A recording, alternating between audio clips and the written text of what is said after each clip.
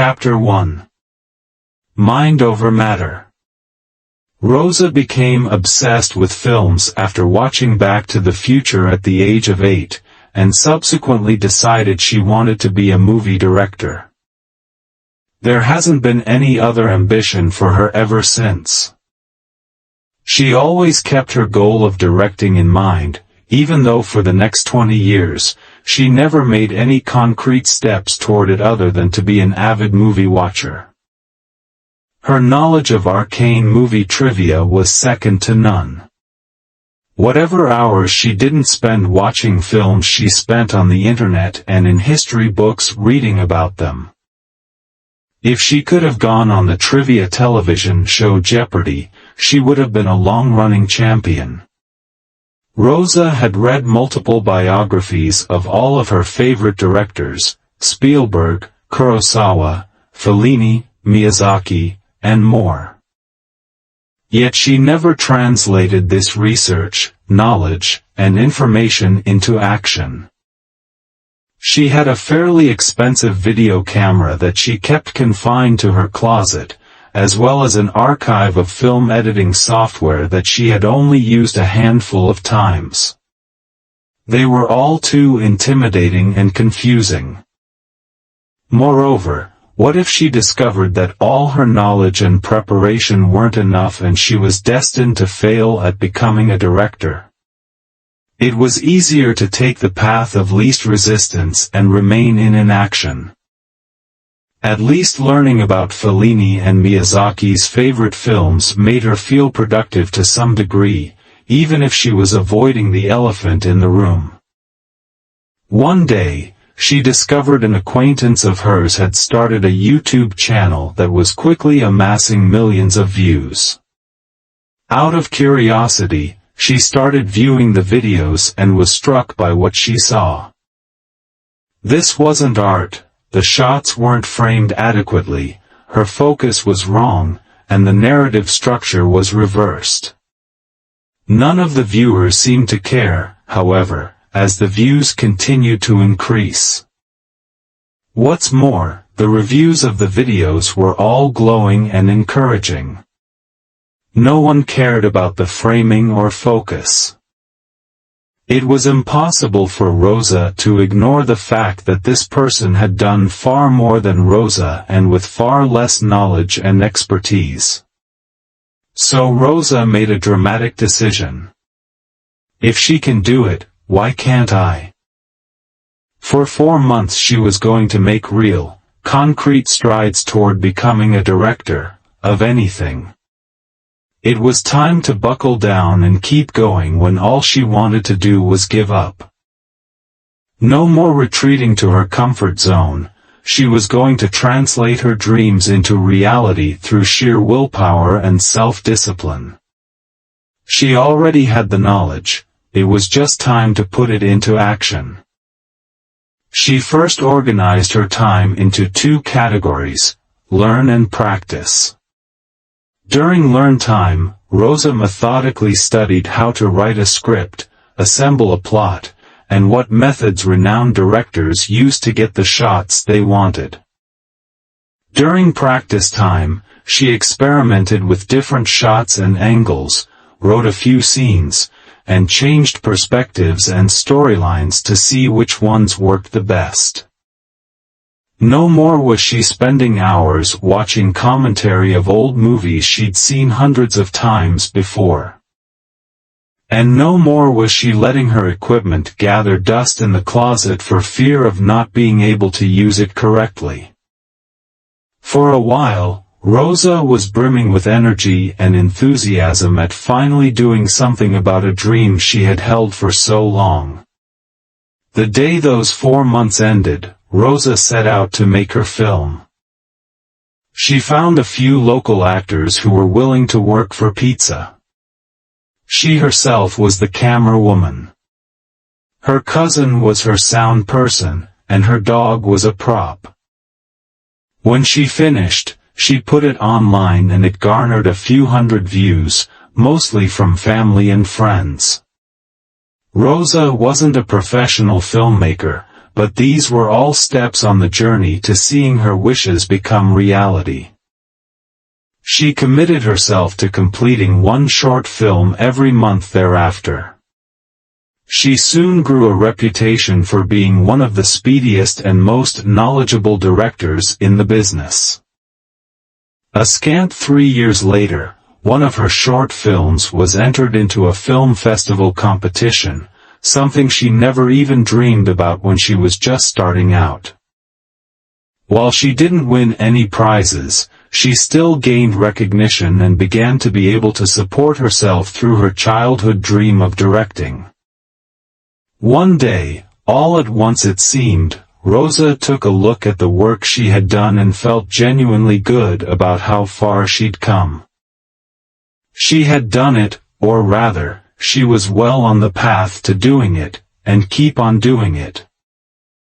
All the awkward first attempts, early failures and learning curves almost vanished from her memory, and she felt proud, accomplished, and confident in her abilities. She wanted to do even more and go even further. Some might say Rosa was lucky. Perhaps some other movie buff who never quite made the leap from thinking about it to actually doing it. That is partially true, but if Rosa had never made the decision to buckle down and do what she had been avoiding for years, she never would have been in the position to be lucky. So what brought Rosa the success she attained as a director? She realized just in time that she needed to give herself the gift of self-discipline. She knew that whatever she wanted was behind a door that could only be unlocked by it, and no one else could do it for her. Nobody could push her through that door or open it for her. If she did nothing, she would stay on the wrong side of it forever, dreaming and hoping, yet never any closer to what she craved deep down. She changed her habits, started thinking methodically, and put her ideas into motion. She didn't expect overnight miracles or get discouraged when her first attempts were a little rough. She didn't accept a lifestyle devoid of challenge or pain, and she willed herself to a goal through hardship and struggle. She didn't give up when she wanted to, as she did for years, and put her goals above a sense of temporary discomfort.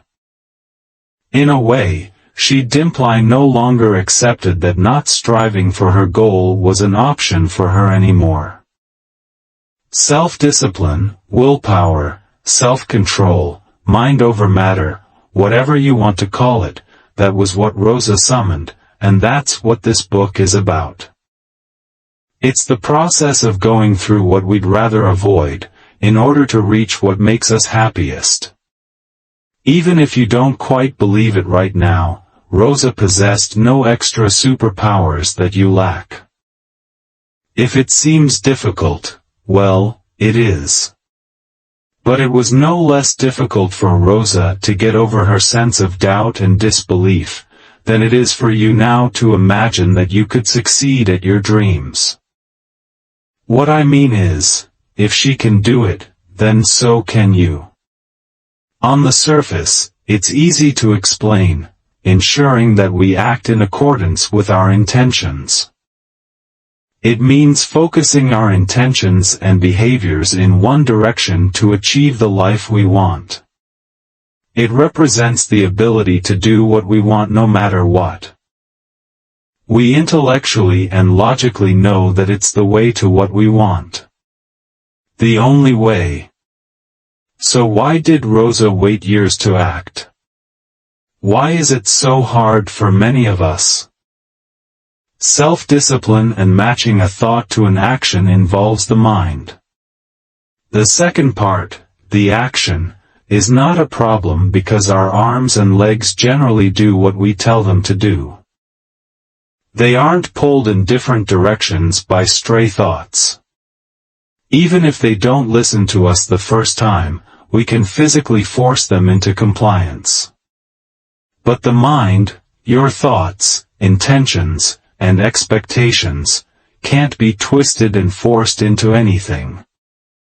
Consider that the goal of most meditation and mindfulness practices is to eliminate all mental chatter to focus on a single thought, or to focus on a physical sensation and no thought at all.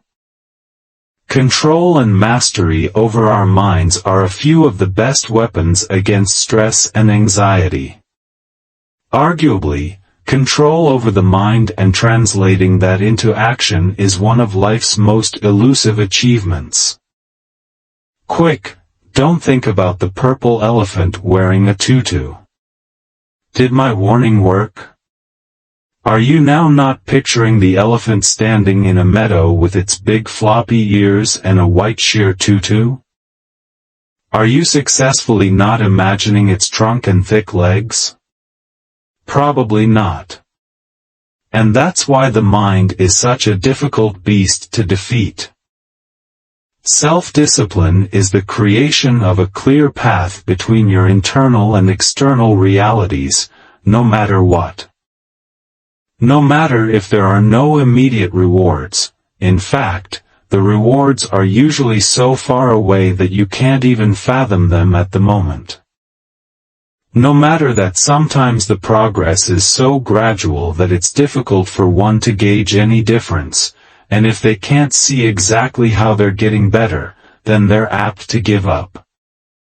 No matter that other times, the mind is hijacked by emotions, triggers, and otherwise damaging thought patterns. This is just a small sampling of what we battle on the road from intentions to actions. However well-intentioned you are, your mind just doesn't care. It has to be coaxed, built, and even tricked into compliance, and that's what you'll learn in this book. Appropriately, this first chapter is about the various obstacles we face in putting a leash on our minds. 5 mental hindrances to self-discipline. What blocks us from attaining strong self-discipline? An especially illustrative set of obstacles comes from Buddhist philosophy. When you think of Buddhism, the word discipline is usually not far away. In fact, discipline is right at the core of Buddhist teachings. Its tenets emphasize maintaining a sense of control over one's mind and body as a means to fulfillment. In fact, it preaches that we are naturally endowed with the ability to do what we want, and feel contentment at all times. However, we give up those feelings of control to someone or something outside of ourselves. We relinquish our own power to an external force that we perceive has more power. We say, I can't, I shouldn't, or I won't, far more often than we should. We say it so much that we believe that fighting against these powers is useless, and thus we lose power over ourselves. In other words, when we tell ourselves we have no discipline, it ends up being true. Therefore, Buddhism teaches that a lack of personal power is illusory. It can be difficult to take that power back, but this, of course, is one of the first steps to self-discipline, believing that it's possible and within your control. Part of the process involves knowing exactly how we're being blocked or prohibited from exercising that control. To that end, there are 5 areas that cover most, if not all, of the sources of our trepidation in taking control of our lives. If you're just starting to figure out where your shortcomings in self-discipline exist, these 5 areas are helpful to start investigating yourself. If you're a grizzled veteran seeking new methods, these 5 areas may provide new perspective on familiar issues. Below are the 5 mental hindrances. Giving in to the 5 senses. Animosity and malice. Apathy and laziness. Anxiety and remorse. Hesitation and doubt. Giving in to the five senses. Control over our thoughts is usurped when we are distracted by our physical surroundings. We put too much attention and importance on information from our senses of sight, sound, smell, hearing, and touch, whether it's physical beauty, the smell of freshly baked bread, a great love song, or a horrible scene of violence. We allow these sensations to overwhelm us and replace our conscious thoughts and goals. Our senses bring us the most immediate understanding of the external world and help us orient and make sense, quite literally, of ourselves and our place in the world. But we overstate their importance to us and can forget that we are ultimately in control. Our senses gather data from the world. But it is then up to us whether we get distracted by, attached to, or lost in that data, or whether we can maintain a calm, focused awareness of ourselves despite any stimulus. Even as transient sensations pass over us. Many of us only believe in what we can experience with these senses, or we at least allow them to take over our concentration as we seek to gratify ourselves. We forget ourselves. Our attention becomes like a flimsy balloon blown this way or that way by any breeze that comes along. Sensory information by its very nature is instant gratification. But not everything is beneficial or even deserves our attention. We have a choice. To attain self-discipline, we need to put sensory information in its proper context, allowing ourselves to indulge in and experience those senses fully but also keeping aware that they are temporary, distracting, and ultimately hindrances. Animosity and malice. Emotions have the ability to completely override our thoughts of self-discipline, and anger is one of the strongest emotions. People are adept at unconsciously ingraining all emotions adjacent to anger, such as resentment, bitterness, and animosity, into their thought patterns. The destructive power of malice isn't just about what other people do to us, either. It can also be directed toward ourselves in the acts of guilt or self-loathing.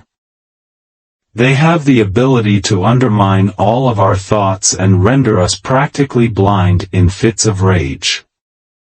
We obsess over past miscarriages of justice or fairness that hurt us, the ex who broke your heart, the company that fired you for stupid reasons, or the drive-through restaurant that got your order wrong.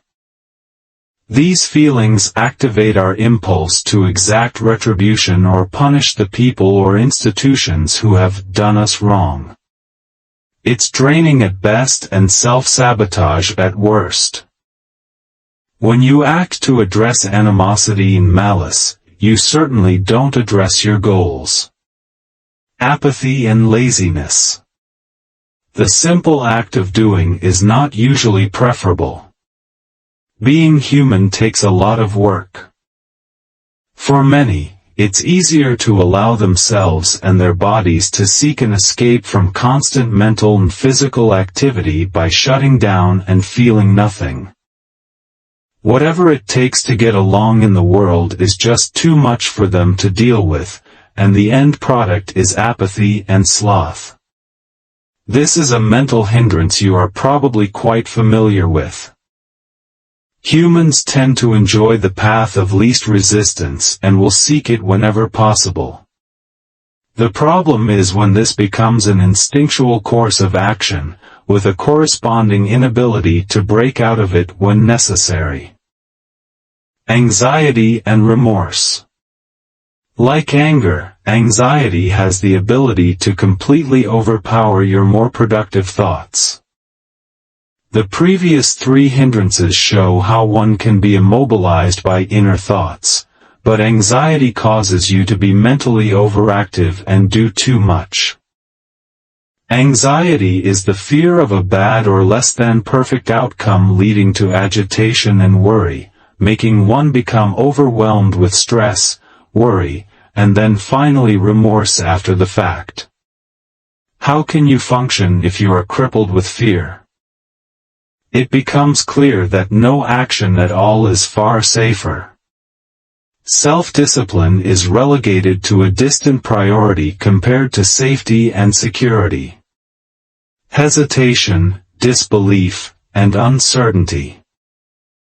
Why would you engage in self-discipline if you believe it is all for nothing? For somebody who struggles with doubt, low self-esteem, or insecurity, self-questioning can be a debilitating factor that goes well past the point where introspection remains valuable. I don't know if I can do this. Am I doing this right? What's the point of this, anyway? What the heck is this? All these questions serve as barriers to disciplined action. They indirectly call out our reasons for doing anything or raise just enough uncertainty about a given task that you might abandon it without much resistance, the very opposite of what a self-disciplined person does. Planning and powering past these doubts is a key to restoring self-discipline. Unfortunately, it's not as easy as self-awareness, as you'll learn in the next section. Though you may be able to solve a couple of your mental hindrances through stopping and pausing, you'll need to address some deeper, biological issues as well. The brain that works against you. Almost nobody will argue against the importance of self-discipline, even if they know they fall short in practicing it on a daily basis. Anyone with some life experience under their belt knows that they can accomplish more with a healthy sense of constraint and willpower. If they haven't always exhibited self-control themselves, at least they've seen examples of successful people who have, and they'll readily admit that such people at least appear to get more done than those without self-control. Why do we fight against our own self-interests when it comes to instilling discipline into our own lives? Is it just that we don't want to eat our vegetables? Not quite. Unfortunately, a major reason, a more general reason that directly or indirectly causes each of the 5 mental hindrances, is the brain itself. The brain is a network. It's fundamentally composed of nerve cells, or neurons. These neurons communicate to each other through chemical reactions. An impulse in one nerve fiber gets activated, then is converted into a chemical that flies across the gap and is received by another nerve fiber. This act, multiplied by about 1 trillion times a day, basically controls everything we do, say, or think. That chemical that's flying across the gap is called a neurotransmitter, and different neurotransmitters are responsible for different communications to the brain.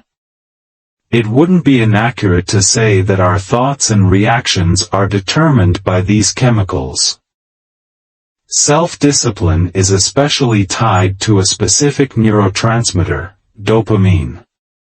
Dopamine is one of the agents that work on the brain's pleasure and reward centers. In other words, when we experience pleasure or reward of some type, dopamine is usually at the root of it. The greater the amount of dopamine released, the greater the pleasure we feel. It happens during and after a pleasurable event. You feel it while you are eating a dozen donuts and also after you finish a great workout at the gym. However, dopamine is also released in anticipation of pleasure or reward, which ties it directly to self-discipline. It sabotages it. The reality of the matter is that we are all dopamine junkies.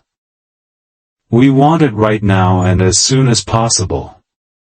Our brains crave it, and it plays a big part in telling us when to act or stop. This trait makes it difficult for us to ignore something that gives us instant dopamine in favor of delayed dopamine, even if it will be substantially greater at a later point. Why go to the gym when you can eat a pie right now, even if you know what's better for you? Dopamine is what we seek, and this causes us to be ruled by one of the most well-known theories concerning human behavior, the pleasure principle. The reason it's so renowned is because it's also the easiest to understand. The pleasure principle was first raised in public consciousness by the father of psychoanalysis, Sigmund Freud, though researchers as far back as Aristotle in ancient Greece noted how easily we could be manipulated by pleasure and pain. The pleasure principle asserts that the human mind does everything it can to seek out pleasure and avoid pain. It doesn't think, it doesn't analyze, it just acts like a blind animal urgently moving in the direction that it feels more pleasure and less pain. It doesn't have any sense of restraint. It is primal and unfiltered. It doesn't get simpler than that.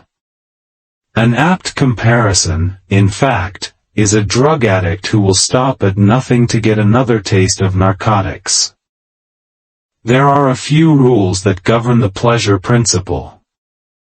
Every decision we make is based on gaining pleasure or avoiding pain in some way.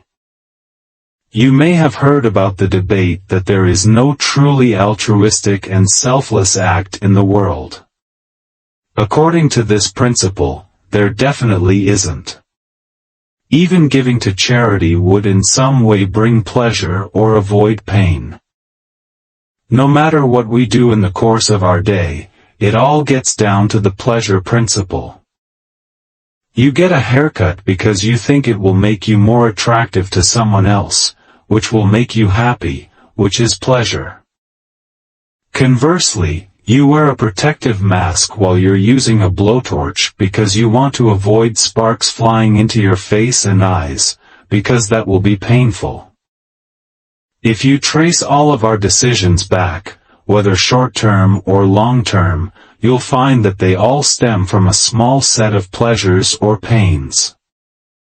Self-discipline corollary: doing what we need to do is often painful and devoid of pleasure, so we don't do it. People work harder to avoid pain than to get pleasure. Your behaviors will skew toward pain avoidance more than pleasure seeking. The instinct to survive a threatening situation is more immediate than eating your favorite candy bar, for instance. You would rather avoid getting punched in the face than drink your favorite whiskey. Self-discipline corollary: giving up is often less painful than persevering. So we give up. Our perceptions of pleasure and pain are more powerful drivers than the actual things. When our brain is judging between what will be a pleasant or painful experience, it's working from scenarios that we think could result if we took a course of action. And sometimes those scenarios can be flawed. In fact, they are mostly flawed. For instance, you might be deathly afraid of heights. Skydiving would naturally be your worst nightmare. It is for me, anyway. You might have no idea how it feels. You have probably never gone bungee jumping or even ridden a roller coaster. Perhaps the most you've tested your fear of heights is standing on the balcony of your 2-story house. But the thought of jumping out of a plane makes you physically nauseous. You imagine how the feeling of weightlessness is a precursor to death. You imagine that you will indeed die. But you haven't actually tried it. All you have are perceptions and assumptions, and that's enough to magnify the pain of skydiving to extremes. Incidentally, skydiving has an incredibly low rate of accidents and is over within a series of minutes. Your brain deals in the business of worst-case scenarios. Self-discipline corollary: unfamiliarity breeds fear, which breeds avoidance. So you avoid acting. Pleasure and pain are changed by time. In general, we focus on the here and now. What can I get very soon that will bring me happiness? Also, what is coming up very soon that could be painful and I'll have to avoid? Immediacy is king. $1 right now is far more attractive than $5 in 1 month's time. The pleasure and pain that might happen months or years from now don't really register with us. What's most important is whatever's right at our doorstep. This certainly doesn't help our sense of planning for the future if we are stuck in the present moment. Self-discipline corollary: the rewards we seek are rarely immediate, and often, the longer term they are, the greater they are. But we're stuck in the now, so we avoid action. Emotion beats logic. When it comes to the pleasure principle, your feelings tend to overshadow rational thought. You might know that doing something will be good or bad for you. You'll understand all the reasons why it will be good or bad. You get all that. But then an emotional impulse rears its head and screams, "So what?" There's nothing you can do to control the power of a volcano, even if you know it's within your control. Losing $1 might be bad on its own, but when you insert emotion into this loss, it stops becoming about the dollar, and more about everything the dollar could possibly represent, and then you're headed down a slippery slope. Self-discipline corollary: logic doesn't control our behavior nearly as much as we would like to believe it does. At this point, you should see the writing on the wall that the pleasure principle is one of the main saboteurs of self-discipline. We've always been biologically wired to not think ahead and care most about the present moment, essentially the opposite of what self-discipline focuses on. This is the same reason that delaying gratification is difficult. However, we can skirt around this by changing the way we think about pleasure and pain. In the pursuit of self-discipline, we want to increase the pleasure in every long-term duty or obligation we have and lessen the pain. There are a series of steps we can use to do this strategically. 1. Decide what you want. What is your goal that requires self-discipline? It can be as simple as working out more. 2. Take inventory of your pain and pleasure. This is where you take aspects of the pleasure principle and start massaging them to your benefit. Here's what you do. Take 2 sheets of paper. Draw a line down the middle of each page. At the top of the left column on both pages, write down "pain avoided." At the top of the right column on both pages, write down "pleasure gained." Now, at the top center of one of the pages, write down "being disciplined." At the top center of the other pages, write down "not being disciplined." By now you probably know what we're up to.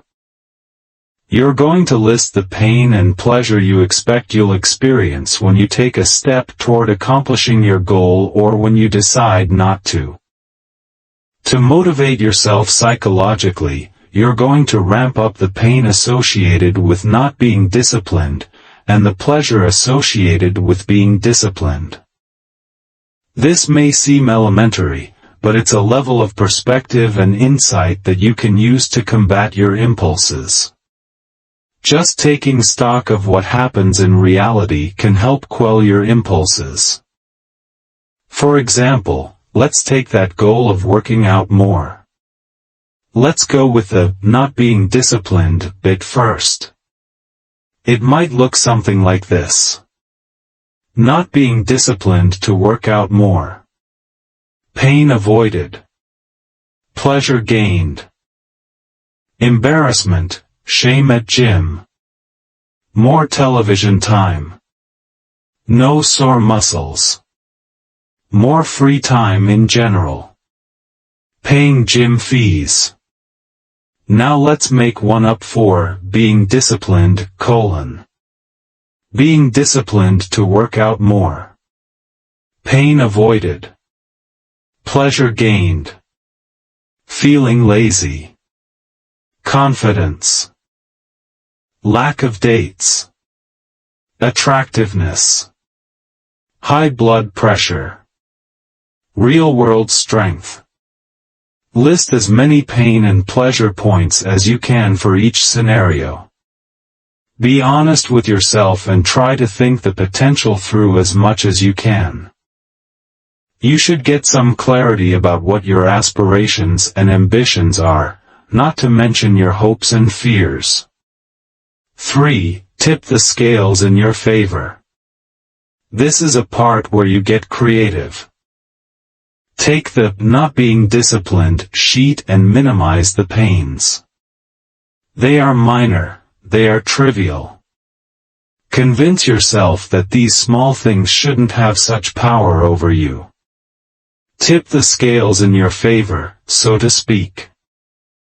Now, for the being disciplined sheet, amplify the pleasures. Picture how utterly fantastic each of these situations could turn out. Think about the best-case scenarios that could result with each of these items. Take the positive possibilities and run with them.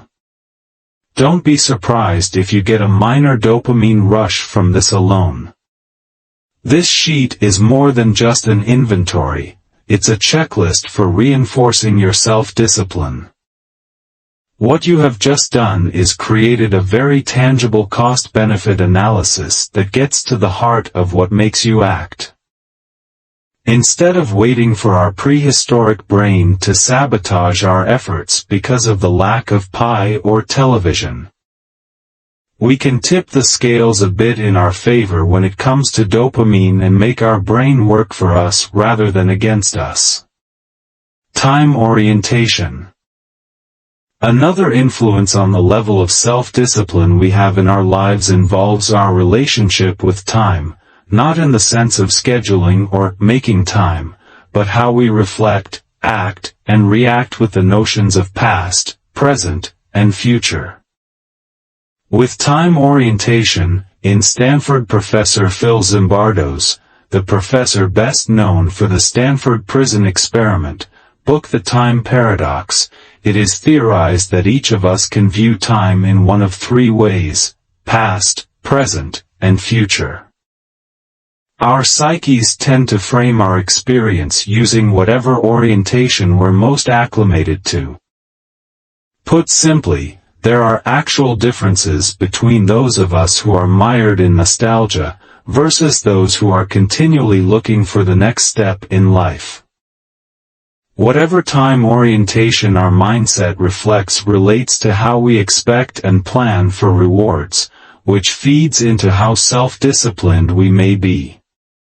More specifically, our attitudes toward the present and future come squarely into play. The past-oriented person makes all their decisions from historical information or recall, and by definition they are generally separated from current situations or events.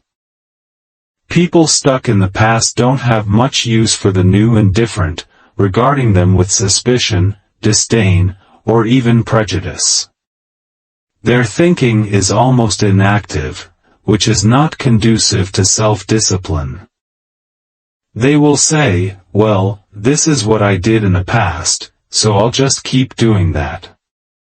However, this type of thought is extremely rare, and we will spend more time on future and present-oriented people. Someone who focuses on the present lives primarily in the now. They react most powerfully to what their senses are showing them at the moment. They tend to be very concrete in their thinking, choosing to orient themselves toward what is, rather than what happened in the past or what could happen in the future. The present mindset can be broken down even further into two distinct camps. Those who embrace the possibilities of the present, we'll call them hedonists, and those who don't like the present but feel they have no other choice but to live in it, we'll call them fatalists. The present hedonistic person finds opportunities in the current time and is happy to indulge in what's happening around them now. They're the ones who go to parties, embrace adventures in unfamiliar places, or interact with society on an ongoing basis. They're happy to take risks and don't necessarily care too much about the consequences, or have plans to mitigate the results if they have to. The present fatalist person doesn't really want to be focused on the present, but they don't feel the future holds anything for them. They sense that somebody or something else, whether it's their social circle, financial realities, religion, or luck, is in control of their lives and consider the whole game of existence to be rigged. Their expectations and hopes have been dashed, and they don't feel any need to work for the future because they don't believe they have one. What both of the present mindsets have in common is their attitude toward gratification. Since the past and the future don't come to mind, all that matters is momentary and fleeting pleasure. Both hedonists and fatalists are oriented toward the notion of instant gratification. Which one of these present mindsets is more suited to the process of building self-discipline? Neither of them. Self-discipline and instant gratification are opposing ideas.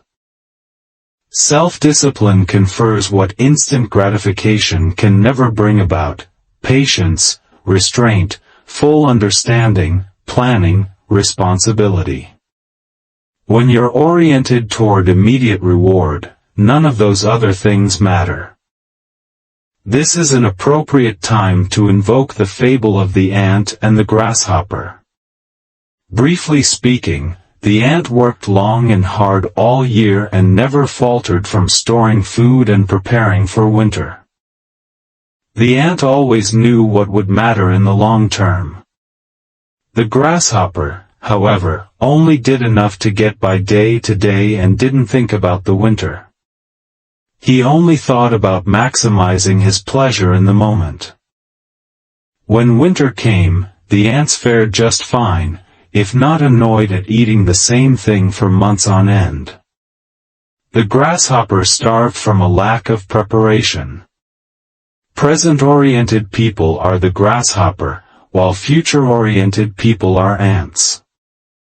And you can guess which time orientation is more conducive to self-discipline. Those with future mindsets frame their lives differently.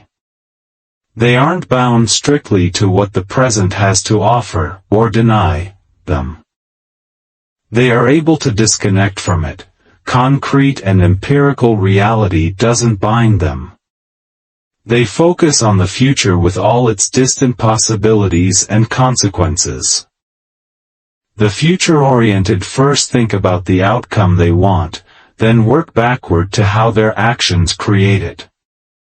They do so without the distractions of the present.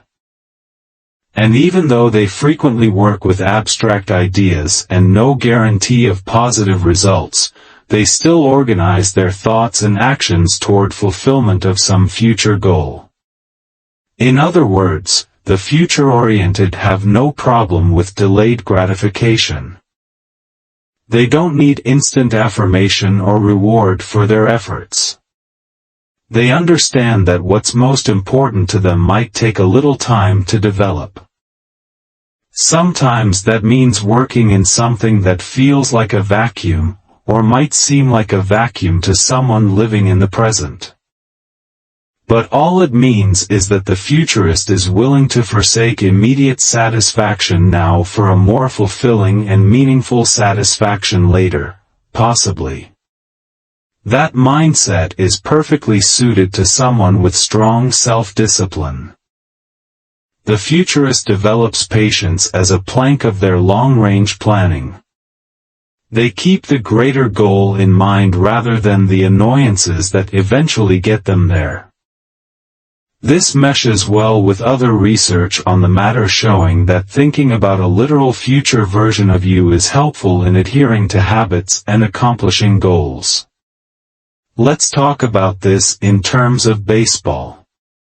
Most, if not all, baseball teams are under immense pressure from owners and fans to win now, which leads them to trade away some of their minor league prospects for proven players who might be able to lead them to the promised land for a season or two. Sometimes it works, and the team makes the playoffs or might even win a championship. But they don't stay on top for too long because they dealt away too many of their future players for the one big gun that will help them win next week. But some teams, most recently the Houston Astros, spend a few years taking their lumps with players they developed with an eye toward the future. Their process was so unusual that Sports Illustrated did a cover story on the Astros in 2014, Baseball's Great Experiment, your 2017 World Series champs. The Astros wanted to build a core of great players that could help them contend on an annual basis, not just in a one-and-done scenario where they have a 1 or 2 year window. So, they built up their farm system, their minor league developing players, to sharpen and develop their skills, keeping them together through years of patience and losing. Before they finally bloomed into a contending team with players they didn't cast off for the big shiny object. This set them back considerably in the short term but paid off in the end. It required great discipline to not give in to temptations to stem the short-term pain. Such teams are built for long periods of success, and for the Astros, it brought them a World Series championship, in the year 2017, exactly as SI had predicted. It should be noted most of us are a blend of present and future-oriented thinking. This means that we end up with two distinct selves that we have to attend to and keep satisfied. They are quite aptly summed up with the hedonist grasshopper, present, and blue-collar ant, future, from earlier. If you compromise the two equally, it results in an ant that takes breaks while diligently working toward a goal and the grasshopper that realizes that discomfort is required in life. That's really the best we can expect in everyday life. The concept of time orientations should force you to consider and skew your view toward the future. Future you is trying to build a foundation for their success. He's the one that has your best interests in mind. Self-discipline is an irreplaceable part of that foundation. It's up to you. The obstacles to self-discipline as we've outlined them so far might seem like a big load to handle. And they are. Most people never break through any of them and it reflects in their lives. You yourself might be wondering if it's beyond your reach or capabilities. Am I really capable of breaking through and developing the willpower I need to do what I need to do? As the saying goes, whether you think you can or you can't, you're right. When it comes to developing willpower, the most important factor might not be your mental or physical abilities or the range of what you can accomplish. Rather, it may simply be your belief that you can develop willpower. A study by researcher Veronica Job examined university students over a single scholastic term. Job asked the students to evaluate themselves on their ability to maintain willpower over the course of a given task, whether they need to take a break after a run of tough work or whether their endurance fueled itself and allowed them to keep going. Across the board, the students who believed that their willpower was unlimited did better in several measures. They regulated their activities better, kept procrastination at bay, got better grades, and were even better at eating right and maintaining physical health. On the other side, students who said they needed to recharge themselves from time to time were especially beset by procrastination, often made poor dietary decisions, and found themselves easily distracted. They even spent more money, theoretically, while they were distracting themselves with online destinations. Job's results indicated that those students who were convinced of their own abilities and really believed they had more willpower actually did. Their self-messaging turned out to be a crucial element in their superior performance, to the point where it couldn't simply be coincidence. Score another point for the placebo effect. This is great news because it implies that although building willpower is a challenge, a huge part of the solution is simply believing that you can do it. We have exactly as much willpower as we think we do. Building self-discipline is your choice and yours alone, it's all up to you. Nobody and nothing else have as much influence in the attainment of your goals. It doesn't matter how your brain is wired or where you are oriented with regards to time. What overrides those is your belief in yourself. Ultimately, this ends up being a good thing because it places the power in your hands. Whether you can or cannot be disciplined is up to you. For some, this is a freeing thought to determine one's behavior and actions. By producing your own incentive and making self-discipline its own reward, you'll see positive effects unveil themselves on a daily, gradual basis. These benefits include the following, which you can also feel free to factor into your pleasure principle cost-benefit analysis. Avoiding temptation. The self-disciplined mind knows that fighting temptation is a Herculean task. Even the strongest-minded person might feel a tinge of enticement and they're walking past the window of an ice cream shop where there's a huge color display of a towering sundae hanging in the window. Unless you hate ice cream, you'll feel a twinge. But what self-discipline helps you do is avoid the temptation, pass the shop by without feeling the need to indulge. This is because self-discipline helps you control and direct yourself when there are clashing internal forces at work. Your mind won't focus on the deprivation aspect, it'll concentrate on the good you're producing. More life satisfaction. Those who practice self-discipline frequently report that they're happier than people who don't.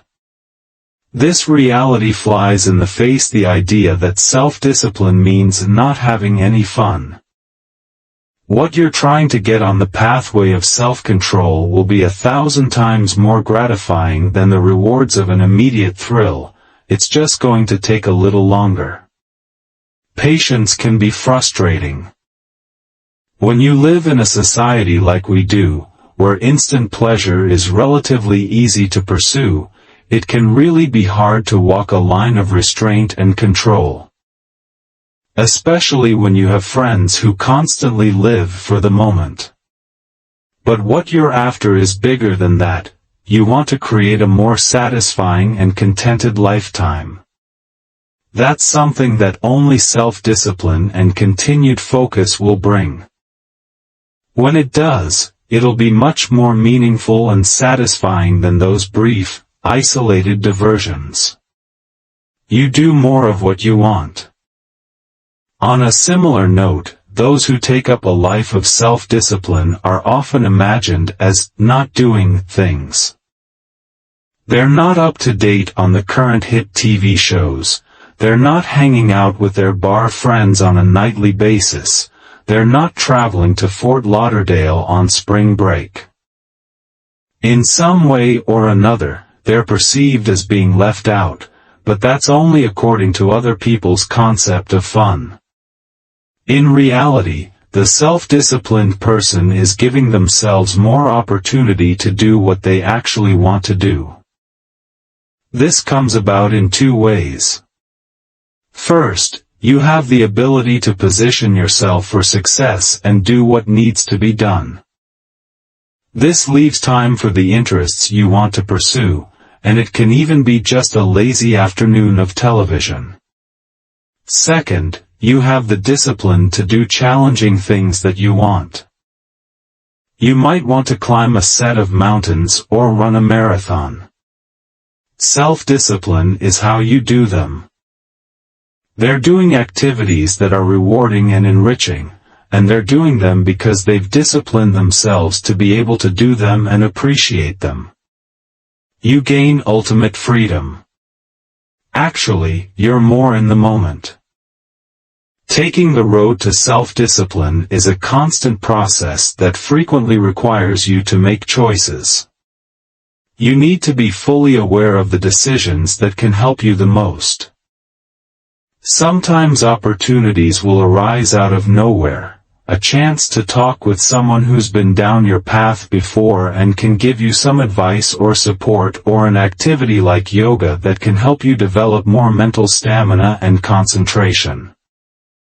These opportunities seem to arise for people who are working on self-discipline, but it's not magic.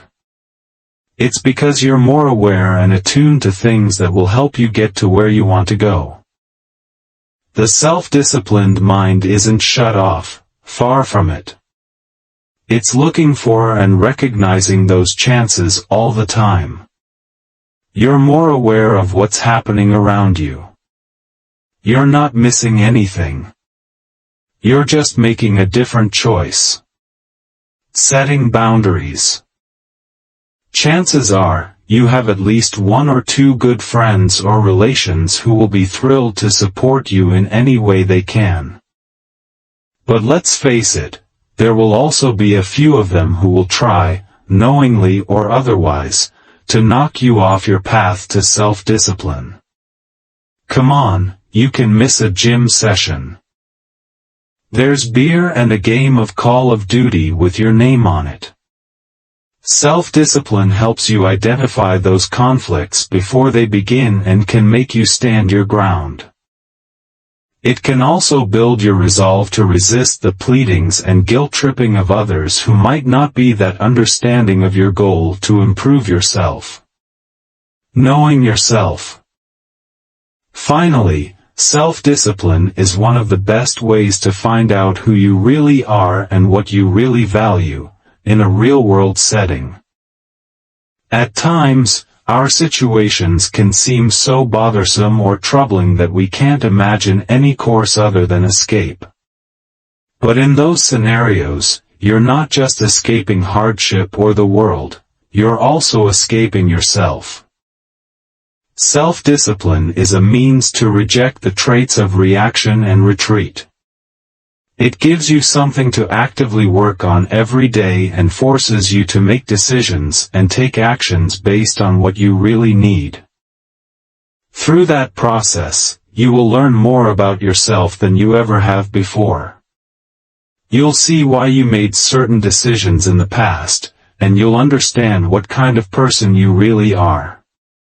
Takeaways.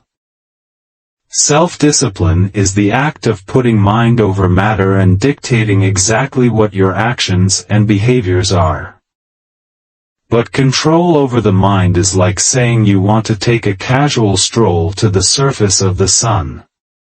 It's not easy and must be reined in constantly for you to even have a chance of self-discipline. As it turns out, there are many obstacles to acting disciplined and controlling yourself. Buddhism teaches 5 mental hindrances to self-discipline: giving into the 5 senses, animosity and malice, apathy and laziness, anxiety and remorse, and hesitation and doubt. The common thread is that they all require immediate and urgent attention, even if it is fabricated urgency. When you are so focused on the now, the later that self-discipline serves becomes wholly unimportant. Another aspect of being unable to move past the present moment and plan for the future is how the neurotransmitter dopamine influences our actions. Humans abide by the pleasure principle. We seek pleasure and avoid pain whenever possible, even subconsciously. Acting self-disciplined very rarely brings you pleasure, and most of the time it actively brings some measure of pain or at least discomfort. That's a problem. We must change the way we think about pleasure and pain, and who we want to benefit the most, in most cases, your future self. Time orientation is yet another problem with self-discipline. Some of us are present-oriented. This will not serve you well because you won't be able to act in the best interests of future you. Others of us are future-oriented. We think about what we want in the future and work backward to create it. This perspective meshes much better with self-discipline. In the fable of the ant and the grasshopper, the diligent ant is future-oriented and survives the winter, while the hedonistic grasshopper is present-oriented and starves. In the end, despite all these obstacles, whether or not you have self-discipline is up to you. This is in a literal sense. The placebo effect has shown that however much you believe you have, that's what you'll have. This is empowering and freeing because it means there is nothing between you and what you want, besides you. It's up to you. This is actually ultimate freedom, not restriction, as self-discipline is sometimes framed. Take it as a challenge to be overcome.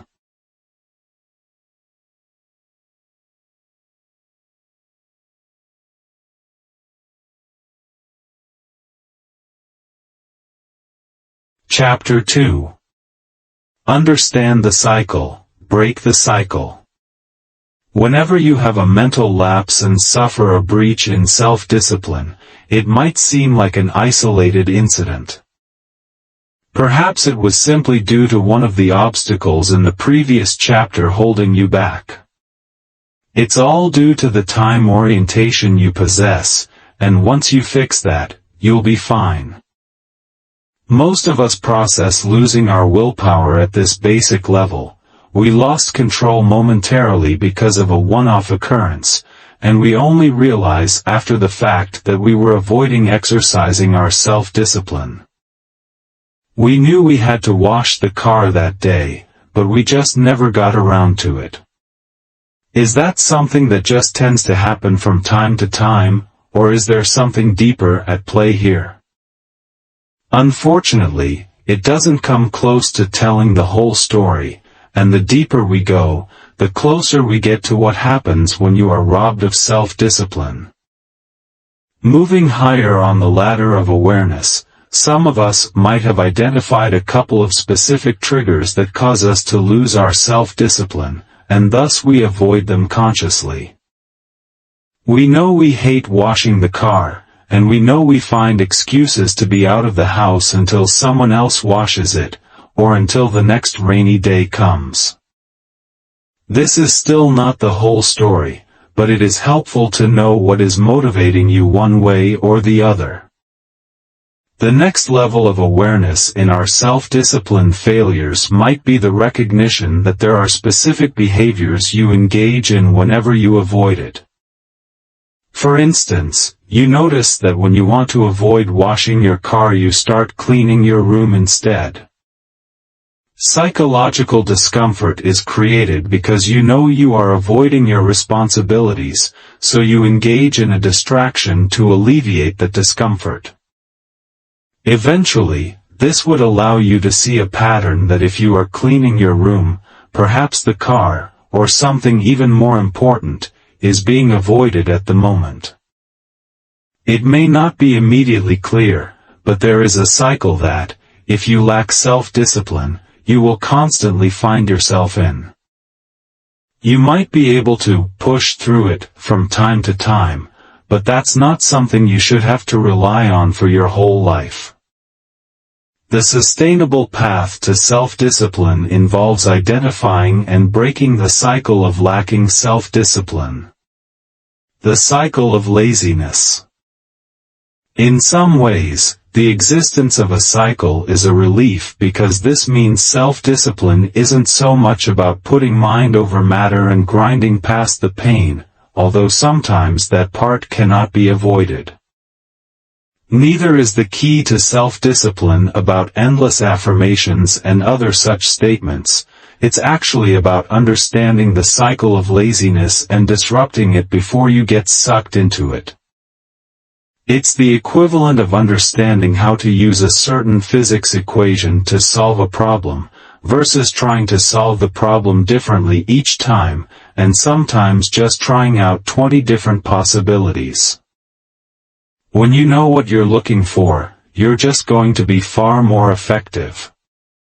In practical terms, this means that doing what you need to do will be much less of a struggle in the end.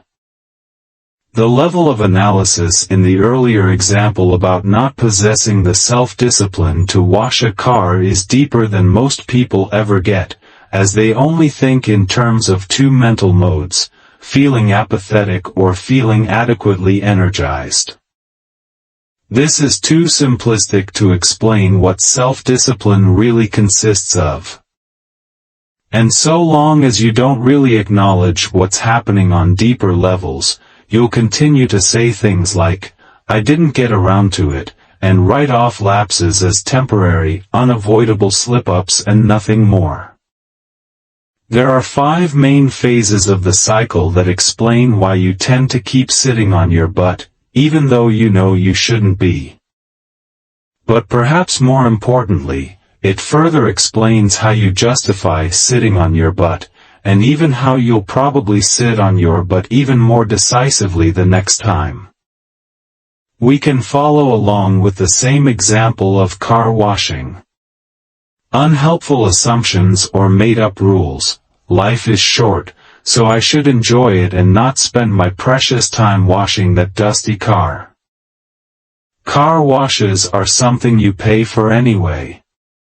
Increasing discomfort. I'd rather not wash the car. It's boring and uncomfortable. I know my spouse asked me to, but it can wait. Excuses for lack of self-discipline to decrease psychological discomfort. It's perfectly reasonable for me not to wash the car. It's so hot outside I would melt. My spouse didn't really mean it when they asked. Avoidance activities to decrease psychological discomfort. I will clean the bathroom instead. I'm still productive. I'll also arrange my desk. Lots of things getting done today. I did pretty well today, all things considered. Negative and positive consequences. I feel better about myself now. Cleanliness all around. Oh, wait. I still need to wash that car, and my spouse seems angrier this time. Which brings us full circle right back to the start. The car isn't washed, and your assumptions remain the same. Only this time, there's even more discomfort that you want to avoid immediately. And so it goes on. Your discomfort chases you round and round, and you pretend to avoid it, only to find it pop up somewhere else. Once you're in the cycle, it's hard to get over the increasing inertia keeping you from getting the task done. The looming chore of washing the car hangs over you, seeming to get bigger and more awful the longer it goes on not being completed. Let's take a look at each of the phases individually, and then you'll start to understand why it's so essential to interrupt this cycle.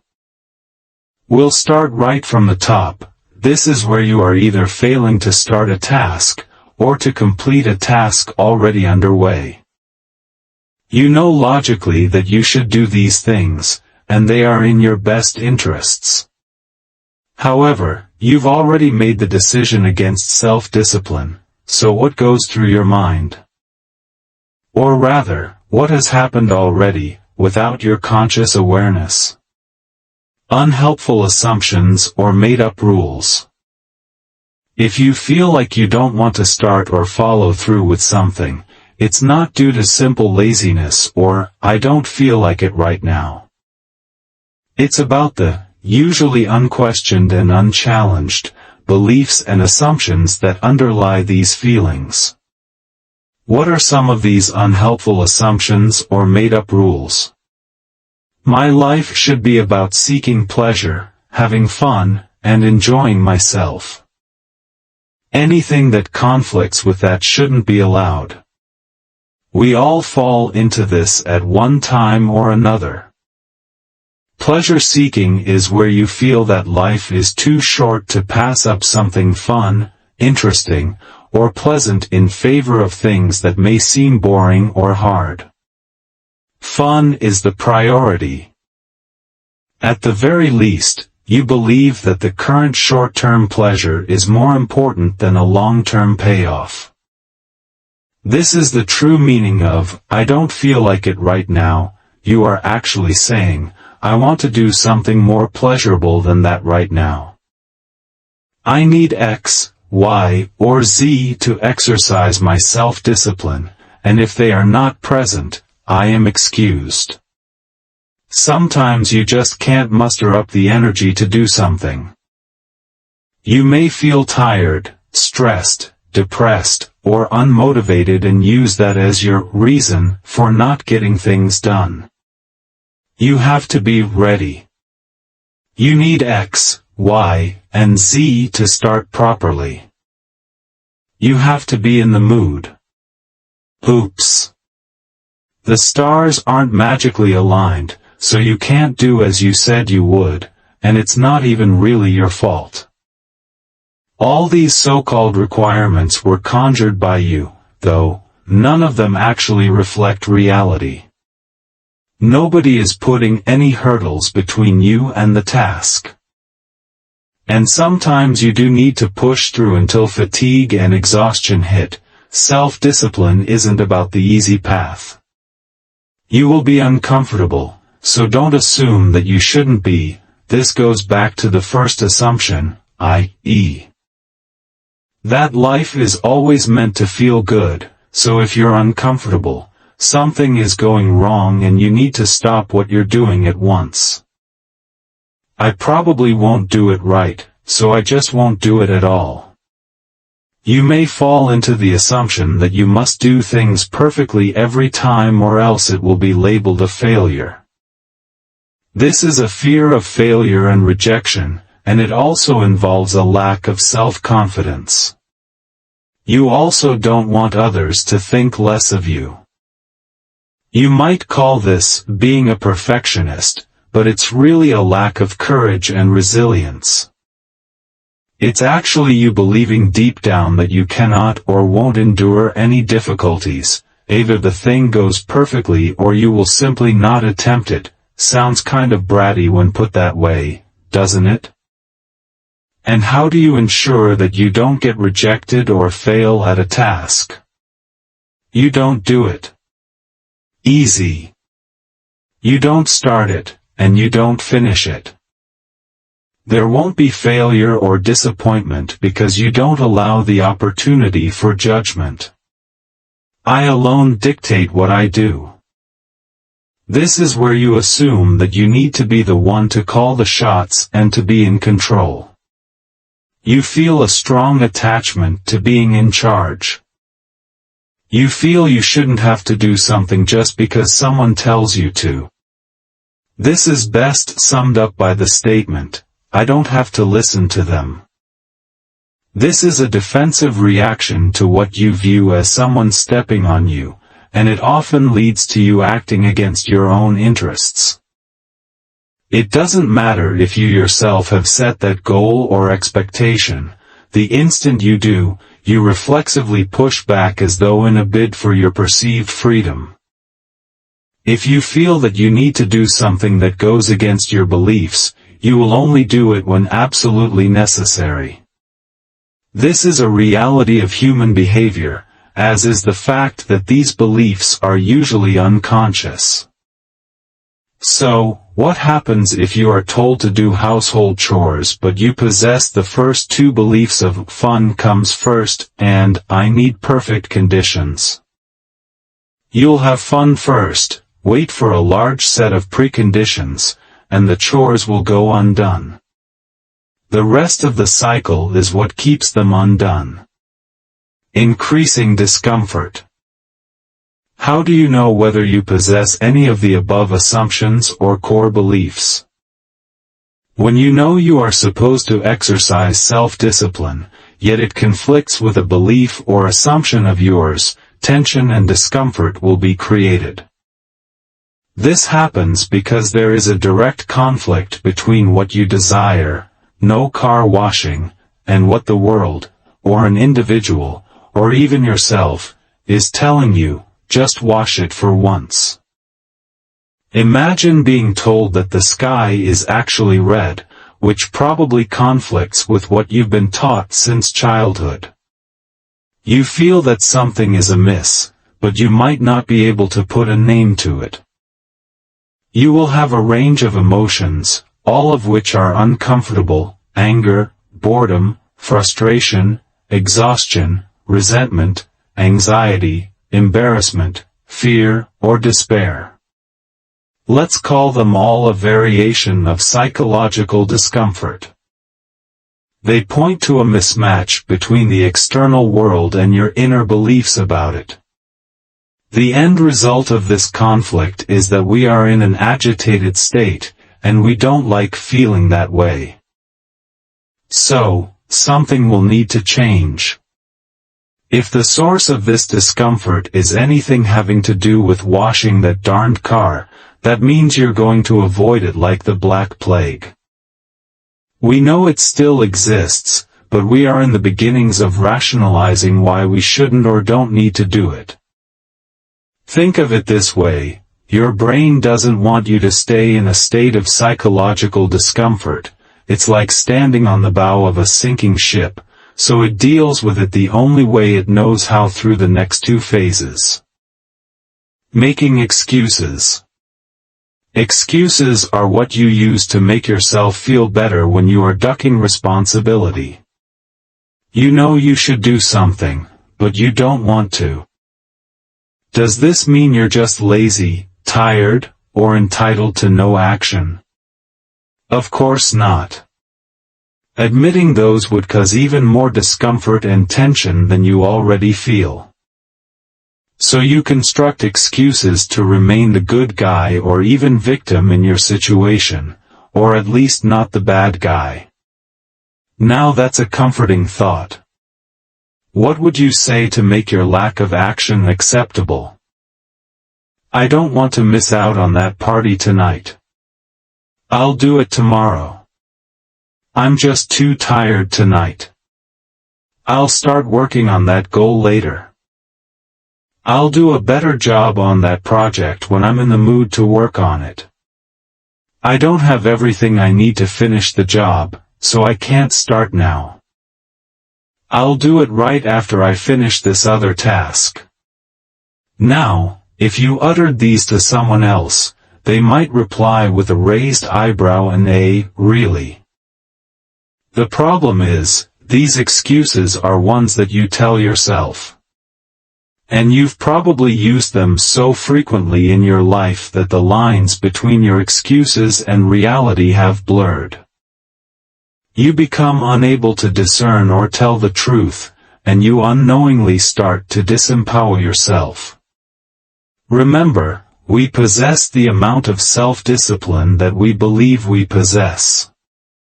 Excuses tell you that you are easily defeated. It's almost not even relevant whether the excuses are believable or not, they are simply there to relieve discomfort and give you an out. And while you're busy convincing yourself that these excuses are real and legitimate, you are smoothly transitioning into the next phase in the cycle, avoidance activities. Avoidance activities. Avoidance activities are the culmination of alleviating your discomfort and wanting to feel like you aren't simply being lazy. The internal dialogue goes something like this. I'm sufficiently justified in not washing the car, but why do I still feel lousy about myself? I should do something. Excuses on their own may not be enough, so you figure some action is still needed to lessen the discomfort and tension. And so you act, though it's never what you should be doing in the first place. Typically, there are two types of avoidance activities. First, there are activities that simply distract you from the discomfort of choosing not to exercise your self-discipline or violate a belief or assumption. Out of sight, out of mind, and the discomfort is destroyed by going for ice cream or to a new superhero movie. This is distraction to the point of denial. Second, there are activities that make you feel productive in some other way than the task at hand. For instance, if you work from home and are putting off a project, you will never have a cleaner bathroom than when real tasks are to be avoided. You might do an easier or lower priority task. These avoidance activities allow you to say, well, at least I did something and wasn't totally unproductive with my time. A fitting term for these activities is productive procrastination. These activities do help you feel better about yourself in the short term, but they don't move you any closer to where you should be, and make the cycle harder to break. That psychological discomfort is still there. Negative and positive consequences. Avoiding is an art. But when you avoid responsibilities, there are always consequences. Somewhere, something is slipping through the cracks. The negative consequences are more obvious. You've probably experienced them all before. They can include increased discomfort, guilt, anxiety, and shame. You know you're not achieving, or taking steps to achieve, your goal, and this just makes you feel worse. Another negative consequence is having increased demands on you. Your work may accumulate, leaving you to have to do the original task plus the additional compensatory work. And depending on the nature of the task, avoidance may lead to a consequence of punishment or loss. That punishment/loss may be in the form of repercussions at work, a missed opportunity, or failing to meet a goal. The chores go undone, and your lawn gets so out of control that you start to find small, vicious woodland animals in it. Other negative consequences are related to this very cycle, where your unhelpful or incorrect assumptions or beliefs remain unchallenged, you become overly effective at making excuses for yourself, and your tolerance for psychological discomfort shrinks even more. These all perpetuate the cycle even worse. And you may be completely unaware that any of this is going on, still ignorant of why you can't just do the thing already. Any positive consequences are illusory. They may be positive in that they feel good in the moment, but they are temporary at best. It's like shutting your eyes to avoid the bright headlights of a truck barreling toward you. You are just setting yourself up for failure in the long term. It's self-sabotage. Avoidance lets you move away from that initial discomfort you were feeling about not doing the task. You may actually feel better because you are sticking to your unhelpful assumptions. And you will probably get some enjoyment from your procrastination activities. Both of these could be considered a positive consequence of putting off the task. Both sets of consequences contribute to furthering the cycle. Negative consequences make you want to continue avoiding certain tasks, while positive consequences inject just enough short-term pleasure to disguise what's really happening. And they both lead you right back to the initial problem of lacking self-discipline. Whether you're motivated by the negative consequence or the positive consequence, the outcome is the same: you are less likely to complete your task or goal. You can now see how this can become a vicious cycle. The more you subscribe to one or more of the unhelpful assumptions, the greater your discomfort. With increasing discomfort, you start to make excuses to avoid. The more you avoid, the more you want to avoid it due to both the negative and positive consequences. And you start back in with the unhelpful assumptions, probably strengthened for the worse at this point. So what do these phases look like in a day-to-day life situation? Let's walk through the familiar chain reaction of events that you have unwittingly followed for years. Let's take the illustrative example of weight loss. You are likely operating under several unhelpful assumptions. You think you can't lose weight unless you give up all pleasure and become a monk. What if you can't lose the weight? What if you can't keep it off? It's just easier to keep doing what you're doing rather than risking failure. Another assumption you may have is that you lack energy and time. You're just too tired to go cook for yourself and exercise every day. It's easier just to grab fast food. These unhelpful assumptions then lead to discomfort. What feelings are causing you to feel uncomfortable? Maybe you feel bad about eating something you know you shouldn't. Maybe you're jealous that your sister can just eat what she wants. Maybe you're irritated that fresh fruits and vegetables are so expensive. Maybe you feel embarrassed because you haven't lost weight at all despite secretly starting to care about your goal.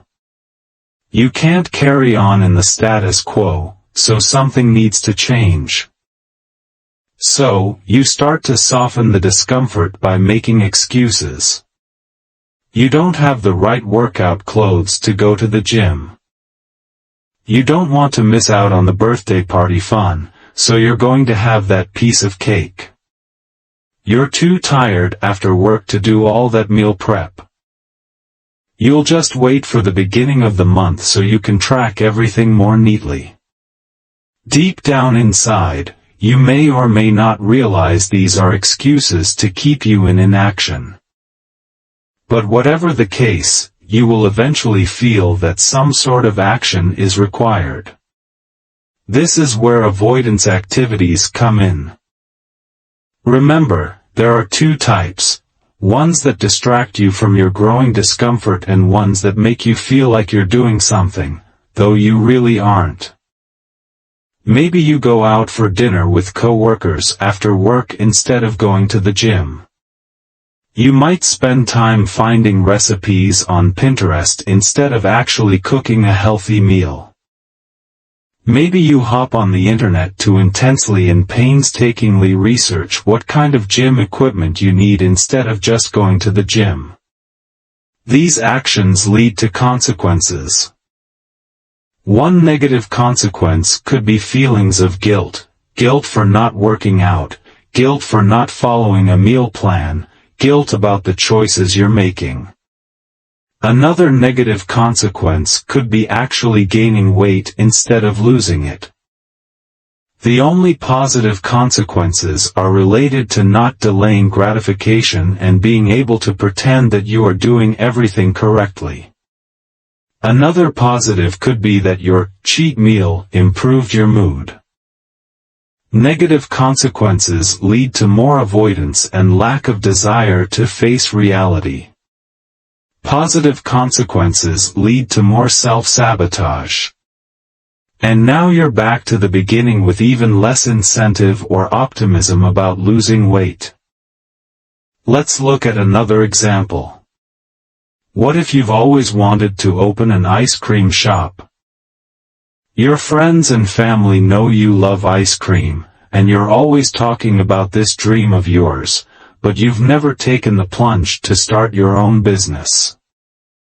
Maybe there's a cycle of lack of self-discipline contributing to your hesitancy to open that shop. Jumping into the cycle, what are the unhelpful assumptions you're telling yourself? A prime assumption would be fear of the unknown or catastrophe. If you quit your job and go full speed ahead with your ice cream business, what if it fails? What will it be like to be a business owner? What if you lose a ton of money? You may also suffer from a lack of self-confidence. What if you can't do this? You tell yourself you don't have the business acumen, you've never done this before, and you have no idea what you're doing. Another unhelpful assumption you may be making is that you need to be in charge. Now, it might seem that, with your own business, you would be in charge. But there are things out of your control. Your business loan is dependent on the banker. You won't have ice cream to sell if your supplier can't get your product to you. You can't guarantee that you'll have customers. These are all things out of your control. Thinking about these assumptions probably has you feeling pretty uncomfortable. You likely have some anxiety about such a big change. There may be some fear mixed in at the thought of quitting your job to go out on your own. You may be feeling overwhelmed by all the things that go into starting your own business. When you're feeling this uncomfortable, it's easy to come up with excuses for not moving forward. You can't open an ice cream shop because you just don't have the know-how. Maybe your excuse is that you don't know for sure if your shop will be a success. Or perhaps you feel like you don't have time to open a business. So as a result of these excuses, you move into avoidance activities. Instead of going to the bank to find out about business loans, you watch the football game on TV instead. You get distracted. Or you get together with friends to talk about your idea instead of taking action on steps to move toward your dream. You feel productive in some non-movement way. As for consequences of these avoidance tactics, one negative consequence may be that you miss out on an opportunity for a perfect location for your ice cream shop because you hadn't moved forward with your plan. One positive consequence could be that you enjoy spending time with your friends and you like talking about your idea, leading you to do this more frequently instead of starting up your business. Again, negative consequences create pessimism, while positive consequences create self-sabotage. And here we are again at the start of the cycle. You lack the self-discipline to start your new business because you are operating under unhelpful assumptions, which cause you to make excuses that lead to avoidance that, in turn, results in consequences that hamper your self-discipline. It's time to talk about breaking the cycle. Fortunately, a cycle doesn't need to be broken in any particular location or sequence. Once any phase is disrupted, it makes the rest impossible to continue. Breaking the cycle. Remember that the cycle of lacking self-discipline has 5 phases. In this section, we talk about exactly how to address each of the first 4 phases. 1. Unhelpful assumptions or made-up rules. Life is short. I should enjoy it and not spend my precious time washing that dusty car. Car washes are something you pay for, anyway. To clear up any unhelpful assumptions regarding self-discipline, consider something of a favorite concept of mine, the 40% rule. It says that when an individual's mind begins telling them that they are physically or emotionally maxed out, in reality they have only pushed themselves to 40% of their full capacity. In other words, they could endure 60% more if only they believed that they were capable of it. When you think you have reached your limits, you're not even close, and whether you can keep going or not depends on if you believe it. It's quite a belief to feel that you've reached your limits and say to yourself that you're only 40% done. It's an acceptance of pain, and that's a belief that is much more beneficial to your self-discipline. What if you were to replace your unhelpful, disempowering assumptions with this one of strength and agency? We are usually ready to give up around the time that we begin to feel pain or are barely pressing our boundaries. But that point is actually just the beginning of what we are all capable of, and the key to unlocking more potential is to push through the initial pain and the self-doubt that surfaces along with it. By maintaining a belief in yourself, you show yourself that you can do more, and that evidence builds your confidence and discipline. You might, for example, begin struggling after doing 10 push-ups. You'd start hearing the voice in your head that says you feel too tired, too sore, or too weak to go on. But if you take a pause and gather yourself to do one more, you find that you've already disproven the voice saying that you can't. Then you pause and do another. And then another. And then another. Suddenly, you're at 20. You can take it slowly, but you've just doubled what you thought was possible. Believing that you can do more will make it true. It enables you to go well beyond the limits that you've constructed for yourself in your own mind. And once you've felt the pain and the urge to give up at 10 push-ups only to push through it and do 20, you know that your mental strength helped you persevere. The next time you're challenged, you'll feel all the more capable and prepared to push past your supposed limits again. This embodies self-discipline in a nutshell. It's really a matter of how much pain you can stomach, and most of us will only bend and never break. Our minds can be our best friends when we have a strong belief in our capabilities, but they can also be a poisonous enemy if we allow negativity to seize control. It's up to you to empower yourself using the 40% rule rather than throwing in the towel mentally at the first sign of resistance. The reality is that most of us have no clue about our true physical and mental limitations. Quite often, the underlying causes of lapses in discipline are the beliefs we create in our minds that we can't do something.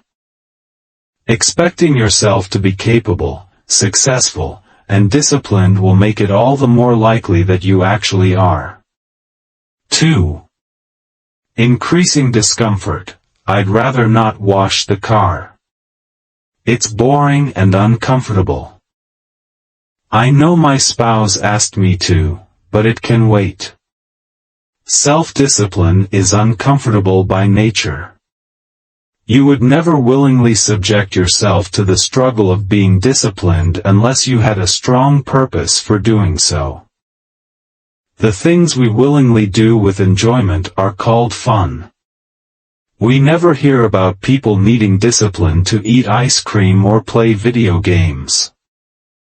There's no amount of knowledge, habit formation, thinking, or visualization that will make self-discipline comfortable. It's simply a fact that being disciplined is going to feel like a chore. You're going to hate it at times, even. The key quantity we need more of isn't necessarily always self-discipline itself, it's the amount of discomfort we can handle and tolerate. This process seeks to turn a stabbing pain into a dull annoyance you can barely feel or a hunger pang that you actually crave because it means you are sticking to your diet. That's as good as it's going to get. Washing the dishes may not morph into something pleasurable, but at least it doesn't have to be an agonizing experience. Being disciplined comes down to choosing temporary discomfort that helps you in the long term. Discipline doesn't care if you are exhausted, irritated, or even dejected, that's when you need it the most. Making a regular habit of embracing uncomfortable situations can have a positive impact on all aspects of your life. Just as lifting weights causes temporary discomfort that allows muscles to grow back stronger, choosing disciplined actions and decision-making also makes your uncomfortable muscle stronger. You don't need to be uncomfortable in your daily life, but being familiar with the feeling sure helps you in the face of actual adversity. You can even create anxiety and uncertainty yourself, so that they are controlled and manageable, to show yourself that you are capable of handling it. Jia Jiang gave a popular TED Talk about his personal journey outside of his comfort zone, in which he confronted his fear of rejection and the social anxiety that came with it. Jiang wanted to become more confident, so he set out to desensitize himself to rejection by seeking rejection out in some small and controlled way 100 days in a row. Some of Jiang's rejections included borrowing $100 from a stranger, requesting a burger refill, and asking to play soccer in somebody's backyard. When the 100 days were up, Jiang was a new person with more confidence and a greater appreciation for how kind people are to one another. Jiang's story of overcoming a fear of rejection is applicable to everybody. Your personal fears and discomforts are also your opportunities to challenge yourself. If you like to be in control, spend a day deferring to other people. If you're more comfortable being passive, spend a day asserting yourself and making more decisions. Whatever you are comfortable doing, do the opposite. Injecting manageable discomfort and uncertainty into your life isn't difficult to do. You might order the dish on the restaurant menu that has ingredients you haven't heard of before. Or instead of taking a relaxing, hot shower, you could turn the water to cold and force yourself to stand in it until you gain control of your breath and calm your mind. Ask people for discounts that you don't think you'll get. Sit down in a restaurant and then leave after receiving the menu. That walk to the door will feel incredibly long.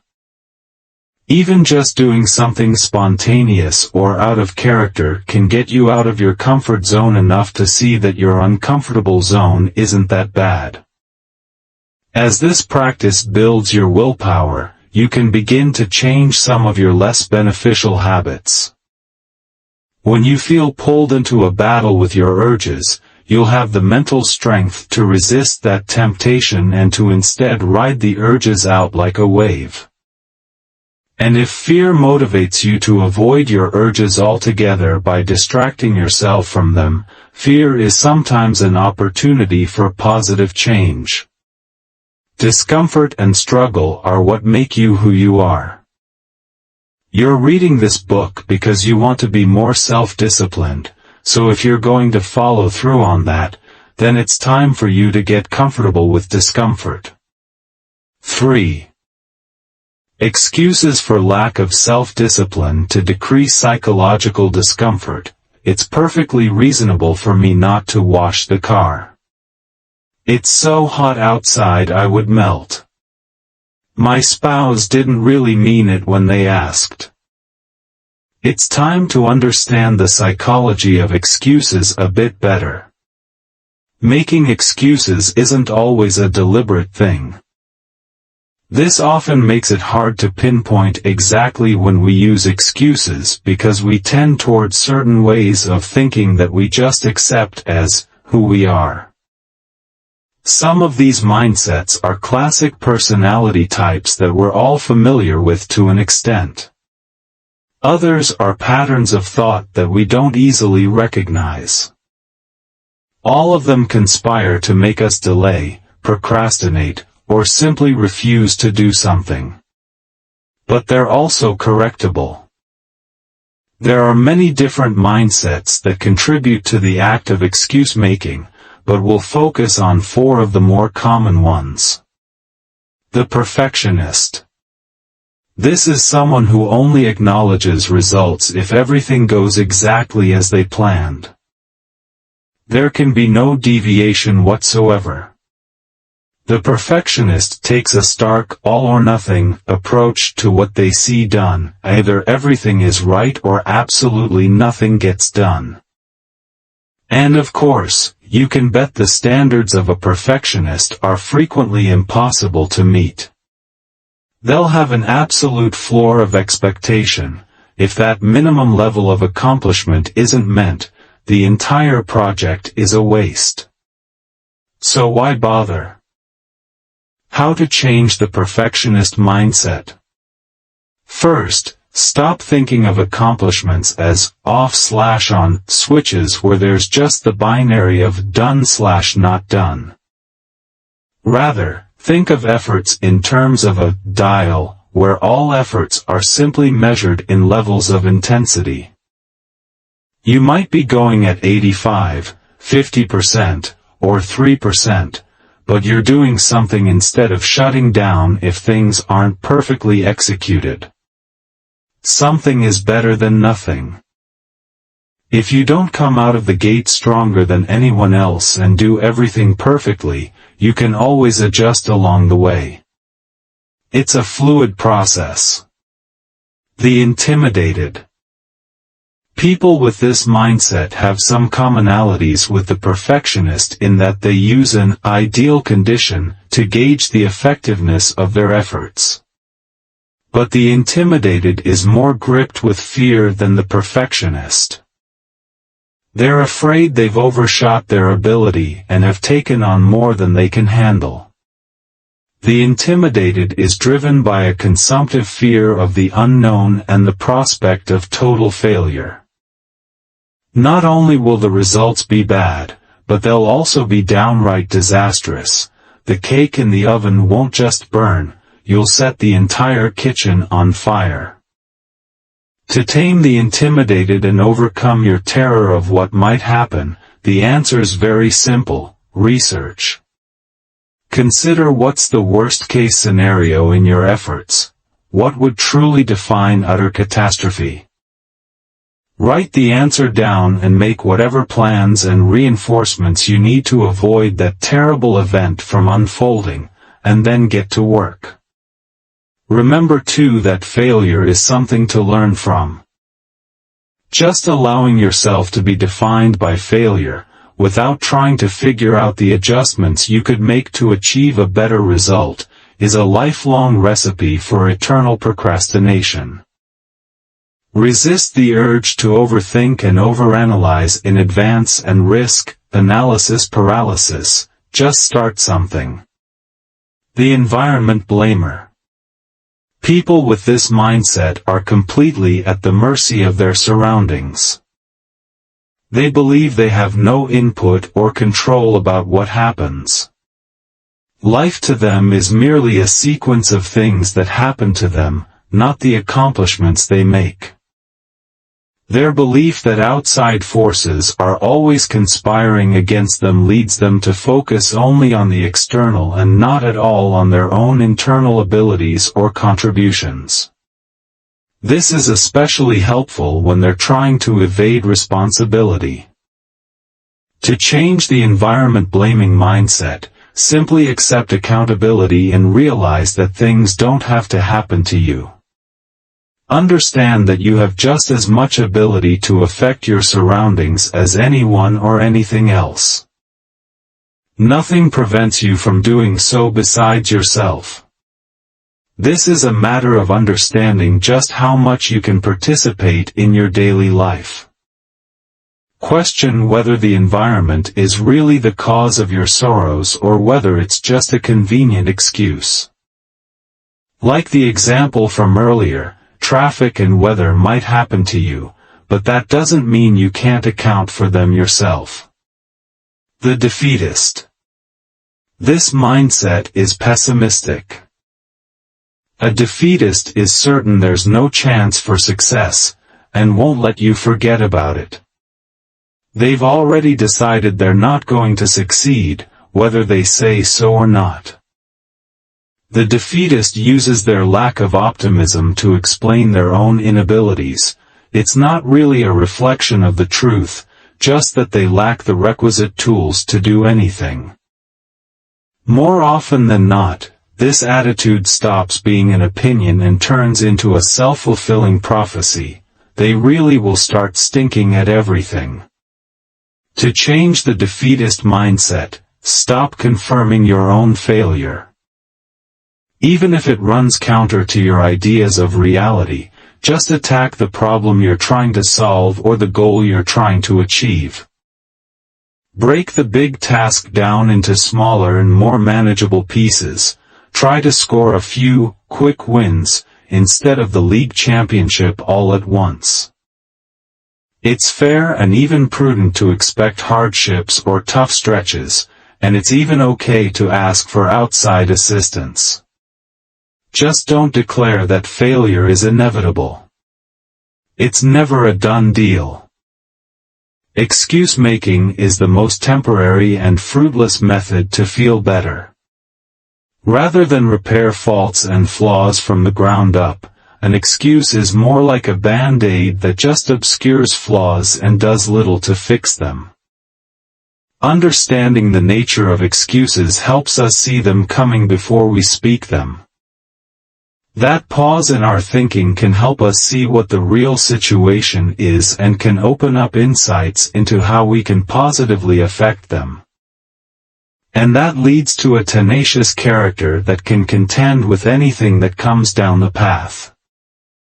Now that we understand the true purpose of excuses and why they are so unhelpful, it's time to learn a method to deal with them as they arise.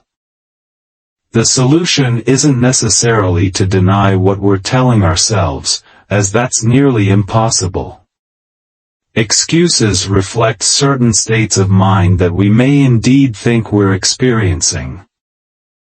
Instead of denying your excuses, try to dig below the surface and find three components: the truth, the mentally weak conclusion, and the mentally tough conclusion. Drawing a clear distinction between these three factors is what will allow you to truly understand your internal dialogue and isolate where you can choose to be tough and resilient. For example, let's say you have an essay that's due in a few days that will require you to perform research. You have a reasonable window of time to get it completed, but you're exhausted. This is the truth. This is the neutral reality of the situation. This is where the fork in the road appears, and you will make your choice about how to approach it, with toughness or not. Now ask yourself what an excuse for the truth would sound like. This might be your first impulse, to come up with an excuse not to get started. I could start now, but I'll do much better after I get some sleep. There's your mentally weak conclusion. It's allowing you to procrastinate. Even though there might be a hint of truth, its sole purpose is to allow you to take the easy way out. It is indisputably the path of least resistance. It seems to be small and harmless, but it is actually attempting to absolve you of responsibility. Then ask yourself what the best approach for the truth is. On the other hand, you could say, I'm tired, but if nothing else, I can do a few small things right now to get the paper going. I could make a rough outline that'll make this paper easier to navigate when I'm more refreshed. That's a mentally tough conclusion. It is recognizing what the right and most effective choice is instead of the easy choice. It doesn't demand that you exhaust yourself, but it ensures that you set yourself up for success. Often, it's only when we engage in this type of role-playing that we can understand we are even making an excuse. You're not required to reject the conditions that make up your mentally weak conclusions. No, it's not about becoming a relentless machine in the face of all adversity. Step by step, it's just about realizing that you have many choices and that the choices that lead to toughness are just a slight pivot away. We can move forward only when we realize that excuses are almost always lies. 4. Avoidance activities to decrease psychological discomfort. I will clean the bathroom instead. I'm still productive. I'll also arrange my desk. Lots of things getting done today. Tinkering with your environment can make self-discipline a whole lot easier. If it's difficult to distract yourself, then self-discipline might actually become the path of least resistance and you might as well work. When you study how human behavior evolves over a long time period, environment frequently plays more of a part in success than motivation or skill. Environment is the hidden force that guides human behavior.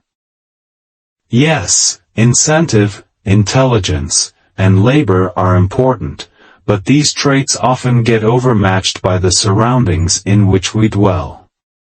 External factors are the invisible accomplices for shaping how we react and behave. No matter how self-disciplined we want to be, it is at least partially determined by your physical surroundings. Brian Wansink of Cornell University conducted a study on dietary habits in 2006 and made an interesting discovery. When people switched from serving plates 12 inches in diameter to plates that were 10 inches, they wound up eating 22% less food. It's an example of how even a minor adjustment in an environment can contribute to an outcome you want. The change in plate size was a minuscule 2 inches, not quite the width of a smartphone, but yielded more than 1/5 of a decrease in consumption. Make the easy thing the right thing, make it the default thing, even. For instance, if you want extra incentive to practice a musical instrument more, you could make a permanent place for the instrument in the middle of a room with instructions of exactly where to pick up. You could also leave a trail of sheet music that literally requires you to pick it up to walk to your bed. If you want to work out more, you're more likely to visit a gym if it's located on your way home from work rather than 10 miles in the opposite direction. You can also put your gym bag in front of your front door, buy a pull-up bar for your kitchen doorway, and only wear shoes that can double as exercise shoes. Finally, if you want to procrastinate less, you can leave reminder post-its next to door handles and your wallet, things you will have to touch, leave your work in a place you can't avoid it, and hide your distracting temptations. Decreasing distraction is a function of out of sight, out of mind.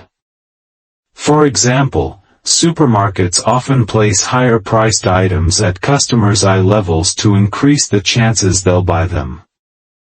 But one could reverse this process at home by keeping unhealthy foods away from immediate view and storing them in less visible or harder-to-reach levels. Put your chocolate inside 5 containers like a Russian nesting doll and put them in a closet. See how often you binge then. To stop smoking, one might consider removing all the ashtrays from inside the home and placing them as far away as possible on the perimeter of their property, so smoking will necessitate a brisk walk in the freezing winter. To keep from sitting down all day, you can switch to a standing desk that will force you to stand up during most working hours. You could also simply remove chairs and coffee tables from the area in which you do most of your work. Depending on willpower and discipline is risky to say the least, so create an environment that will help you automate your decisions towards self-discipline. In taking that decision out of your hands, you're rewiring yourself to take bad habits out of your routine, and likely saving a little time in the process.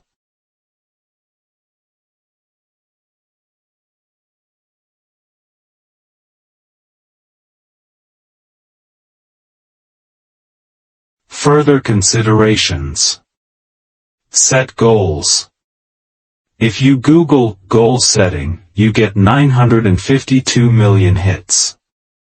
Setting goals is a much talked about topic. How can setting goals help you break the cycle of lack of self-discipline? By setting goals, you introduce something external to keep you motivated and accountable. Having an articulated set of goals keeps you on track because you no longer have to convince yourself, "I can do this." Instead, you can say to yourself, "I just need to achieve my goal." The former is easier to let slide, while the latter is more effective because it is tied to a consequence, whether positive or negative. Another way setting goals can help you break the cycle is by decreasing your discomfort. When your unhelpful assumptions have you feeling uncomfortable. Having a clear goal with specific steps may help you put aside some of these feelings and remind you that everything is proceeding just fine and you don't need to stress or become fearful.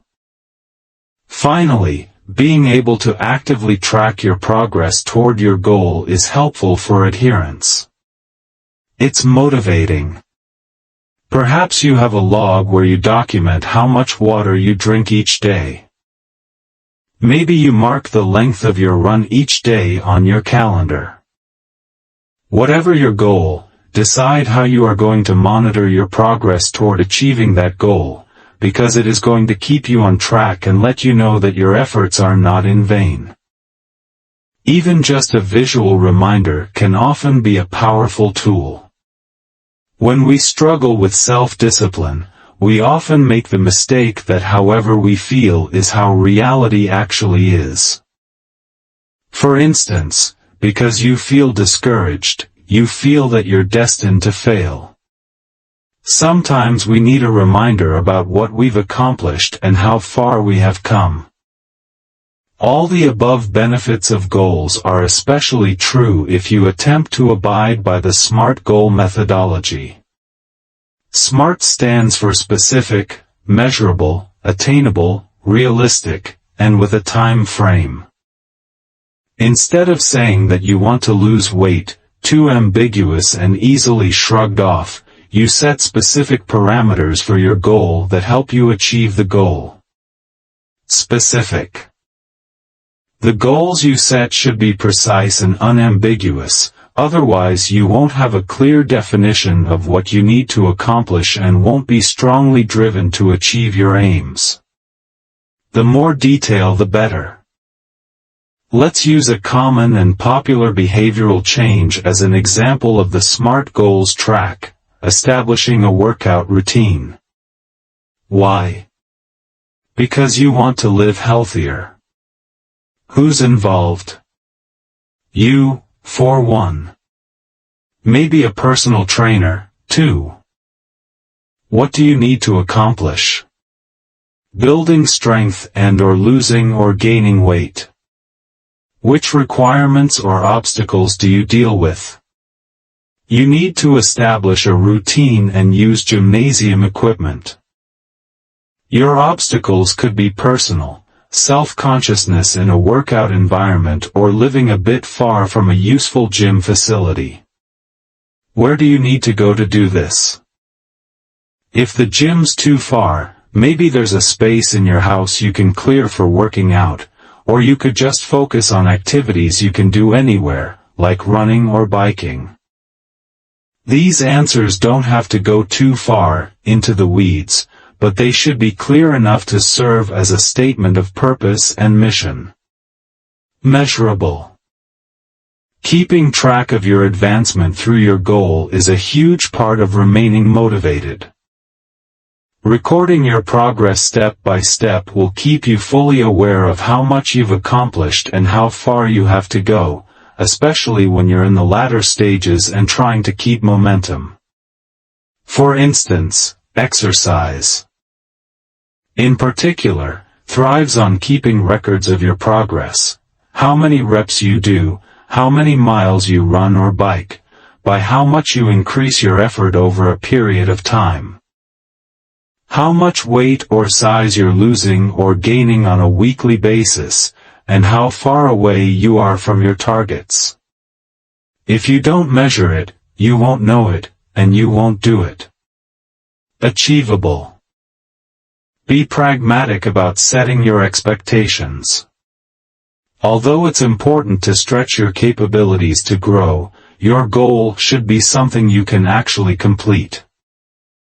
You probably won't rise into a senior executive position if you've only been with a company for 6 weeks or even 6 months. Careful estimation of what's realistically possible for you in a modest time frame will help you build your resources gradually and chart your success more surely. If your goal is too easy, you will be bored and unmotivated. If your goal is too difficult, you will become discouraged and quit. For a workout regimen, results should be achievable according to several factors. Your body build may not support dramatic weight loss or gain, so know what you can expect to achieve, perhaps working from the perspective of getting healthier and changing dietary habits. You're probably going to need to set a workout regimen that fits into your daily schedule and moderate your expectations according to what you can accomplish in that timetable. Relevant. Do you feel like your goal actually matters? Is it a useful or worthwhile pursuit? Does it fill an established need? Is now the best time to be following this track, or might it be too soon? Is it something that will be valuable in the current personal climate? And are you the best person to bring it to reality? For the workout example, this isn't a terribly difficult dilemma. Getting healthy is obviously a worthy quest and fills a need. You're of course the best person to make it happen. You could conceivably have a few time-related fixes to think about. There might be a practical reason for you to wait a couple of weeks. Or none at all. Time-bound. This is a deadline. This could be an additional, question in the specific category but deserves its own mention. Plus, we need a T section to finish the acronym anyway. You need to set a due date or deadline to measure your milestones and keep your focus on the finish line. Of course, this is critical to avoiding procrastination. Set your expectations along a certain time frame. When should you finish the job? What can you do right now, in 6 months, and in 6 weeks? In terms of your workout routine, what size or weight can you expect to be after a certain amount of time, 2 weeks, 6 months, a year? Base your expectations on the other factors in your SMART goal assessment, but once you make a deadline or numeric goal, stick to it. Olympic athletes only have the opportunity to compete every 4 years. How can you remain self-disciplined and motivated for so long? The first year might be doable as you are running on enthusiasm, and the fourth year might also be fine as you can run on anticipation. But what about the middle 2 years?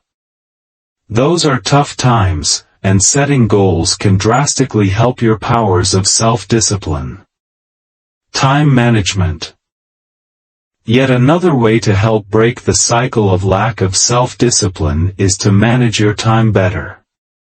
In general, time management is the ability to get specified things done within the allotted time you have available.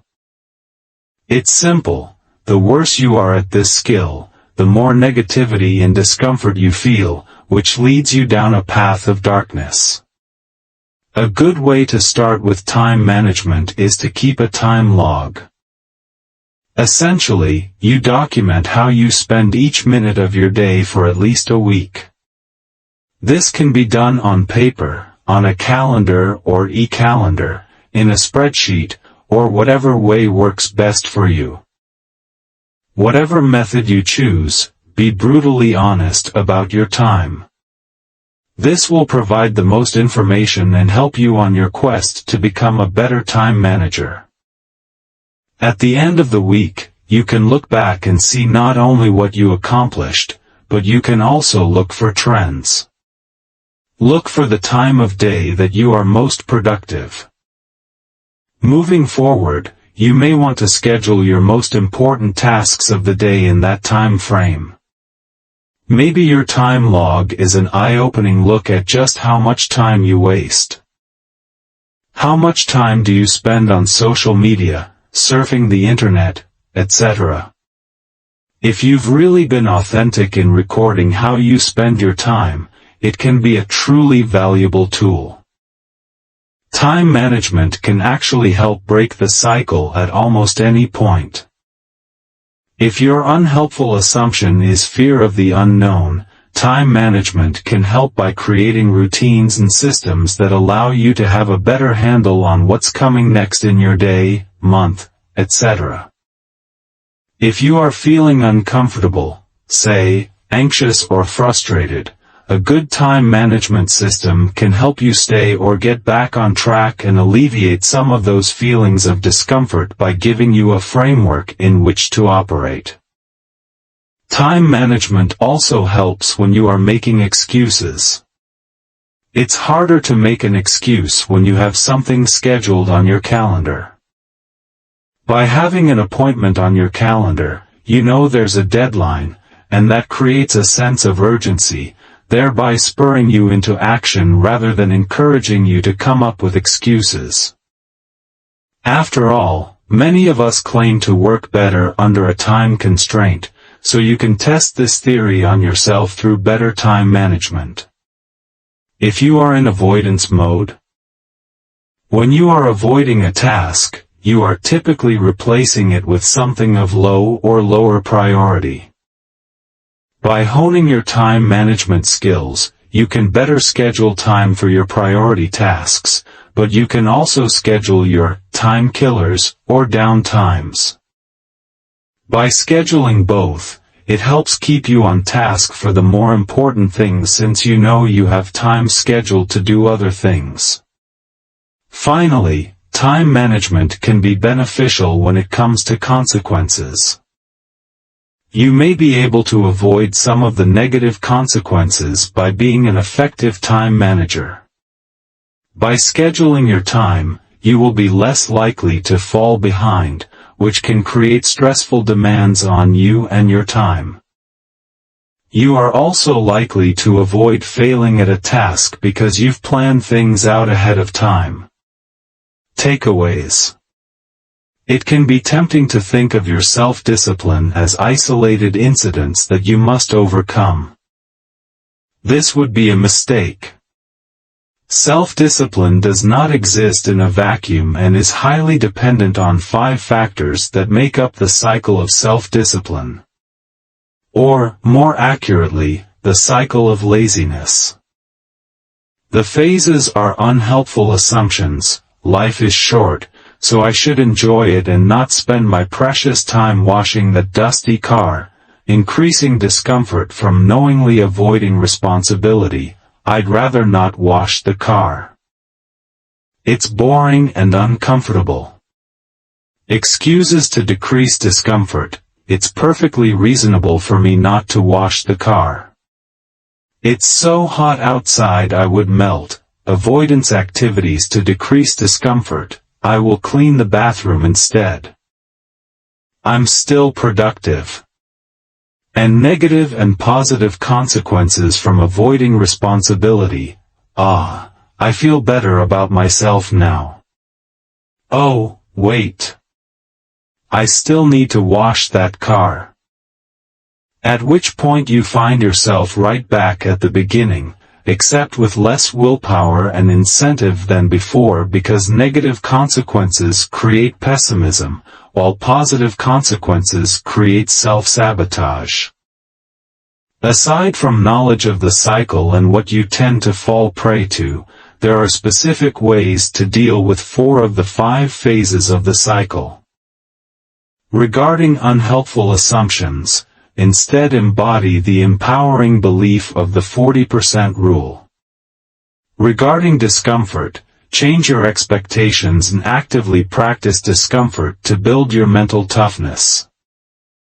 Regarding excuses, learn how to reframe your excuses and stop falling into the common traps and self-lies. Regarding avoidance activities, it's a matter of out of sight, out of mind. If you cannot find distractions, you cannot avoid. Other general considerations for beating the cycle of lacking self-discipline are creating goals to reduce discomfort and improve time management, and developing skills to stop making excuses so frequently.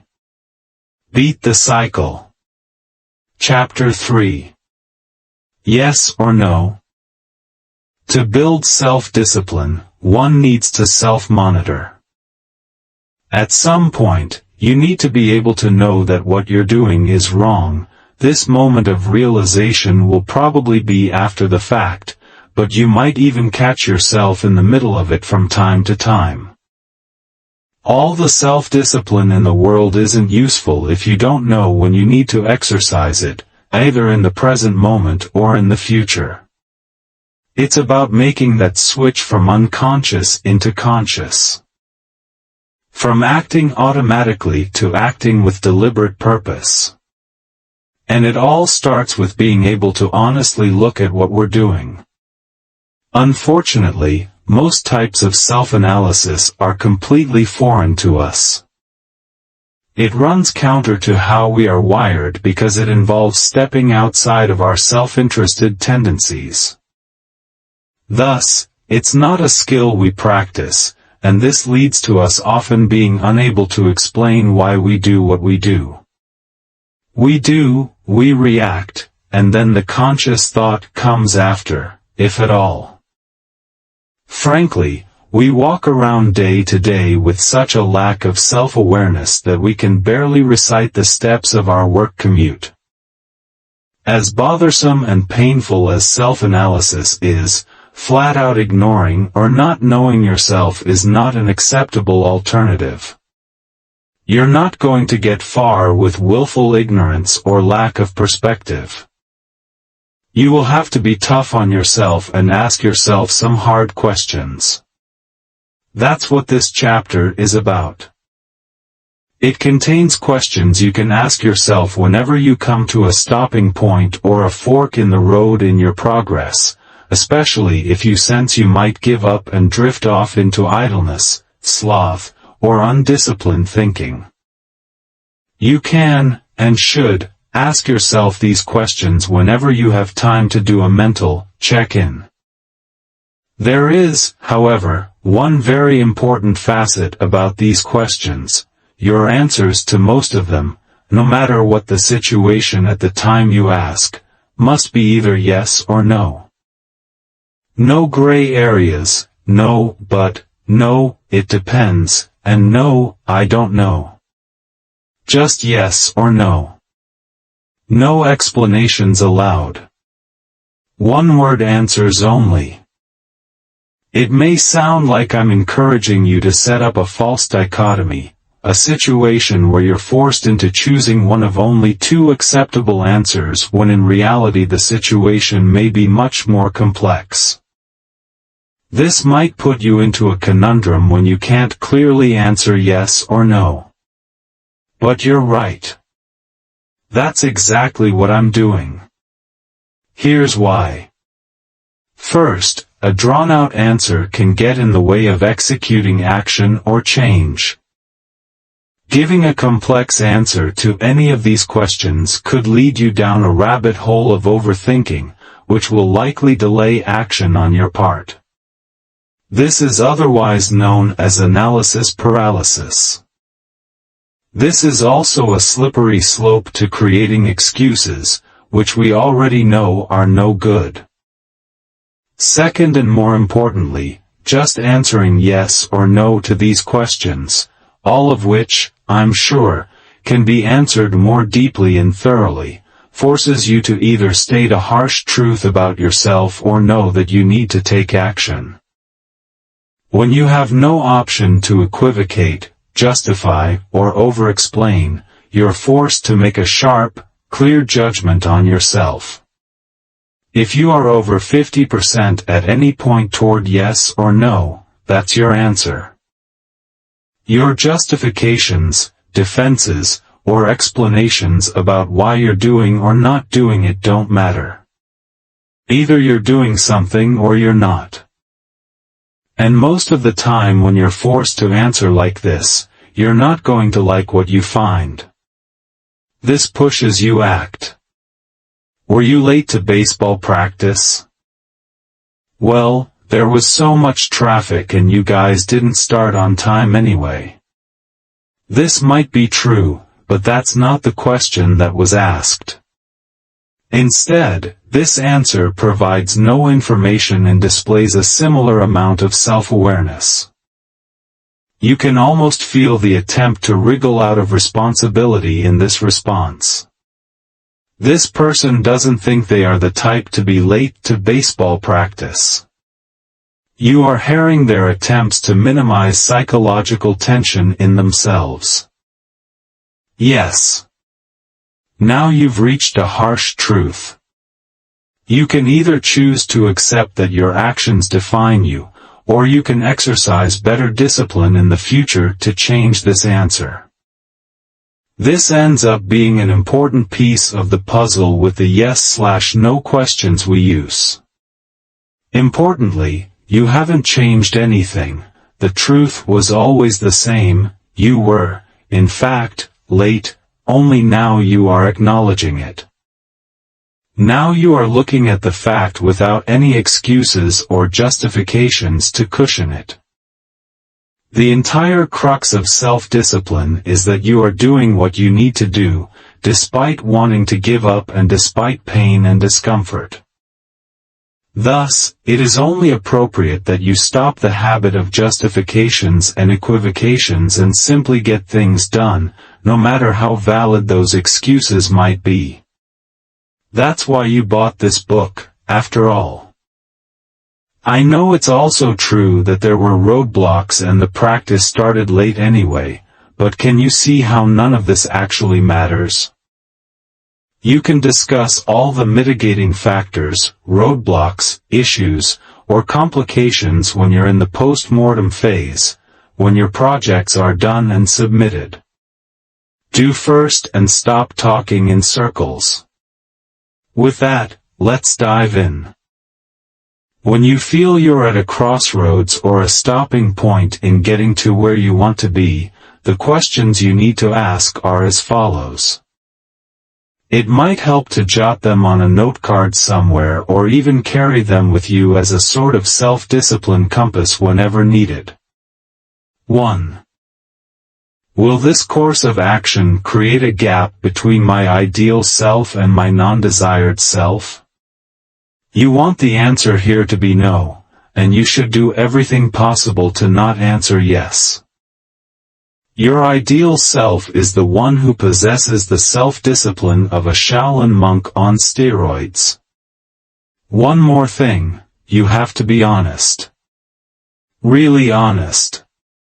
Give yourself credit for being a master liar, to yourself that is. Be on razor-sharp alert for any temptation to tell yourself that the desired self is really closer than it looks, or that the gap is not really serious, and so on. Let's say you're striving to be more productive at work. You fear that a lot of your colleagues have no idea why you're at work. You're nice enough, but they can't name one thing that you've done to make yourself indispensable. You become aware of this possibility and it frightens you. You start to see yourself that way. The thing is, you don't feel like yourself at work. You're riddled with anxiety and never really feel like people know who you are. You don't have this issue in your social life. In fact, when explaining it to others, you give yourself an alter ego to show how you're almost a different person entirely when you're at the office. It's called rain. Rain is easily distracted. They spend a lot of time online at work, not always in work-related pursuits. They don't have a huge attention span at meetings. They do exactly the minimum required to not get fired. But given enough time, rain's lack of ambition and effort will make them redundant or expendable. But the person who you want to be is named, somewhat audaciously, steel. Steel is constantly assured. They never lack confidence. They know everything that goes on in their work. They don't have a lot of time for distraction. If there's a moment steel's not working, they're probably doing research on a future project or idea. They're optimistic and charming. They have a lot of answers, though they'll say, "I don't have all the answers," without sounding desperate. And of course, their work ethic is second to none and they have the self-discipline of a Buddhist monk on a 3-month silent retreat. Your conflict here is between the idea of your ideal self, steel. The kind of person who reflects your highest values, standards, and capabilities, and your undesired self, rain, the role you might indulge in sometimes but strive to avoid as much as possible. Will your actions bring you closer to steel or rain? Will you move further away from your ideal, or will you grow closer to achieving it? Again, this is a yes/no question. There may be a slight gap, but down the line it might be worth it, or, well, you see, this time is different because are not acceptable answers. Yes, the gap is bigger, or, no, the gap is not bigger, are your only choices. Don't give excuses or justifications any room to wriggle in. This question is important to ask is because it raises the absolutely frightening possibility that you are actually not the type of person you want to be and that your identity is at risk. It raises the possibility that you are lying to yourself. It creates a conflict between your words and your actions. It gives direct consequences to your actions by linking you to either steel or rain. Thus, you are pushed to protect your self-worth and image. The verbal realization of, yes, I'm not who I want to be, am supposed to, or pride myself on being, just might shake you into action to do something about it. It should inspire you to make the first efforts to instill the discipline that will get you toward your ideal self. Here, instead of being overwhelmed by psychological tension and avoiding it, you are using to shine a light on precisely those things that are not working for you. This question tends to feel a little confrontational, so here is an alternative phrasing. Does this course of action get me closer to my goal? Some people are simply more goal-oriented than identity-driven. It's easier for them to measure their progress by the attainment of milestones or targets rather than in terms of self-worth. In the end, this version of the yes/no question also links direct consequences to your actions. No matter which iteration of the question you ask yourself, it should make you consider cold reality. Are you truly acting in your own best interests and bringing yourself closer to your ideal? Or are you working against your benefit? If you come to the conclusion that you're not serving your self-interest, then what exactly are you getting out of this deal? Will it be worth the sacrifice? At least gain self-awareness that you are making a trade-off. 2. Does this action truly represent my intentions? Hopefully you answer yes, because self-discipline is reflected only when actions and intentions match. If not, what are your actions actually working toward? Let's say you have a goal of writing a novel. You think about it a lot. When you're working your day job, chipping away at another responsibility you need to look after, you're still imagining yourself as a published author, or at least somebody who's written a complete book. You're planning characters and plot points in your head and seemingly dreaming about your work all the time. When you get free time after work or on the weekends, you're doing a lot to unwind, hitting the coffee shop, taking long walks, meeting friends for lunch, spending time online, hitting the bars at night, basic distractions. You might be talking about your book to friends, who at least appear to be interested.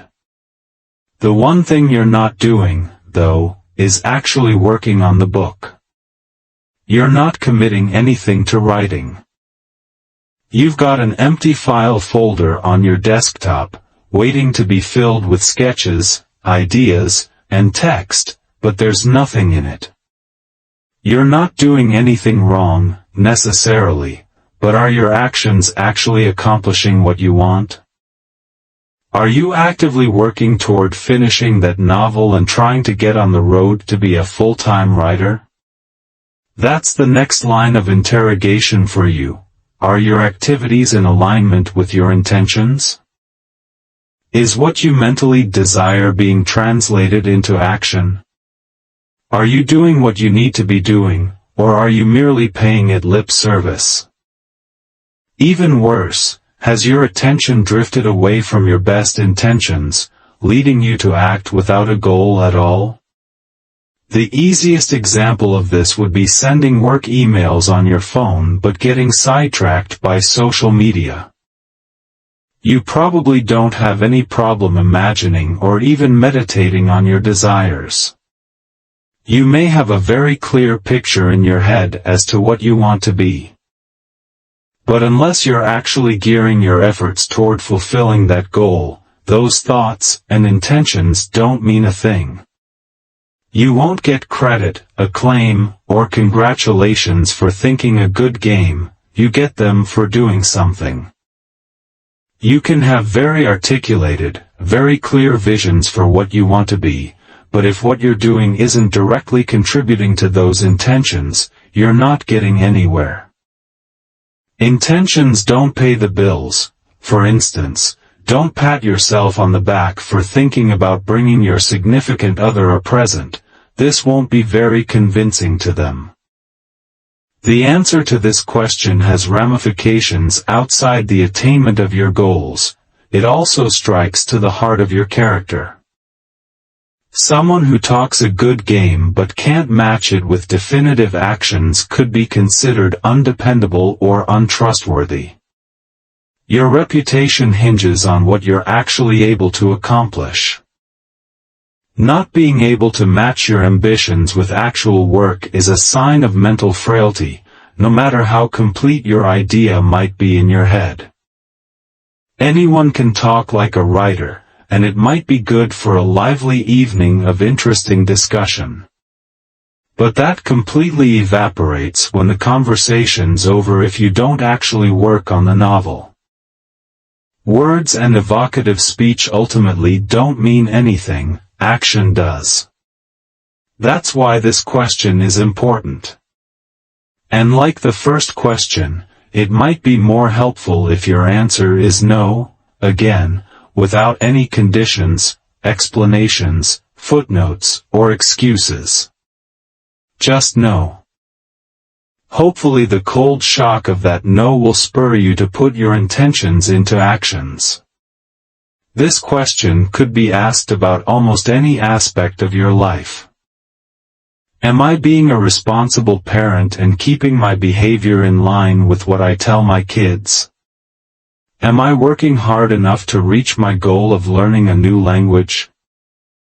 Am I really working hard enough at being the best pool player in the Western Hemisphere, or do I need to spend more time practicing my bank shots? Any kind of ambition or goal that you have in mind, no matter how personal or public, is easily addressed by asking yourself if your actions are meeting your intentions. Yes or no? That's almost always enough to get you moving in the right direction. If not, it will be because of your intentions themselves, not how self-disciplined you are. 3. Am I merely uncomfortable? Discomfort is a funny thing. We all do our best to avoid it, and most of us attempt some form of personal development precisely because we want lives with less discomfort and more serenity, ease and enjoyment. This goes back to the assumption that we shouldn't suffer, ever, and if we do, we should act in whatever way is necessary to end it. We think, this discomfort is unbearable. I hate it and want it to stop. Something is wrong. But is it? Is your reason for not wanting to exercise self-discipline related only to mere discomfort and nothing actually harmful? You want to answer no here, otherwise, you are admitting that you melt faster than an ice cube in summer. Consequently, you may realize how much you disempower yourself. Let's talk about going to the neighborhood gym. Almost anybody who's in decent physical shape, it stands to reason, has probably conquered most of their self-consciousness about working out in public and has no problem sweating it out in the presence of strangers. For those who aren't top physical specimens, the story can be quite different. Exercising can make them uncomfortable for a myriad of reasons. From the moment they get on a treadmill, they may feel like they're being watched and judged. If they try to do an arm curl, they may feel embarrassed or timid in the presence of someone who's obviously done thousands of them. If they're trying to work off the paunch around their stomach, they may feel that other people are watching and appraising them harshly. This is of course ignoring the muscular fatigue and soreness that can follow. Thus, for someone who is debating going to the gym, is mere discomfort holding them back, or is it the prospect of real harm? That's the crux of the third yes/no question. Do I not want to do this just because it makes me feel uncomfortable? Or is this actually having a negative, harmful effect on me? I'm willing to bet that 99 times out of 100, the answer is yes. It's merely uncomfortable. You are being pushed out of your comfort zone. You will suffer a bit mentally. Your body will grow sweaty and fatigued. Your brain will be exercised to its full capacity. You may experience some negative emotions, such as stress and anxiety. You will recover just fine without lasting repercussions. This is all discomfort. And then? And then nothing. So are you the type of person to pack it in just because you're uncomfortable? Feel free to slide down the slippery slope of what kind of person that might make you. Your worst-case scenarios and wild justifications are just providing a flimsy reason to avoid discomfort. In fact, they're nothing more than mental illusions. This question forces you to face the shame that you are easily stopped by discomfort. Discomfort has and never will be a legitimate reason to not exercise self-discipline. And thus, this shame should propel you into action. This is a question where the yes/no dichotomy is particularly effective. Every single thing we do to better ourselves, to effect positive change in our lives, is going to involve some measure of inconvenience, discomfort, or fatigue, at least in the beginning. It might even involve minor pain, especially if you're working out for the first time. But are any of those consequences inherently harmful? Do they really undermine our integrity, threaten our health, compromise our sanity? No, they don't. There are 1,000 cliches that reflect that truth, like, no pain, no gain. Affecting real change in your life is going to involve a measure of discomfort. I can't think of any kind of emotional, physical, spiritual, or occupational change that doesn't entail some irritation, soreness, inconvenience, or bother. If they didn't, everybody would do it. Think about this question with everything you do that's causing you some measure of discomfort. You have the choice to be lazy and weak-spirited or get into action. 4. What would I do if I had no choice but to exercise self-discipline? We'll break from the theme of the chapter here for a moment, as this isn't a yes/no question. Sorry, I couldn't resist. Still, keep the answer short and sweet and rooted in reality without rationalizations. Let's for a moment pretend that you don't have the option to choose the right path, but that the right path is non-negotiable. If there was a gun pointed at your head, what would happen if you were forced to exercise self-discipline? You might be forced to admit that absolutely nothing bad would happen, and in fact, you'd be better positioned than before. Similar to the last question, you may experience discomfort, but you'd get through it and persevere. Let's go back to the gym. You've been working out for an hour. You've just received a phone call that if your heartbeat drops below a certain rate, your entire family will die. So you jump on the treadmill and try to hold on for dear life. Nothing feels comfortable at this point, as you have fatigue, self-consciousness, revulsion at your own body odor, sweat marks everywhere, the whole 9 yards. Your lungs are burning and your mouth is dry. Miraculously, this criminal is caught after an hour.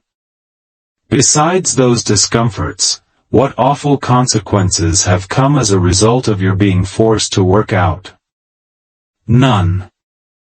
The point is to understand that the worst-case scenarios we dream up will never occur. The benefits of your efforts are going to be real, and the price you have to pay to get them, in the end, won't be much at all. You come out the other end of the action you focused on and you're still alive. You might not even remember the pain or discomfort later. If you do, you'll probably firmly believe it was worth all the pain to get where you wanted to go. When you force yourself into something, you have nothing to lose but everything to gain. When you try to summon up the will to exercise self-discipline, picture yourself as having no plan B whatsoever. Don't look for shortcuts, don't search for less taxing or exhausting schemes, and don't try to negotiate with yourself. Don't even begin to think about the possibility of an alternative. Again, gun to your head, you'd sigh, groan a bit, and then set to your task without any other consequences. Imaginary crisis averted. Hopefully, it will make you understand how your fleeting impulses of annoyance or minor discomfort can derail you from your plans, and how they shouldn't. When you emerge from the other side of the task you felt was insurmountable, you give yourself the chance to say, "Oh, that wasn't actually so bad." The satisfaction you receive from your positive consequences will be more than enough to strike those small peeves from your memory. 5. Is "I don't want to" a good enough excuse to not do something? You already know the answer to this question, no. And hopefully, the way it is phrased makes you realize that "I don't want to" is a bit of an entitled and lazy thing to say. And you don't want to be entitled and lazy, do you?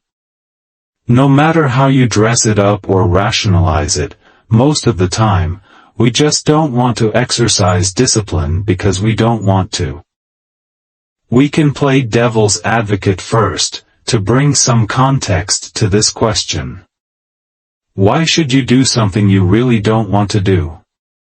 Life is a complicated enough affair as it is. Why weigh it down even more with something that you just don't want to experience, or put effort toward things that make you miserable to any degree, even if they will result in positive consequences? What's the difference? Don't you have free will? What about living for carpe diem and truly living life because you're only young once? Those are all true.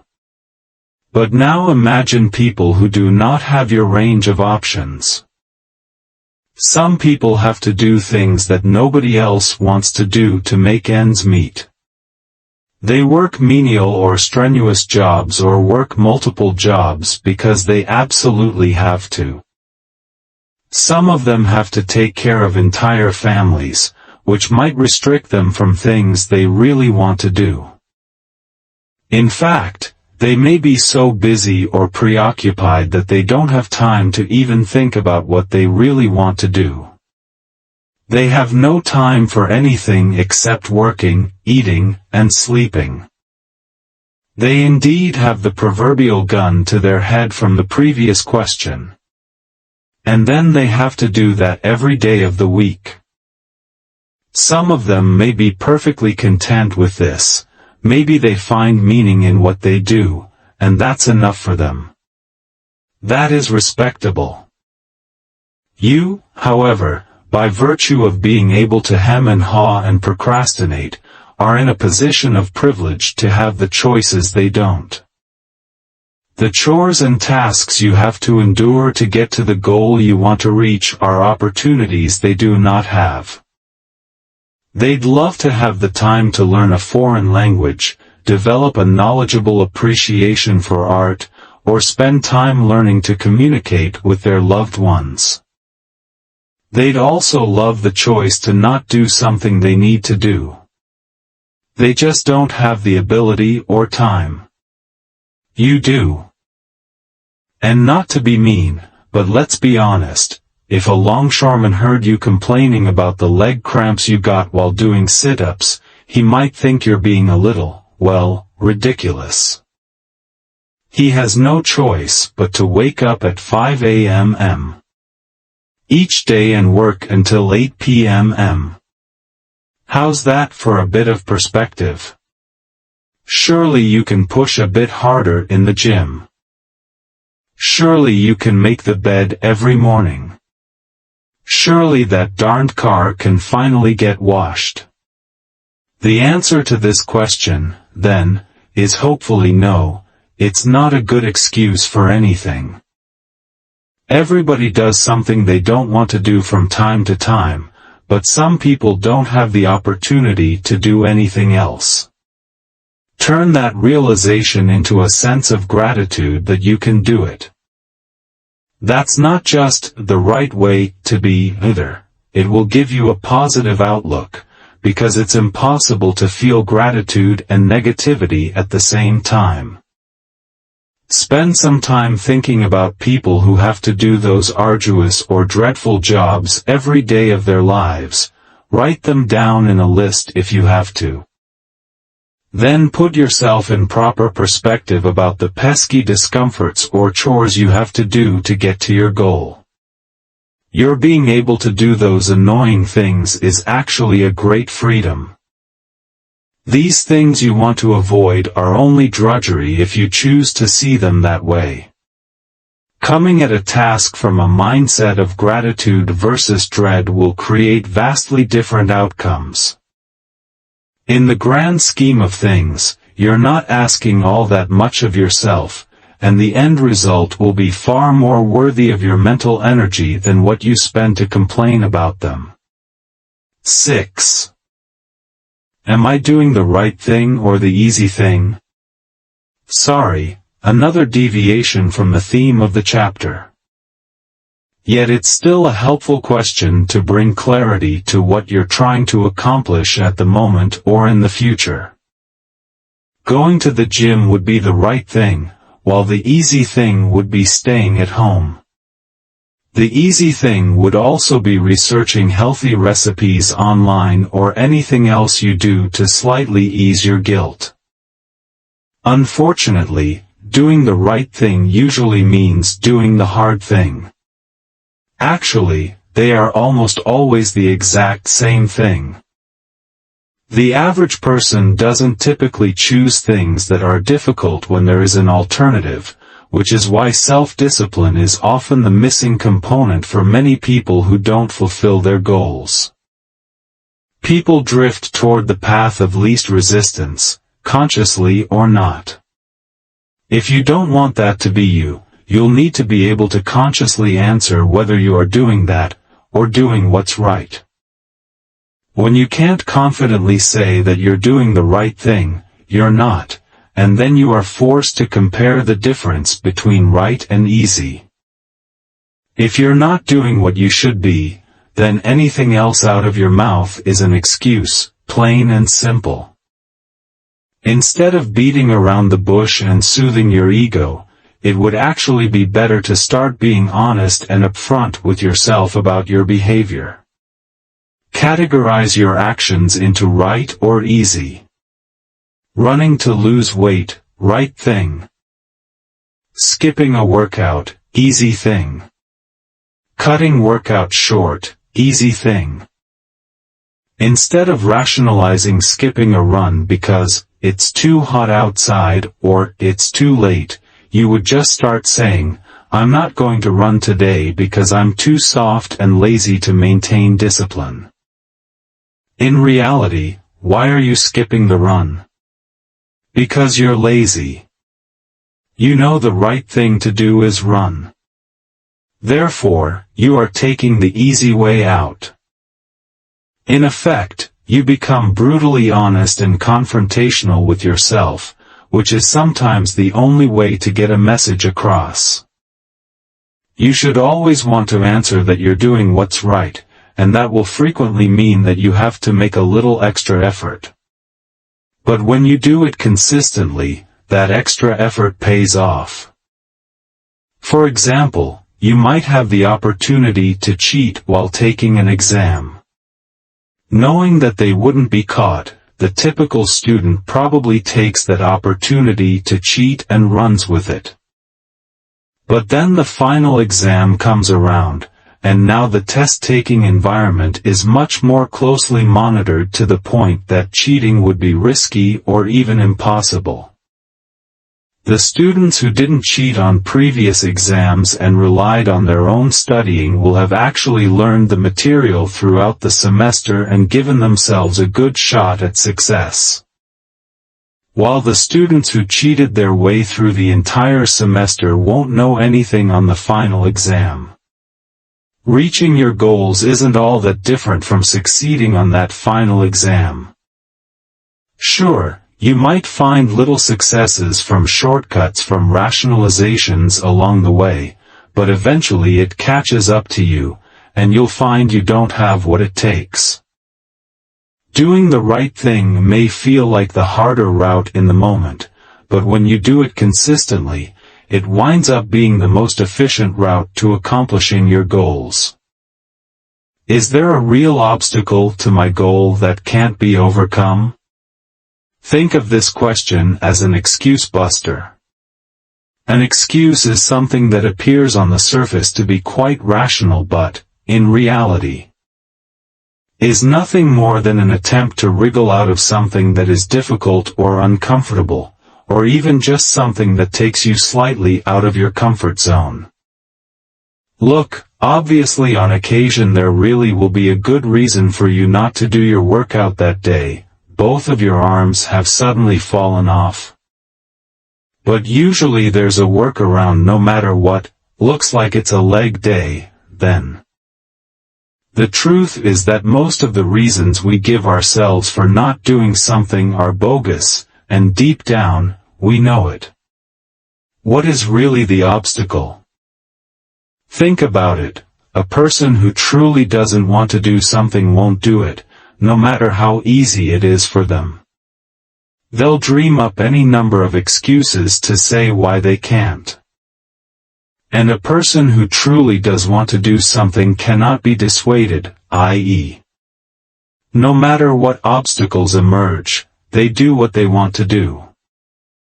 What this means is that it's not even really about the obstacles at all. It's about our will, intention, and self-discipline. If you catch yourself telling yourself a nice little story about why you couldn't possibly do the thing you said you were going to do, stop, take a close look at what's going on, and ask, is there really an obstacle in the way here? Or is my attitude the obstacle? Another way to look at it, there may be obstacles, sure, but then again, there always are. There are so many obstacles in life you may as well say there are none, because to have something standing in your way is pretty much the norm. It'll always be something, the weather, money, other people being idiots, tiredness, work, you name it. If not one thing, then the other. But are those obstacles that cannot be overcome? Probably not. Either you can A, acknowledge that you're just making excuses and refuse to believe them, or B, you can take the obstacle at face value, but refuse to let it mean anything, i.e. Sure, it's going to be tricky, but so what? You'll just find another way. If we're honest, the answer to this question is almost always nope. What is the outcome of this action if I continue along this path? The easy, tempting, distracting thing is right here in front of you, promising instant gratification. Indulging conceals its true cost, though, which only kicks in later down the line, in the future. Is your present self engaging in behavior that's screwing over your future self? In other words, are you doing things that your future self will regret? The idea behind this question is to activate long-term thinking and downplay our tendency to focus only on the immediate rewards of an action in the present. Here are two options. Option A, pleasure and ease. Option B, turning down pleasure and ease. The choice is an easy one, right? You go with A. Life is hard, why not make the best of it? Take the afternoon off for no reason, have a treat, or do a sloppy job on a task just to get it done. But look at this set of options. Option A, pleasure and ease. Followed by guilt and shame, at 10 minutes, then regret, at 10 days, a deep sense of disappointment in yourself, 10 weeks, and then the feeling that your dreams have passed you by and it's too late to do anything now, 10 months or years.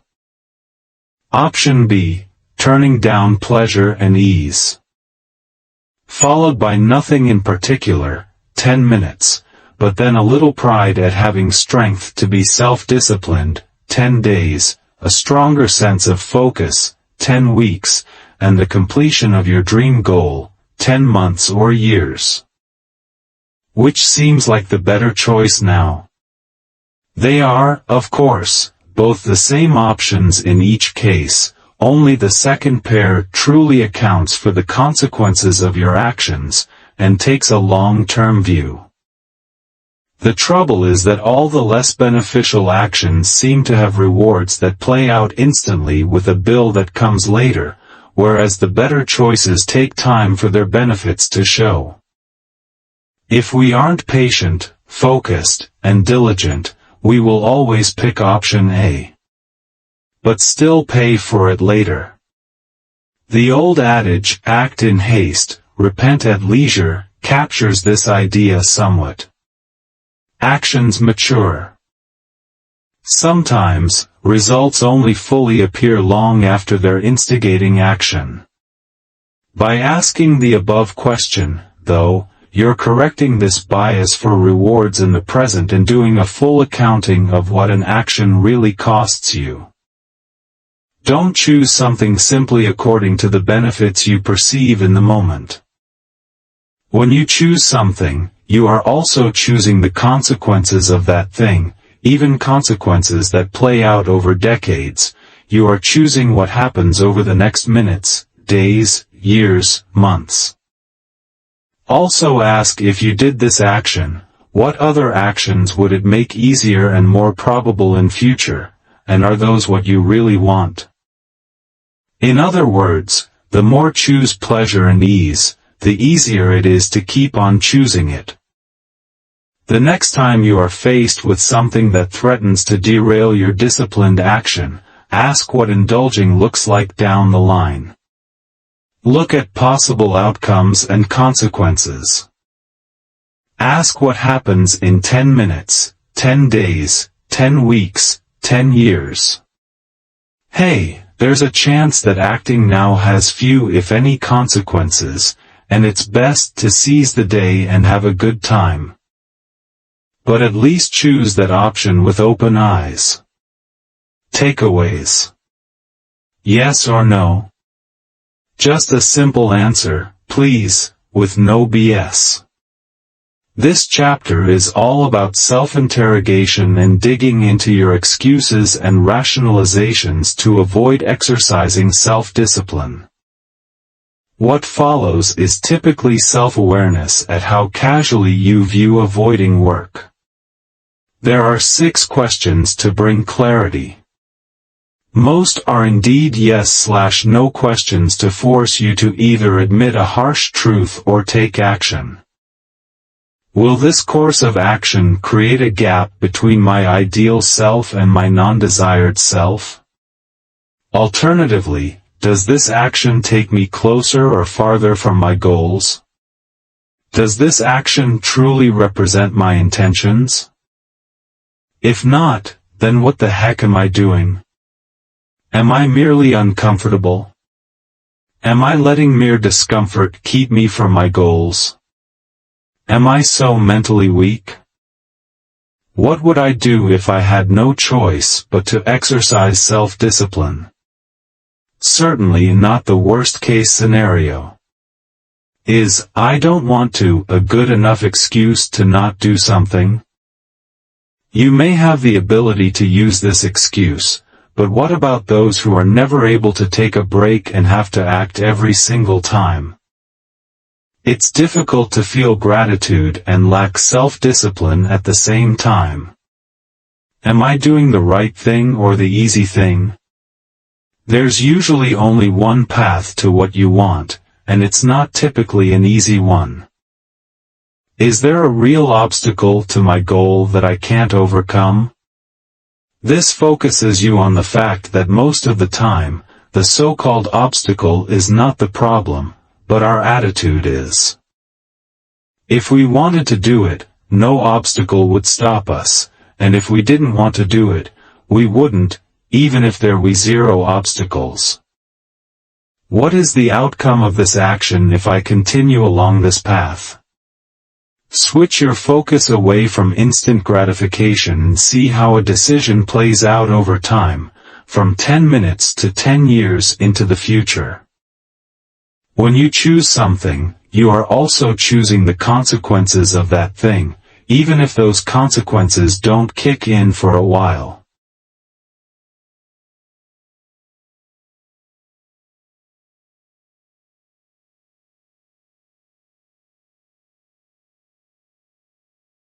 Chapter 4. The Neuropsychology of Self-Discipline. Understanding how your brain might naturally work against you, and building smart habits to counteract that cycle is super important when it comes to self-discipline.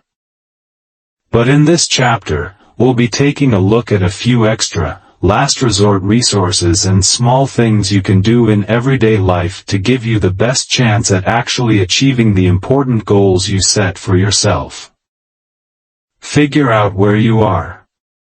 Imagine a perfectly self-motivated and disciplined person. What do they look like? What is their attitude to life and how do they conduct themselves? There's a reason people respond well to inspirational figures and motivational speakers.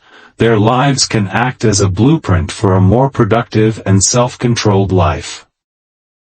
They're like models that pave the way, showing us how it's done, or at least, one way it could be done.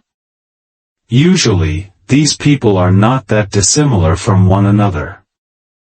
They seem to share a handful of traits and personal characteristics that are fundamental to their success.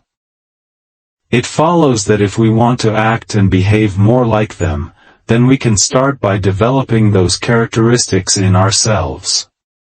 That is, it's a question of not what to do, but how to be. The following characteristics signal a disciplined high achiever in any area of life, and are essential for succeeding at any chosen goal. Strong sense of purpose, the big why behind everything you do. Without the fire of purpose, calling or passion behind you, you're not truly motivated. To be highly effective and disciplined, your purpose has to be genuine, clear, and come from within. Seeks out positive mentors. Your role models matter. If they don't have inspirational people around them, the self-disciplined seek them out, deliberately valuing their support, input, and guidance. They are not jealous or threatened but inspired by others' success. Sensory-rich vision. People with the discipline to succeed see a vision of their goal, they literally see it. And smell it, hear it, almost taste it. They entertain visions of their own success, rather than dwelling in detail on ideas of their failure. They fill their minds not just with powerful positive imagery, but with positive material on all their 5 senses. Their visionary goal is imagined in 3D. Strong belief in self. Those who put their willpower to work bringing their dreams to life must, at a fundamental level, believe that it's actually possible, and that they have it in them to do what it takes. This may mean self-belief even when nobody else can support your vision. Crippling self-doubt and low self-esteem, on the other hand, will only interfere with your self-discipline. Ability to plan and organize. Of course, it's not just vision and self-confidence. People who can get things done are those that plan to get things done. They know how to plot a course of action and they know how to coordinate and focus their efforts to achieve that. Chaos and disorganization can dissipate your energies and waste your time. High value on education, learning, and skills. For some, education is an obligation, or at best a means to an end. But for high achievers, learning is a way of life, and they relish the chance to develop, to correct misunderstandings, and to challenge themselves to go further. Patient perseverance. To find effort and motivation in yourself is one thing, but can you sustain that level for a prolonged period? Can you wake up day after day and keep going, even in the face of intermittent or delayed rewards? Self-discipline requires enough patience to wait for the results of your actions to bear fruit, and to keep consistent throughout. Without this trait, we give up easily and quit things when they don't work out exactly as we want first time round, or we look for quick fixes and hacks rather than putting in the work. Seeing work as pleasure and play, people who achieve well at their work usually have a mindset where work is not work, but something enjoyable, interesting, engrossing. They don't resent it or find it boring. In fact, they may have very little distinction between work and play. This attitude means that they act from curiosity and inner drives, rather than feeling it's a burden placed on them. So, how do you fare on each of these traits? Time for a little self-reflection. You can conduct a mini appraisal of yourself anytime you like, to get a good idea of your weak spots, but also to take note where you're improving. When you know what areas need attention, you can plan your progress a little more carefully. Try this. On each of the following 8 characteristics, rate yourself on a scale of 1 to 10, where 1 is the lowest or most negative end of the continuum, and 10 the highest. Sense of purpose. Positive mentors. Sensory-rich vision. Self-belief. Planning and organization. Education and skills. Patient perseverance. Seeing work as play. You can add up your scores for each characteristic for a global score and then compare this in time. Or you could do a few self-assessments over the course of a few weeks or months to see how you're developing in any one area. Naturally, doing a self-assessment is just a snapshot. It takes real honesty, and it's not enough on its own. You need to take what insights you glean from it and actually make proactive changes. It may feel a little silly at first, but if you can concretely see the improvement in an area, in numbers, you may feel more empowered and confident in the steps you're taking to be more disciplined. Similarly, if you're trying a new technique or method and after 3 months notice no improvement, you can safely conclude that it's not right for you, knowing that your decision is honest and data-driven, rather than just being procrastination or an excuse. Bringing self-discipline traits to life. Let's look in more detail at how we can actually develop some of these traits in ourselves. There are practical ways to improve in each dimension, or all of them, and often improvement in one will spur and support improvement in another. For our purposes, let's say that our main goal is to create motivation and inspiration. We want to spark and grow that passion, energy, and even obsession required to build our dreams and get to work on what we care about. Motivation and inspiration are emotional reactions, but they are also a result of the traits discussed above. If we are deficient in any of them, there'll be a corresponding weakening in our overall sense of energy and motivation. So, being fired up with passion and purpose is not something we can directly cause in ourselves. However, we can indirectly create the right conditions in which our passion can ignite, and we can do it with conscious creation and self-discipline, one action at a time. Let's take a look at the 8 traits again and a few tips and tricks for developing each within yourself. Sense of purpose. The tricky thing with this is that nobody can tell you what feels meaningful or worthwhile to you. It really has to come from within.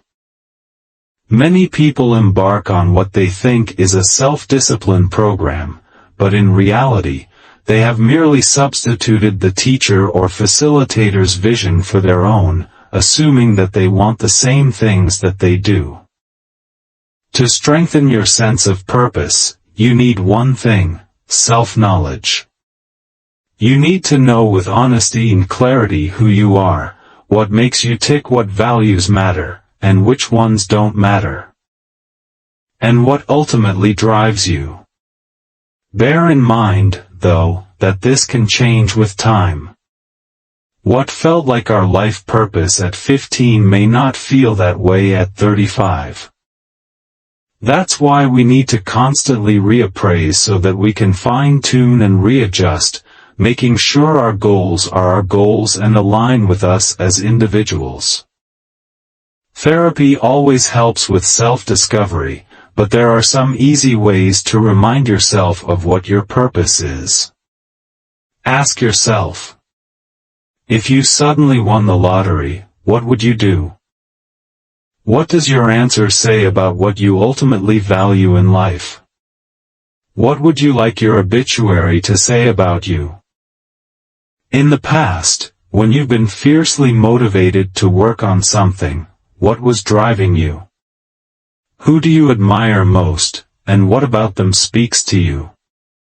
Is anything of them in you, too? Which activities most allow you to get into a flow? Once you've identified your values, purposes, and deeper guiding principles, write them down somewhere. These are like your compass to guide you back home when you're lost and floundering. Positive mentors. Let's be honest, not everyone is blessed with good role models. In fact, most of us are likely surrounded by those who have been modeling passive, negative behaviors to us all our lives, or else we find ourselves in situations where we are unable to develop into our full potential. Luckily, we can choose. If you rated yourself quite low on this characteristic, take heart that there is a lot you can do to invite quality people into your world. There is a saying that you eventually resemble the 5 people you most spend time with. Whether this is true or not, there's no doubt that our sense of identity, our habits and our mindsets are powerfully influenced by those around us. Here's a 2-step activity to try and raise your score in this area. Firstly, try to identify anyone who is actively holding you back. You know the kinds of people, pessimistic, critical, sabotaging, or just plain mean. They are the people who will work against your efforts to improve yourself and reach your dreams. Your goal here is obvious: reduce contact or eliminate them from your life completely, if possible. Of course, critics and people who disagree are not necessarily toxic people, if their disagreement inspires us or encourages us to be better. Next, identify those people that don't add much to your life. Perhaps they're there because they've always been there, but they neither hinder nor advance your overall goals. These people are great to have around, but you should try to prioritize spending time with those who more actively support and teach you, or who you enjoy mentoring. Finally, the third group includes those who are on your side, and are there providing guidance, help, support, or can teach you something. Even better if it's a mutual benefit. These are the kinds of people to prioritize in life. Attend networking events, seek out people in groups or clubs who are doing the same thing as you, or even consider asking someone more advanced or accomplished to give you advice or help. Sensory-rich vision. Good plans matter, but before good plans comes a good vision. Ask any creator about their magnum opus and many of them will say that they saw the vision fully completed in their mind's eye first, long before they took the first step to bring it to life. Every innovator first sees a vision of what could be, and then works toward that. But don't get too attached to the word vision, you have so many more senses than just sight. Enlist all your senses to conjure up an image of what you want to achieve, make it real in your mind. Dwell on every detail. The thing is, people who self-sabotage, procrastinate, and operate below their potential do this anyway, except they do it negatively. They vividly imagine scenarios of total failure. They dwell on possibilities, but only on the negative ones. This only fosters fear, doubt, anger, and apathy. Rather than being in a curious, proactive, creative, and receptive frame of mind, you're homing in on problems, almost setting yourself up for a bad outcome. Set up a vision board where you paste collaged images that make you think of your goal. Position your board where you can see it constantly. Alternatively, spend time actively visualizing end goals, in detail.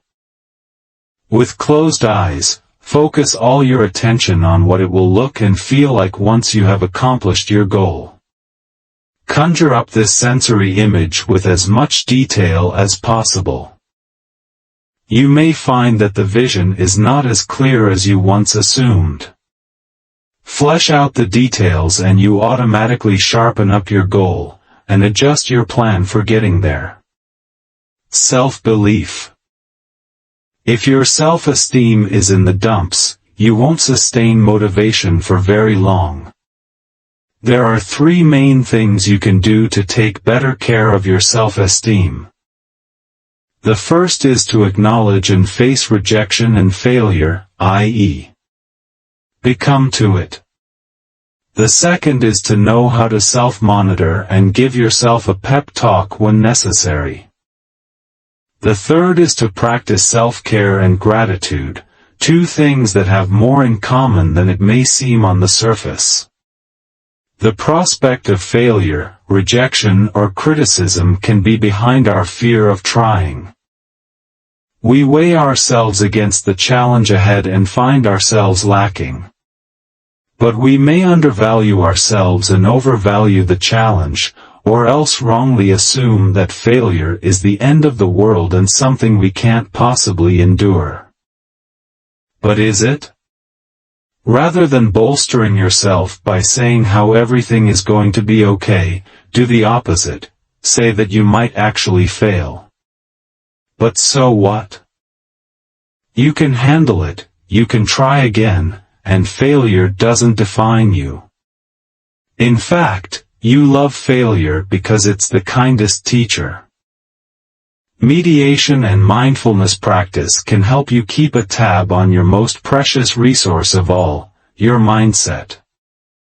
If you notice yourself feeling doubtful or self-critical, remind yourself that you have absolute worth and value whether you succeed or not. What matters is your attitude and your actions. Keep curious, chin up, and keep going. Finally, make sure your self-care is in order. Take enough rest.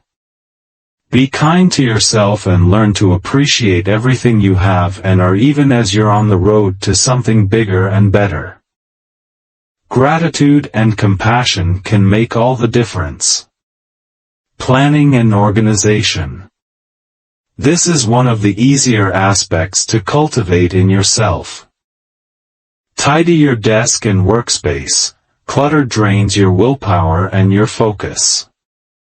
Install apps on your PC or phone that prevent you from browsing the internet during fixed periods, forcing you to focus on the task at hand. Print out a large calendar to keep track of your month at a glance. Commit to focusing on a maximum of 3 tasks per day, no more. Schedule these for the time you feel most energetic and deprioritize everything else. As far as possible, automate smaller admin tasks so you don't have a million little things to remember and can focus on the bigger picture. Be ruthless with paper. When you encounter a piece, act on it instantly, for example, file it away, or get rid of it. At the end of every week, spend a few moments writing down what you achieved, what you didn't, what you did well, and what you could do better. Ask what did not help forward your mission, and make a plan to remove or eliminate it in the coming week. As much as you can, delegate. A big part of staying organized is making sure you're not putting too much on your plate. Remember the 80-20 rule. Around 20% of your actions are producing 80% of your results. Keep an eye on that 20%, and downplay everything else. If you do nothing else on this list, stop multitasking. Instead, do deep work and focus. It's better to do one thing extremely well than to fritter away time on 100 smaller projects. Education and skills. It's a little ironic. Human beings want to be better, to improve and expand their horizons. But they are also fearful of change, hate not knowing things, and don't want to ever risk failure. Seems silly, huh? Valuing education is about embracing the fact that if you're alive, you're always a newbie in some way or another. Learning involves a degree of discomfort, awkwardness, and effort. You can only access the benefits of further training and education if you're willing to accept these. To foster a real love and respect for learning, you need to make an effort. Push yourself. At the end of every week or month, ask yourself what you've learned. What are you curious about? Make a note and identify the ways you can learn more. Who knows more than you about this topic, and what questions can you ask them? What does your failure tell you about how best to try again next time? The next time you encounter something that looks challenging or too difficult, instead of shrugging and turning away from it, assume that you can understand it, with just a little effort. Enroll in free online courses to brush up on skills. See a new word in an article? Look it up in the dictionary. If someone says something interesting, don't pretend to know about it already to save face. Ask them to tell you more. Opportunities to learn are literally everywhere.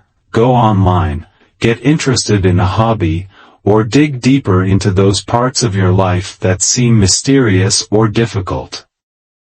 Oh, and there's one surefire way to keep learning: read. Disciplined high achievers almost always share the same habit of reading, every day if possible. Patient perseverance. Doing all the above means nothing if you only keep it up for an afternoon and then wonder why your life is not magically transformed. Abandon the need for quick fixes and overnight success. There are no hacks or cheat codes. In fact, things that seem that way often cost more in the long run. Instead, ask yourself regularly, what's the smallest, sustainable change I can make? Not the biggest quantum leap, not the grandest plan, but the action you can comfortably repeat day after day, month after month. Think in terms of habits and behavioral change rather than flashy one-off achievements. Focus on process and not outcome. For example, every day you could commit to walking for 30 minutes. You're not committing to running a marathon or losing 50 pounds. All you have to focus on each day is walking 30 minutes, that's it. You may certainly build up to the marathon or gradually lose all that weight, but that's not what you focus on each day, each moment. Just take a baby step each day, then repeat it the next day. Biting off more than you can chew only means you give up sooner. If your motivation is really flagging, it's fine to take a break. But make it productive. Ask yourself if your goals and approach are really working, see if you can make any adjustments, and give yourself a fixed time to get back on the horse. Seeing work as play. Watch your language. Don't say, I have to do XYZ, but instead say, I choose to do XYZ. In fact, don't call it work at all, if you can. You're learning, creating, growing. If possible, use certain gamification strategies to bring more fun and spontaneity into your work. Work outside for the afternoon or try a completely different approach. Experiment, play, and see what happens. Remember, nobody is forcing you to be self-disciplined.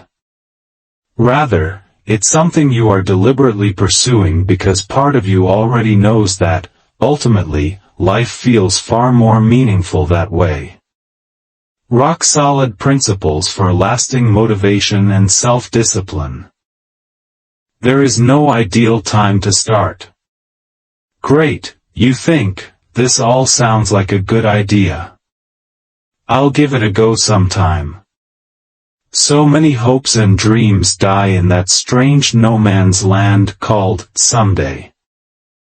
How many of us waste time and energy because we believe in holding out for some better moment to start somewhere far off in the future?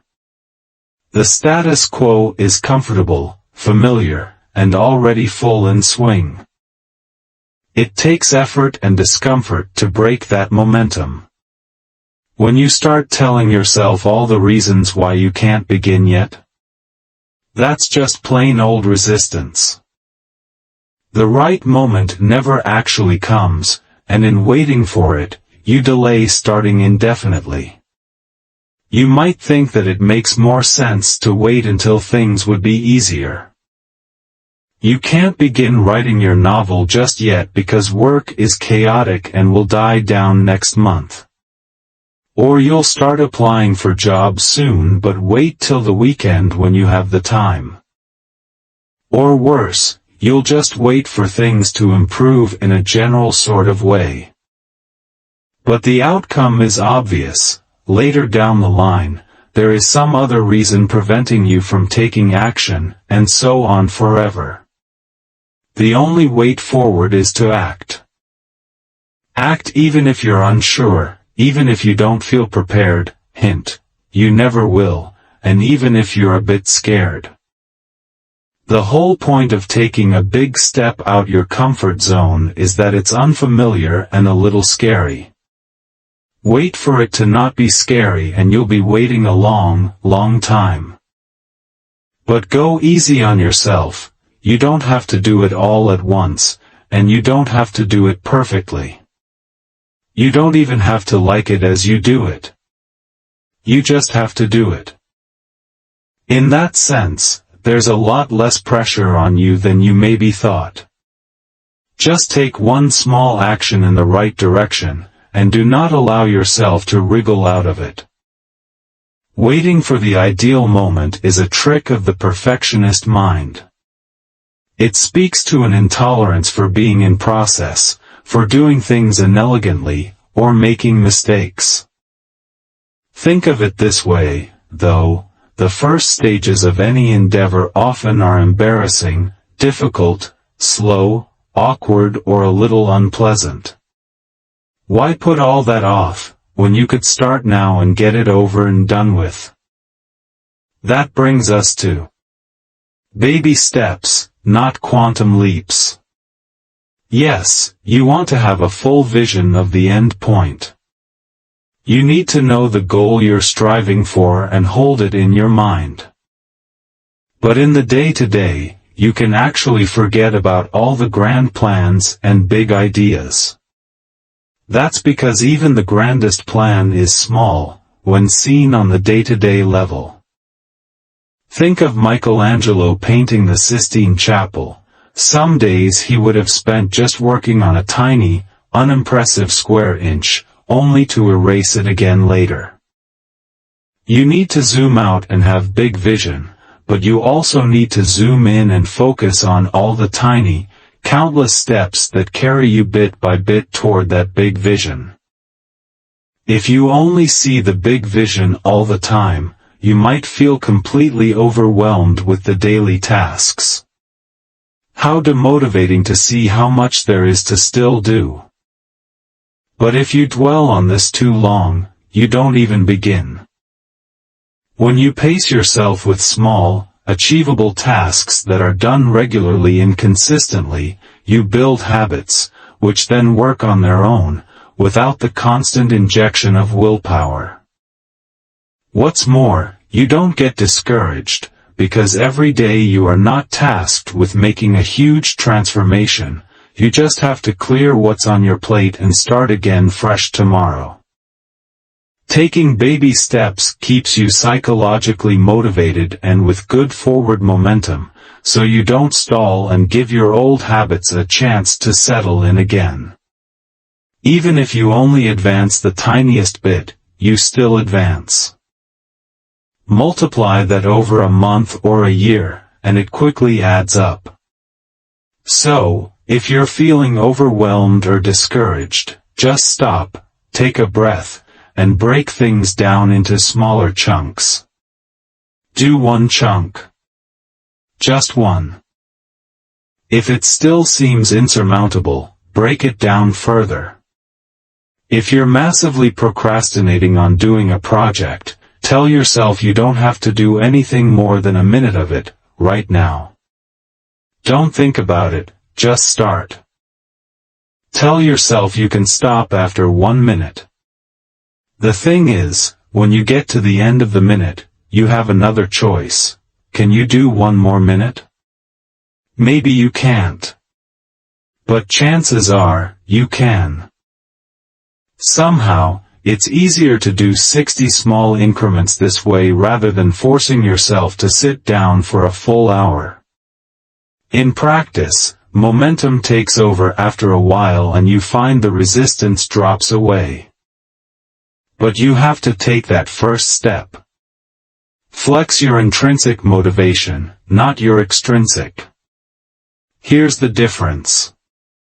Extrinsic motivation comes from outside, i.e., from rewards or punishments that come from others or the environment, while intrinsic motivation comes from within you, i.e., from your own motivation, passion, or commitment. So, if a child does their homework because they enjoy the material and like the satisfaction of mastering the task, that's intrinsic motivation. It's also intrinsic motivation if they feel fundamentally unworthy and are trying to prove to themselves that they can do it. But if the child does it because they'll get in trouble with the teacher if they don't, or because they like the praise they receive from their parents when they do, this is extrinsic motivation. In life, people are motivated to do things for a mix of complex reasons, some of them not understandable, even to them. But on the whole, when it comes to self-discipline and motivated life, you need to aim for intrinsic motivation. But let's be honest, being driven by greed, fear, peer pressure, and so on will get you somewhere, at least initially. Employees do work under the threat of being fired if they don't, and much good has been accomplished in the world even if for all the wrong reasons. How can we apply this knowledge? There is nothing wrong with extrinsic motivators, but they are seldom enough on their own, and the effect they produce is rarely sustained. Extrinsic motivation is great to use for tasks you simply cannot muster sincere motivation for, like brushing your teeth daily or clearing your gutters in winter. You don't need to be passionate about either of these tasks, you just need to do them, and if fear of what happens if you don't is all that motivates you, so be it. But for more important areas of life, intrinsic motivation is more appropriate. You need to be connected to your values, to your big why, and if you aren't, chances are you're working with external motivation. Periodically ask yourself, what's driving me right now? Intrinsic or extrinsic motivators can be either positive or negative, or a blend. But you need to understand what is powering your action and take control. This requires honesty and self-awareness. Ask yourself, would I continue to do this if I wasn't paid or nobody noticed/cared? Do I find value in this activity itself, or am I just doing it to get to the end result? Am I acting out of fear, insecurity, self-doubt, or a desire for approval? What are my goals and values, and are these mine or did I borrow them from someone else? Let yourself not into temptation. The world is made of it. Every supermarket is bursting with addictive, unhealthy food. You carry around a mobile phone expressly designed to capture and hold your attention no matter what. There is constant distraction and the invitation to indulge in seemingly endless desires. Friends and family might lure you away from your best-laid plans, or you may succumb to an extra episode of whatever addictive show is on Netflix, or you simply bounce from one compulsive habit to the next. Your willpower slackening all the while. It's a fact of life. Temptation is not going away. So, we need to learn to deal with it. Willpower is a limited quantity and needs to be budgeted wisely. You can bravely resist in the face of temptation, but only for so long. A far better strategy is to position yourself so that you're exposed to as little temptation as possible from the outset. In other words, avoid it. Make it easier to stick to your commitments than to give in to temptation. The classic example is to simply not keep unhealthy snacks at home to stop yourself guzzling them. In effect, you're allowing yourself to have unhealthy snacks, but only if you get in your car and go out and buy them there and then. So, it's too hard to act without discipline, and acting with discipline is the default. Set up as much of your life in this was as possible. Cut your credit card in half, give it to someone else to keep, or freeze it, yes, in a block of ice in the freezer, so you can't access it easily at overspend. Put your alarm on the other side of the room so you need to physically get up to turn it off and avoid the temptation to lay in bed hitting snooze a dozen times. If you're tempted to be unfaithful, avoid that person entirely. Not the nicest topic, but you get the idea. Why give yourself the chance to creep closer and closer to what you know is a bad idea? An important final tip, if you do give in to temptation, no big deal. Forgive yourself, quickly, and get right back on the wagon. Whatever you do, don't beat yourself up with guilt and shame. And then say something like, well, I've already ruined everything, might as well give up. Don't let a small temptation turn into a bigger one.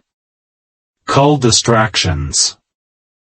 You already know not to multitask, and to put your focus into ideally just one project at a time. Light beams, when focused onto a single point, act like a laser, which can cut through metal. When unfocused, those same light beams are weak and diffuse, barely even illuminating what they fall on. In a way, being focused and being self-disciplined are one and the same thing. Discipline is the constant effort required to pull all the light beams into one place, in essence saying no to countless distractions so you can say yes to the single goal you've identified as more valuable. Here's a hard-to-swallow truth. Many of us don't even realize A, that our attention is being derailed, and B, what exactly is derailing it. The first step is to simply recognize that your mind is being pulled away from its task, and the next is to identify what is the cause. Only when you've done both of these things can you do anything to reclaim your attention again.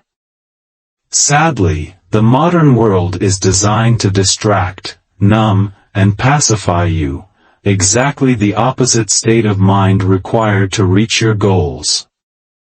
Common distractions include phones and devices. Turn them to silent, put them in another room, or disable notifications. TV, turn it off immediately once your show is finished, or avoid it completely. Or an environment that is uncomfortable and cluttered. Use noise-canceling earphones, put up a Do Not Disturb sign, or clear your desk so it only contains materials for the task at hand. Slow down and become hyper-conscious of where your attention is going. Get into the habit of asking yourself, is this what I want to be focusing on right now? Monitor impulses with mindfulness. To extend the idea about distraction, use the power of mindfulness to watch your fleeting attention, and see where it goes and why.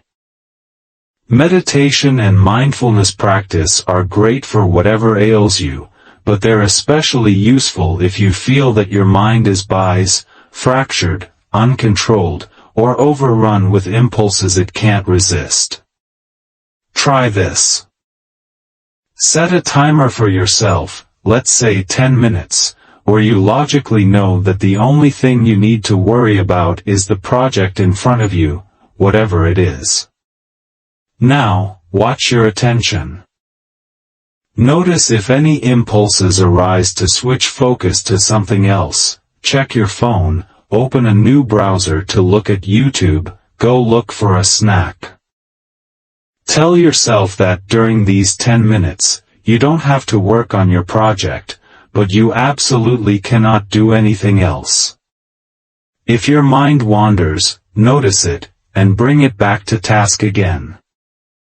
It's just for 10 minutes, actually. This will seem like eternity if you're used to getting distracted. Try to notice that impulses are just that, brief moments of desire that die away again pretty quickly. Also notice that you're not compelled to follow each and every one of them. The more you can practice looking at an urge objectively and calmly deciding not to pursue, the less of a hold distractions will have on you. You can simply shrug and say, "Oh, hello, distraction. Are you well? Great. Now go away." Practicing formal meditation will help strengthen this muscle even further. Keep bringing awareness to temptations and distractions, and then consistently decide where you want to put your awareness. There's no need for judgment or interpretation, however. You're such a distractible idiot. Focus for heaven's sake, simply notice and adjust. Your focused attention is like any muscle, it strengthens with consistent use. Make friends with discomfort. Let's say you make a plan to lose weight and fill your head with the lovely end result, you feeling slim and trim and pleased with yourself. You start a diet and exercise plan, and you feel great, but at the first hurdle, you stumble and go back to your old ways. Why? It's because of the clash between that great feeling, hooray, I lost weight, and the cold hard reality of obstacles, challenge, and discomfort getting in your way. this gym membership is more expensive than I thought. In other words, you didn't expect discomfort, so you were thrown off course when it appeared. But the thing is, it always does appear. By definition, leaving our comfort zone is uncomfortable. Yes, you're going to feel great when you achieve your goal. But in the meantime, you're probably going to feel worse than if you'd done nothing at all. Read that last sentence again. Improving yourself or seeking out a goal is going to be more uncomfortable than the status quo. This is not a flaw, but a feature. If you don't anticipate and plan for it, it will undermine you every time. What can you do to get around this? Do the opposite. Don't just anticipate discomfort, but relish it. Seek it out. When you go on a diet, don't fill your head with images of how great it'll be to be thinner. Instead, dwell on the fact that you will sometimes feel hungry, lazy, or tempted to give up. You release the hold these feelings have on you when you can accept them and prepare for them. See discomfort as evidence of change. If you feel stupid, good, it's a sign you're in the perfect environment to learn. Those pangs and aches and worries and doubts? Welcome them, they are the price you are paying for striving for better. See what happens if you take a cold shower on purpose. See what it feels like to delay gratification for a while. Laugh at yourself if you feel scared or lazy. After all, it's only discomfort, it won't kill you. Use the power of visualization. Let's return to the goal of losing weight. On the one hand, you have the enticing vision of you at your goal weight. On the other hand, you have a temptation right in front of you. Let's say an enormous slice of cake your friend has just offered you. Often, we choose the immediately satisfying option instead, cake, now, over the one that will materialize later, reaching our goal, simply because we are unable to really appreciate the value of the goal that is delayed in the future. In other words, we often choose $100 now instead of $200 later. It's not logical, but our brain has a bias for immediate gratification, overvaluing what's right in front of us. The human tendency is to undervalue those benefits that only materialize in the future. We focus only on the present, and actually, judging by what's in the moment alone, a piece of cake is better than no piece of cake. But you can see that in doing this, you are basically giving yourself up to the noisiest and most alluring distraction or temptation in your immediate environment. It's a recipe for lack of focus and lack of purpose. What you get is a string of temporarily pleasing moments but zero sense of anything amounting to much in the long term. There's one good way to counteract this: use your imagination. By visualizing your end goal with clarity, you bring the benefits more concretely into the present moment. So, the comparison is really, do you want this nice cake, or do you want to feel fit, healthy, and attractive after you've lost weight? This is a much more realistic way of looking at things. A good habit is to teach yourself to pause before any decision and recall your goals and intentions. Go quiet within and conjure up the image of what you're trying to accomplish and why. Build this up internally. Feel how much you want it. See how good it's going to be once you get there. Now open your eyes and look at the temptation. Is it really worth you derailing all your plans for? Let your future self lead you. A variation on this is to pay attention to the version of you that will arise if you achieve your goal. Imagine the person who you'd like to become, the one in a potential future who has achieved what you want to achieve. Spend some time fleshing this person out. What are they doing, thinking, feeling? Where do they live? Who are they with? In as much detail as possible, visualize this imaginary future you. Now, let this version of yourself give your present version of yourself a pep talk. You see, in the moment, it's the urges, addictions and transient desires that speak the strongest, but what would your future self say about the slice of cake? What advice would they give you? From that point of view, look at your options, and make a decision. By doing this, you're again bringing the intangible and abstract future into the present where you can weigh it up properly. You might gobble the cake in the moment, and love it, but it's your future self who feels bad about it and guilty for yet again sabotaging their bigger, more important goals. So listen to that voice instead. It's easy to look at temptations for their immediate virtues and forget about their future costs. Invert this and deliberately downplay the instant gratification and amplify the long-term consequences. So, when you look at a piece of cake, you don't see something delicious and amazing, you see the guilt, bad feeling, and lack of belief in yourself for not having discipline. You see yourself starting all over again, no closer to your goal than you were before. Suddenly, the cake doesn't look all that great. Know how to bounce back after you mess up. Yes, you will face distractions. Yes, you will encounter discomfort. The path will be slow and sometimes boring, with little reward in the present moment. And here's another thing, you will make a mistake. On your journey, expect that you will succumb at some point or other to temptation, or you will take 3 steps back after taking 2 forward.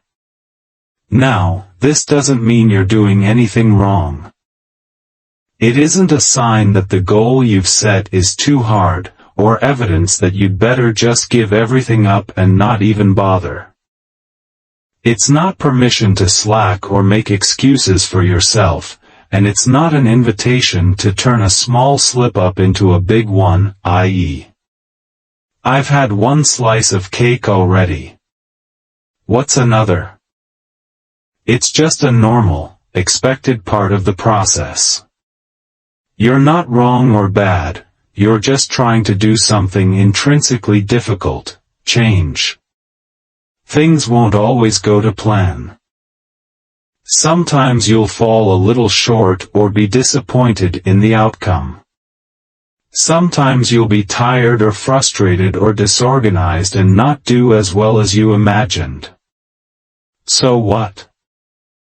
Forgiveness in these moments is not an excuse, the opposite in fact. It's the state of mind that allows you to get back into things as quickly as possible. If you're wallowing in self-pity or self-hatred, you're only delaying getting back to work. You can feel upset, certainly, but don't let that stop you from getting proactive. Acknowledge that you failed, look for the reason why, and commit to doing better next time. There really is no other way forward. Life will knock you down sometimes, but the longer you stay down, the easier it is for old mental habits to take hold again. Don't skip a beat or lose any momentum, just get back up again and carry on. Forgiveness is a gift you give to yourself. It says, yes, that was bad, but I'm going to let the negativity go and focus on the good. And then you do it. Don't aim for perfection. Perfection is fragile, impossible, anxiety-provoking. Instead, tune your attention to what can be done right now to get you facing the right direction and walking back on your right path again. You may be surprised just how comforting it is to take back control in this way. Takeaways. Working with the limitations of your own brain requires an honest appraisal of where you are and how you're functioning. Make it a habit to routinely assess yourself on the following aspects, on a scale of 1 to 10, sense of purpose, the presence of positive mentors, sensory-rich vision, self-belief, planning and organization, education and skills, patient perseverance, and the ability to see work as play. This kind of self-reflection allows you to see exactly what areas you need to work on and see whether your efforts are resulting in progress. Depending on which aspects you identify as underdeveloped, you can do a lot to improve. For a stronger sense of purpose, you'll need to work on self-knowledge and dig deep into your genuine values. To find positive mentors, reach out to others and network, or simply ask for help and advice from accomplished people. To develop sensory-rich vision, make a goal collage or practice visualization to conjure up a vivid, 5-sense image of the end you're aiming for. To increase self-belief, actively court failure and rejection, to prove to yourself that your worth as a person doesn't stem from these things. Meditation, mindfulness, and self-care also go a long way to cultivating self-compassion. To have better planning and organization, start by decluttering both your mind and workspace to cut down on distractions.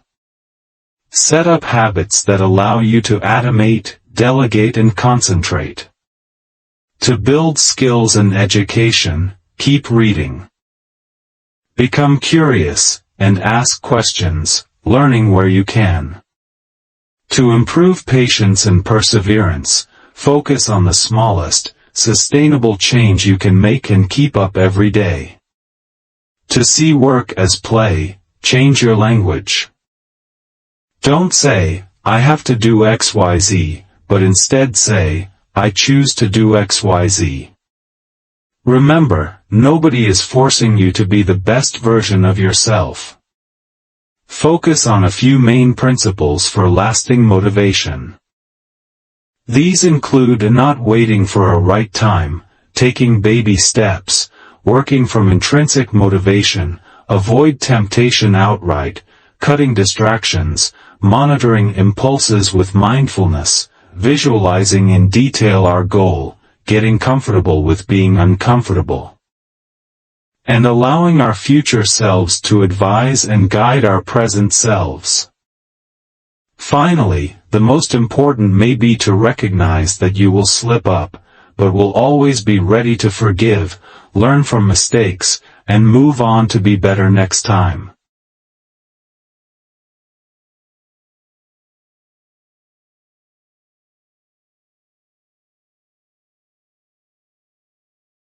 Chapter 5.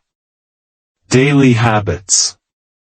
Every once in a while, a writer will come across something called writer's block. This is a mental state in which the words just can't be squeezed out onto the paper, and no matter how hard they try, they can't think of what they want to write. It's like trying to extract water from a stone. People with this condition can go months without writing, to the extent that writing becomes something they don't even do. But in most of these cases, writer's block can be overcome quite simply by aiming to write 750 words of nonsense every day. Note that this is a drastically different aim than a writer would traditionally have. Normally, words don't flow because they are too precious. Some writers feel that every word, comma, and phrase makes a huge impact. Thus, the pressure to be great builds the longer they are withheld, and at this point, it starts to sound like we're back in that cycle of laziness, doesn't it? A writer may hold the belief that each word written needs to be literary gold, and then the avoidance begins. You couldn't possibly write junk, so you don't write at all. But if you set the expectation that most of what you write will be junk, suddenly you'll be free to start typing because it simply doesn't matter. Junk will always junk, so there's no need to be precious or careful about it. All it takes is an excuse to start typing, and suddenly you far exceed the 750-word goal you set. When we talk about habits, we are talking about default behaviors that help you reach your intentions. Here, the 750-word goal conditions your brain into a writing mentality so that you're not just sitting around waiting for inspiration to come. You're making it a daily practice so that writing becomes easier. Importantly, your habit isn't write the great American novel every day, but simply write 750 words. Any words. If you are constantly in the habit of writing, no matter what, then when you do get a great idea, you put it down. You're already in a great momentum, and the flow isn't interrupted. There is no effort in writing 750 words of nonsense, but in doing so you build an automatic habit in yourself that lays a fertile ground for writing that is not nonsense at all. The best reinforcers you can provide yourself to maintain self-discipline and self-control are good habits. Unfortunately, we can start to go wayward when we aren't tied to any sort of guiding principle. A habit helps because it anchors you and removes off-the-cuff decision-making from the equation. In other words, you do the thing, no matter what. You know how you get up in the morning and brush your teeth no matter what. You can do almost any behavior with that same level of automaticity. The less responsibility you put on your sense of doing the right thing, the better off you will be. This chapter looks at some of the principles and strategies in developing helpful self-discipline habits. Make a formula. Something that damages self-discipline is when you look at it purely as, I need to get off my butt. Obviously, that goes without saying, but it's not something that is helpful if you don't actually get off your butt immediately. If you stay planted, what then?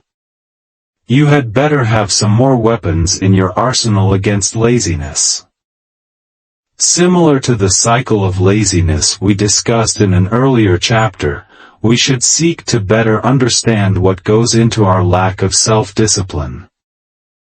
Instead of a cycle, this time we turn to a formula to comprehend the different forces at play.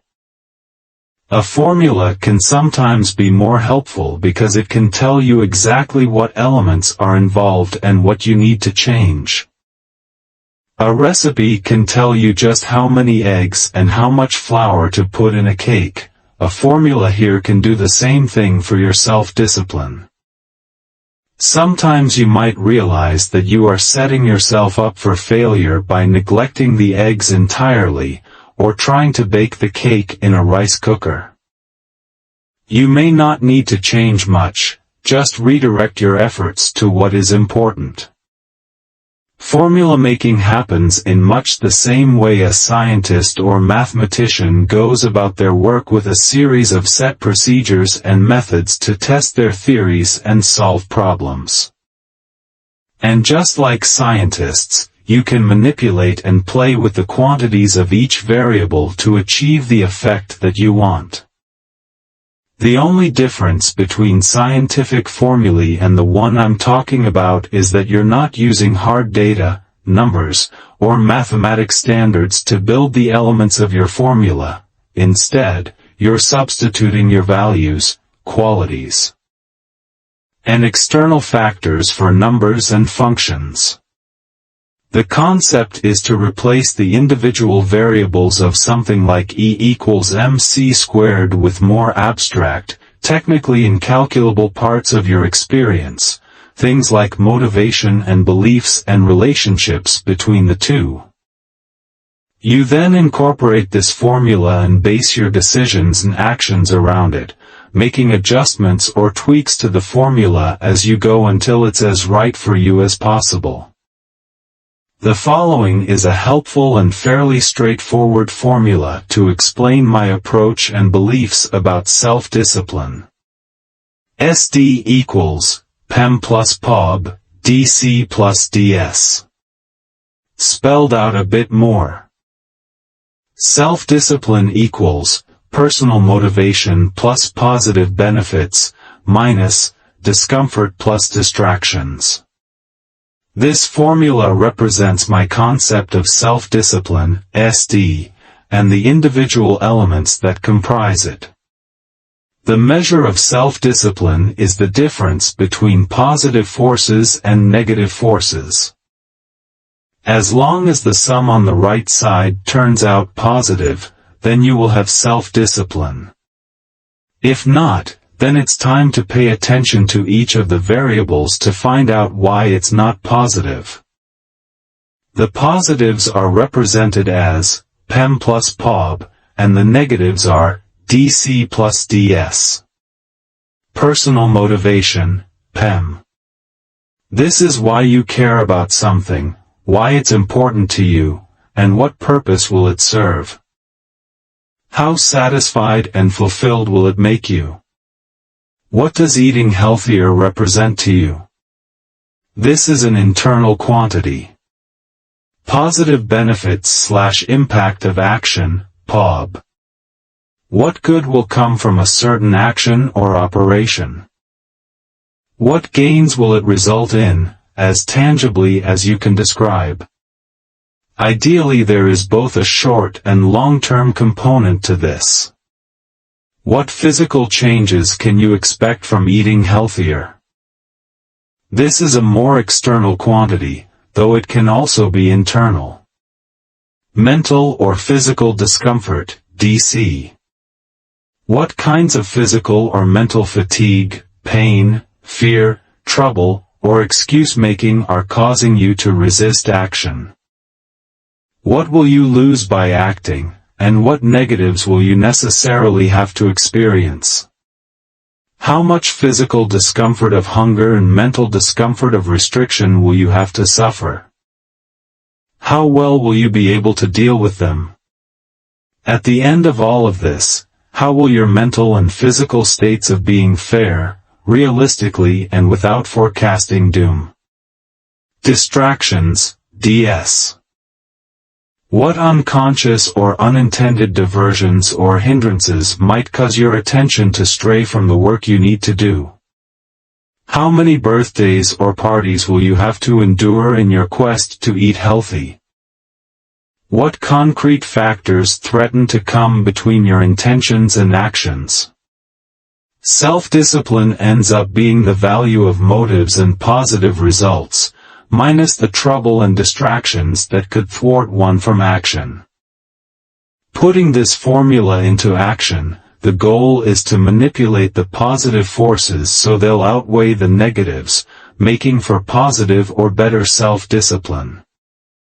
Along the way, you might realize that you've been neglecting one or two factors, heavily skewing the formula out of your favor.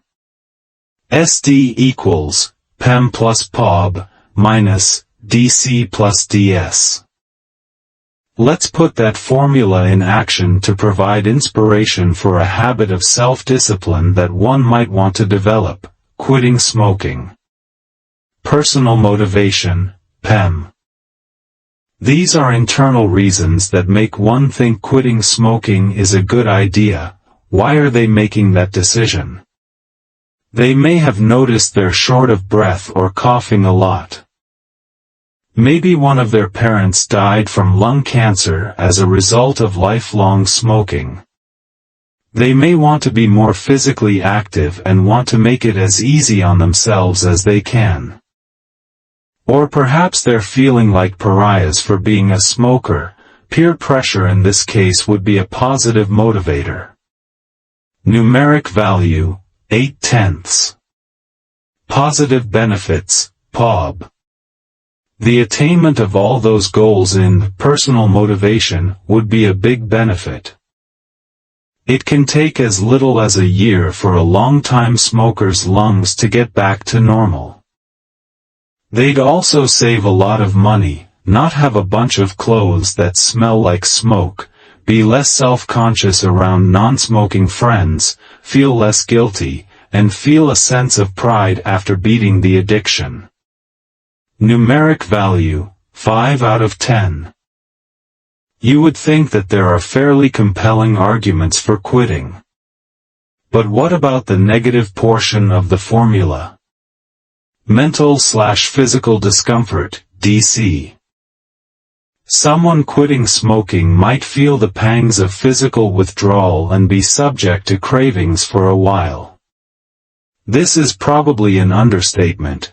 They'll feel intense longing and perhaps even pain.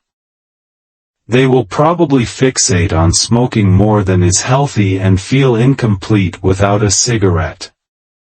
They may also feel that they have lost their method of stress relief. Don't underestimate these. Numeric value, 9 out of 10. Potential distractions, DS. These would be anything that temporarily takes one's mind off the task of quitting smoking, making them forget about it enough to justify or allow themselves to falter. This could be a social situation where there's a lot of smokers or a stressful situation that might spur them to soothe themselves with a cigarette, anything that draws them away from being able to refuse to smoke. Numeric value, 4 out of 10. The goal in this particular equation, then, is to maximize the positives and minimize the negatives. Try as much as possible to place a numeric value on each factor and manipulate the balance so that the positives overpower the negatives.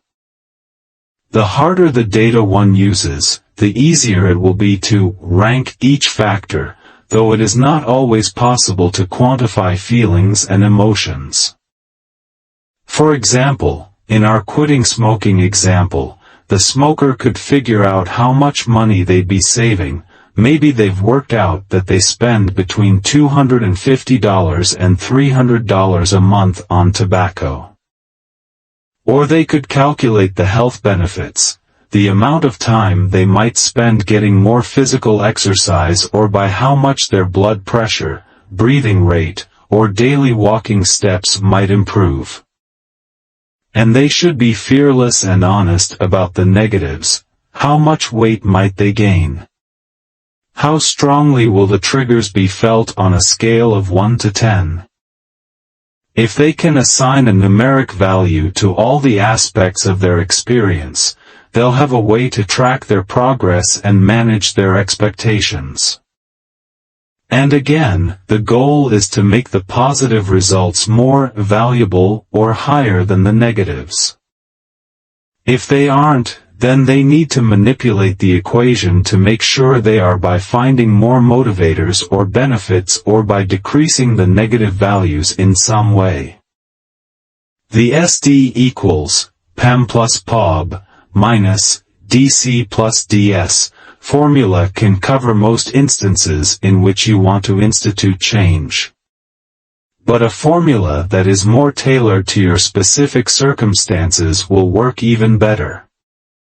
You might have different elements that are more relevant to you than motivation, benefits, discomfort, or distractions, or you might want to be more specific about certain factors. Here's an example. Time. Scheduling is a huge priority for many of us. You may want to factor in the expected amount of time you'll need to devote to working on your situation. How much can you truly allot to your goal?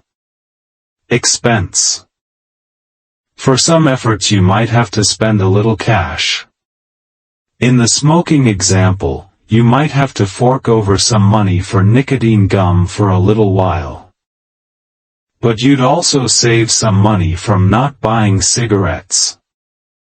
You can also include opportunity costs here as an expense on time.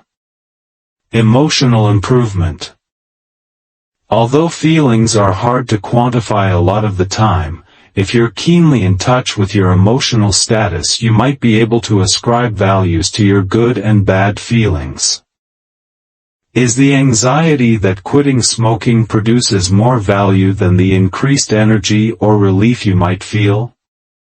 Perhaps you only want to focus on one specific benefit and nothing else matters at the moment. The possibilities for what criteria you use for your own formula are endless.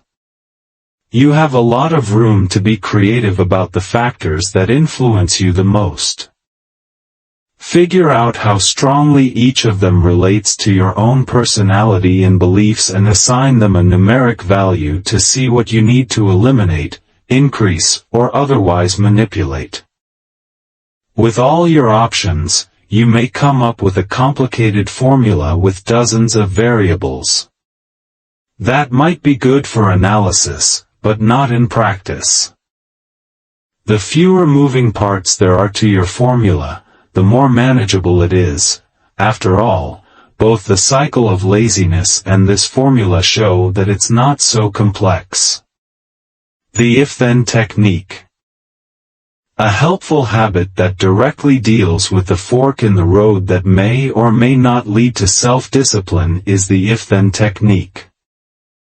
This is also sometimes known as an implementation intention, in other words, making your intention easy to implement.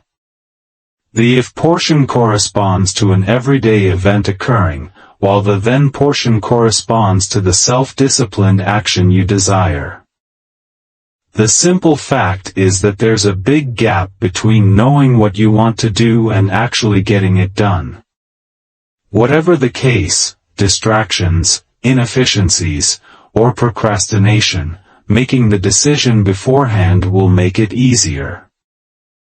If-then statements take the following form: if X happens, then I will do Y. That's it.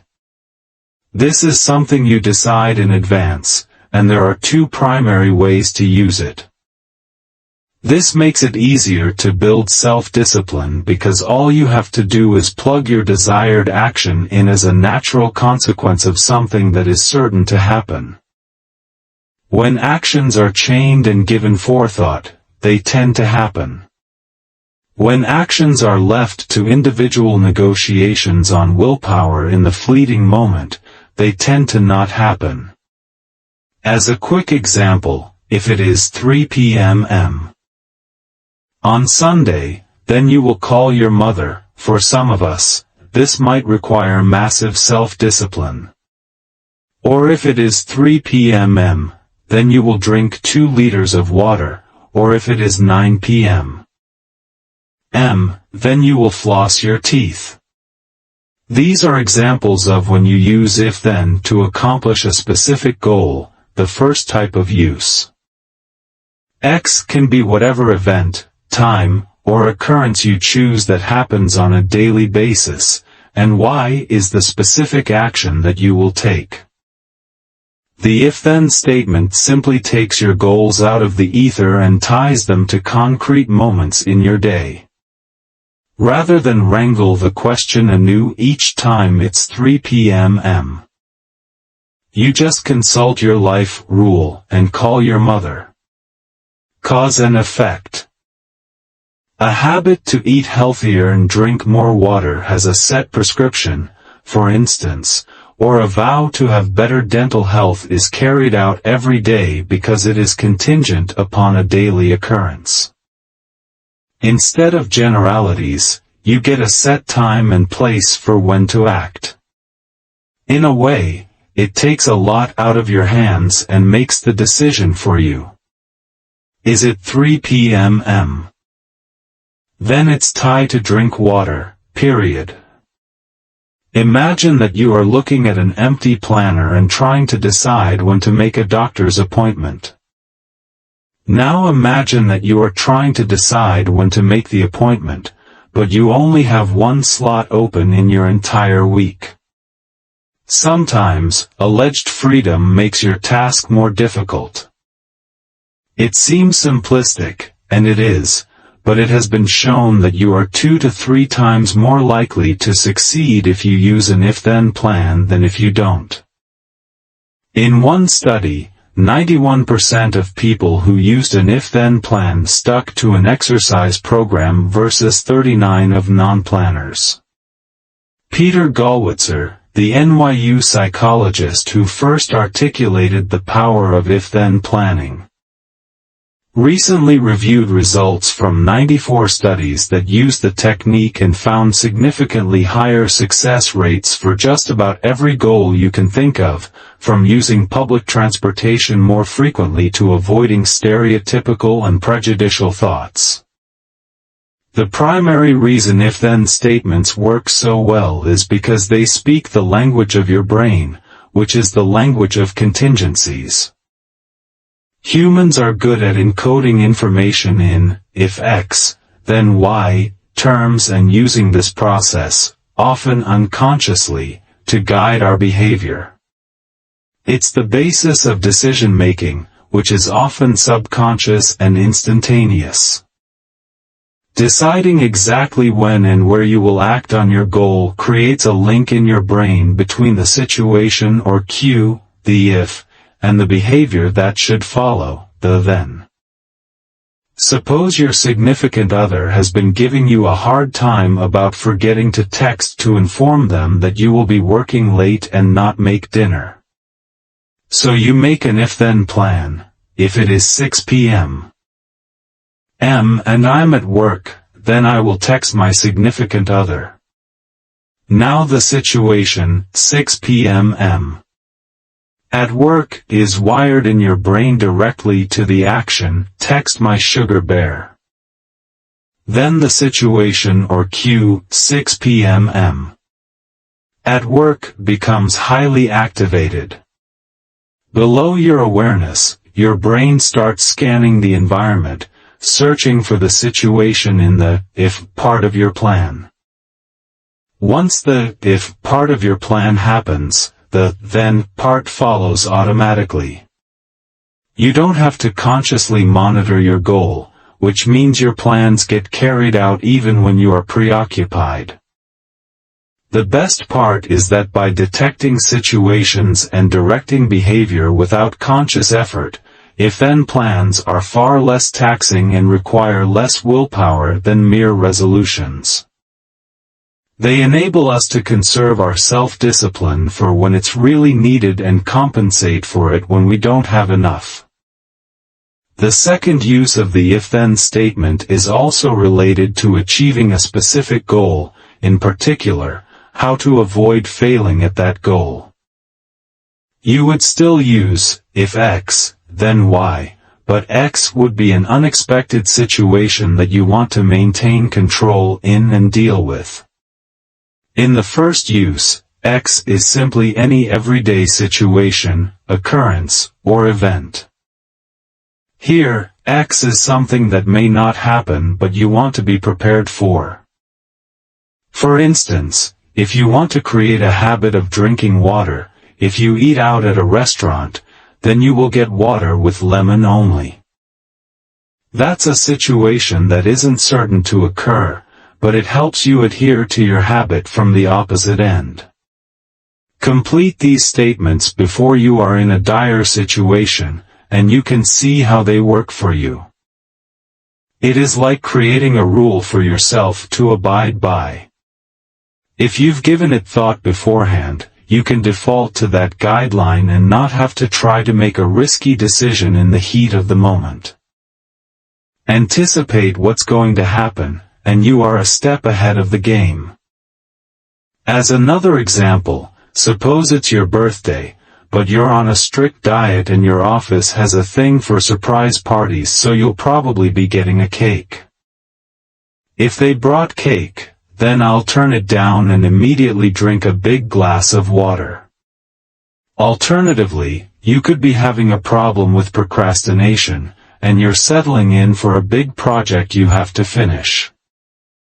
You could say, if the phone rings, then I'll ignore it until I'm done. You can get more detailed with these statements and can prepare them for situations with more significance or danger than the above examples. But whatever the case, the if-then technique forces you to project yourself into common scenarios that could trigger reversion to a lack of willpower, and makes you plan for those triggers. It takes away your residuals of false justification and excuses for doing the wrong thing, or doing nothing, and sharpens your commitment to meeting your goals. Know your discipline style. Something that's important to know before you engage in all this planning and scheming to achieve your goals is your style of discipline. And of course, once you know, that's when you make it a habit. There are two primary approaches people take to self-discipline: moderation and abstinence. Each has its merits and negatives, and no approach works for everyone. Let's start with the definitions of these words.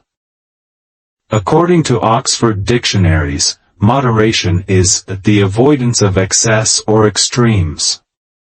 You'll have only one scoop of ice cream. You know when you're too drunk to keep drinking. You can limit yourself to 1 hour of television a day. Merriam-Webster defines abstinence as the habit of not doing or having something that is wanted or desirable. No ice cream allowed. No games. No television. No alcohol. No fun. Let's start with moderation. Moderation, if you can handle it, is a strategy to have your cake and eat it too. Eating dessert in moderation is a way to enjoy sweets without going overboard. You wouldn't want to eat multiple desserts every single day, as there may be health, weight, and blood sugar consequences. But a dessert every now and then is acceptable. This is moderation in action. You've heard the maxim "everything in moderation," which generally supports the freedom to indulge without overindulging. So what is the application of moderation in the self-discipline realm? If you are trying to accomplish a task, you can take breaks along the way. You can indulge in your distractions, take a walk, and even procrastinate a little bit. In moderation, you get a mental break, you refresh yourself, and then you start again, re-energized. There's a timeline, and as long as you're basically adhering to it, then all is well. Of course, it might be said that you need a decent degree of innate self-discipline to engage in this strategy. If so, you can save yourself from the pain of abstinence that others might encourage. It would probably drive you insane and not work for you. Moderation can give you freedom, the freedom of choice and flexibility to adapt to your circumstances and desires. It's the happy medium between the extremes. You don't have to go all or nothing when you're able to find that sweet spot in between. Of course, this comes with a rather large caveat. If you identify with this description of moderated self-discipline, it's because you feel that you can regulate yourself well enough that indulging won't completely throw you off. Just imagine a chronic alcoholic or addict of any kind. A moderated approach probably isn't ideal for them. That's where abstinence comes in. For those with a weaker sense of self-discipline, an inability to regain focus in a timely manner, unfamiliarity with flexing their self-discipline muscle, or simply seeking a simpler approach, abstinence is the way to go. You might be able to stop the action itself, but it may occupy your brain afterward for a detrimental amount of time. Thus, It's easier to set a blanket rule for yourself instead of having to rein yourself in instance by instance and negotiate with your desires and impulses. When you have to keep telling yourself no, a lapse in judgment is far more likely to occur than when you already know the answer is no. Sometimes complete lacking provides less suffering than having to stop before you are fully satisfied. An addict needs to stay away because they lack the ability to control themselves in that environment or context, so it's easier to position themselves for success by keeping their temptations at arm's length. Another example is so-called screen time. At times, it seems as if today's society has us in front of a screen at all hours of the day. We have smartphones, tablets, television, laptops, and e-readers, and one of them is never more than an arm's length away. While many people can moderate their screen time, not everyone has that ability. If you are a gamer, you may need to give up gaming completely in order to be able to function, otherwise, the gamer can often be heard saying, "Just another round," or, "Just another 5 minutes." Similarly, some people leave or give up social media for good because they know it's impossible to just hop on there for 30 seconds and push it completely out of their minds. Abstinence, for some, is the simplest, surest, and easiest approach. You don't have the struggle of trying to stop, rather just not starting. Abstinence can also offer you freedom from tough choices and freedom from punishing yourself for trying to moderate or control your behavior and potentially failing. What's the answer to improving self-discipline, moderation or abstinence? Should you try to pick one over the other? Which one is better? Is it always an either/or proposition? Is it just as easy as saying, if you can handle it, moderation? If not, abstinence?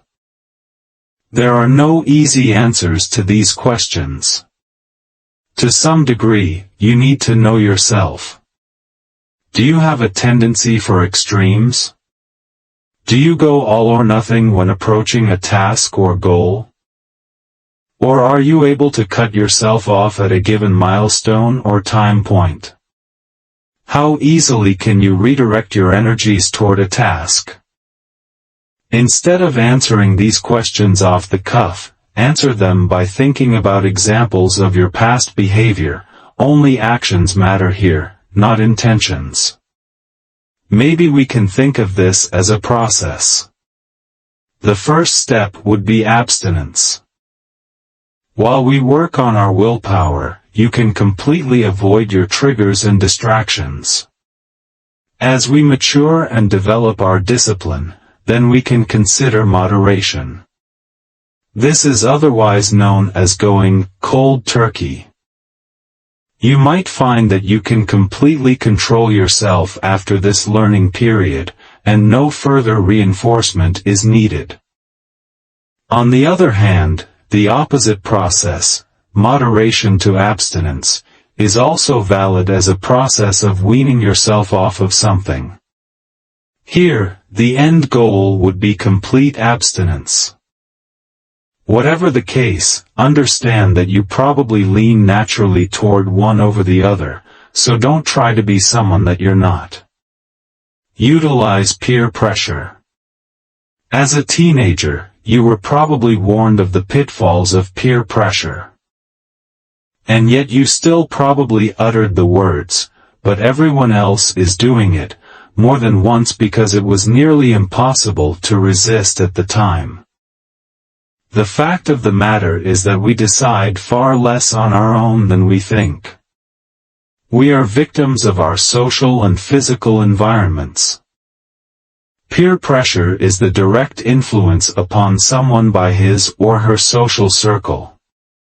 In the teenage context, it's almost always talked about in the negative sense. Even as adults, we may still experience peer pressure in some of the more negative ways we did as teens. It's often in the sense of keeping up with the Joneses.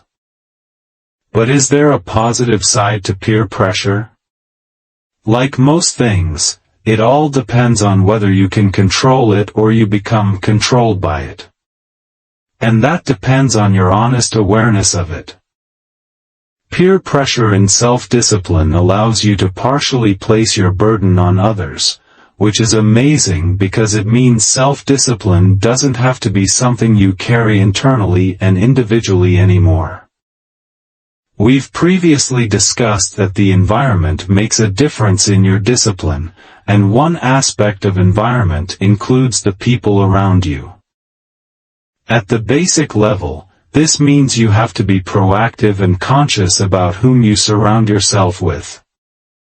You don't have to start from zero, but at least recognize that there are certainly people who will push you up as well as drag you down. It is within your control to surround yourself with the most disciplined and motivated people, which will inevitably rub off on you. You may not be able to choose your family or co-workers, but the people you spend your free time with are up for grabs. Aside from the general level of support you find in your social atmosphere, there are a variety of ways to take advantage of positive peer pressure. We can utilize mentors or role models. We can create accountability groups or partners. An accountability partner is someone who helps keep you on track toward your goals. You check in or report to them, and you update them on your progress or lapses. You are more likely to work toward your goals and stay on course if you have someone to whom you're accountable. It can be a mutual relationship, working towards similar goals, or they can simply act as your daily or weekly alarm clock. When looking for an accountability partner, you want someone who won't buy your excuses or rationalizations. They should be instructed to take a black or white view on you. You either did something or not, and you either abstain from something or not. The more room you leave for flexibility, the more you might as well not use an accountability partner. This should be a person whom you trust and someone who isn't afraid to tell it like it is. You want someone who won't judge you, but you also want someone who won't sugarcoat the tough stuff. This is the person whom you call every day before you start your gym workout to check in. You're no longer letting yourself down, you're letting someone else down, so the stakes are higher as well. You also want someone who is goal-oriented and is able to act as a good influence on you. Their successes can be things that help and motivate you to your own wins. Perhaps you even start to compete with them. Your accountability partner should both help you through your obstacles and celebrate your successes with you. Frequent contact is preferable, because you leave less room for cycles of lapses and then trying to compensate for them. Frequent contact encourages better consistency. It's also a good idea to articulate a set duration of the relationship. Having a deadline creates a small sense of urgency, or at least the importance of progress. Having no deadline can simply make matters too relaxed and slow-paced for any real progress to occur. This important person seems elusive, but potential accountability partners are all around you. Remember, they just need to be willing to be honest with you. Think about friends and acquaintances that might fit the bill for what you need. Ask your partner, family, or circle of friends if they have suggestions for you. Some workplaces or professional programs have mentor programs where you can be paired with a colleague. You don't actually have to know them personally. If this idea seems too bizarre or invasive, another approach is to find a role model, someone you respect and has had success in the area you're working on. This would be a person you would like to emulate. You don't have to interact with them. You can approach situations in your life and ask, what would this person do in a situation of this nature? Again, you don't have to actually know this person. The most important part is that they possess traits that you admire. You can imagine this person when you start to stumble with your self-discipline. Detach yourself from the immediacy of the situation and put yourself in your role model's shoes. Instead of struggling with negotiating with yourself, take your struggles and use your role model's convictions to fight them. Your own internal dialogue is admittedly a little lazy and overly flexible, so what about someone with magnificent self-discipline? What would they do, and how would it differ from your own choice? You instantly know what to do now. You have a new course of action to take that comes from a role model you like and trust. Above all, having a role model should serve as a reminder that you don't get what you want through inaction. What if you can't find an accountability partner and there's no role model springing to mind? Well, you can still use that adult peer pressure to your favor simply by mentioning your goal or task to someone. It may be someone in your circle of family or friends, or you could post your plans on social media. Make it public, loud, and proud. Are you going to live up to your proclamations? What will people think? How can you face people after having essentially lied to them?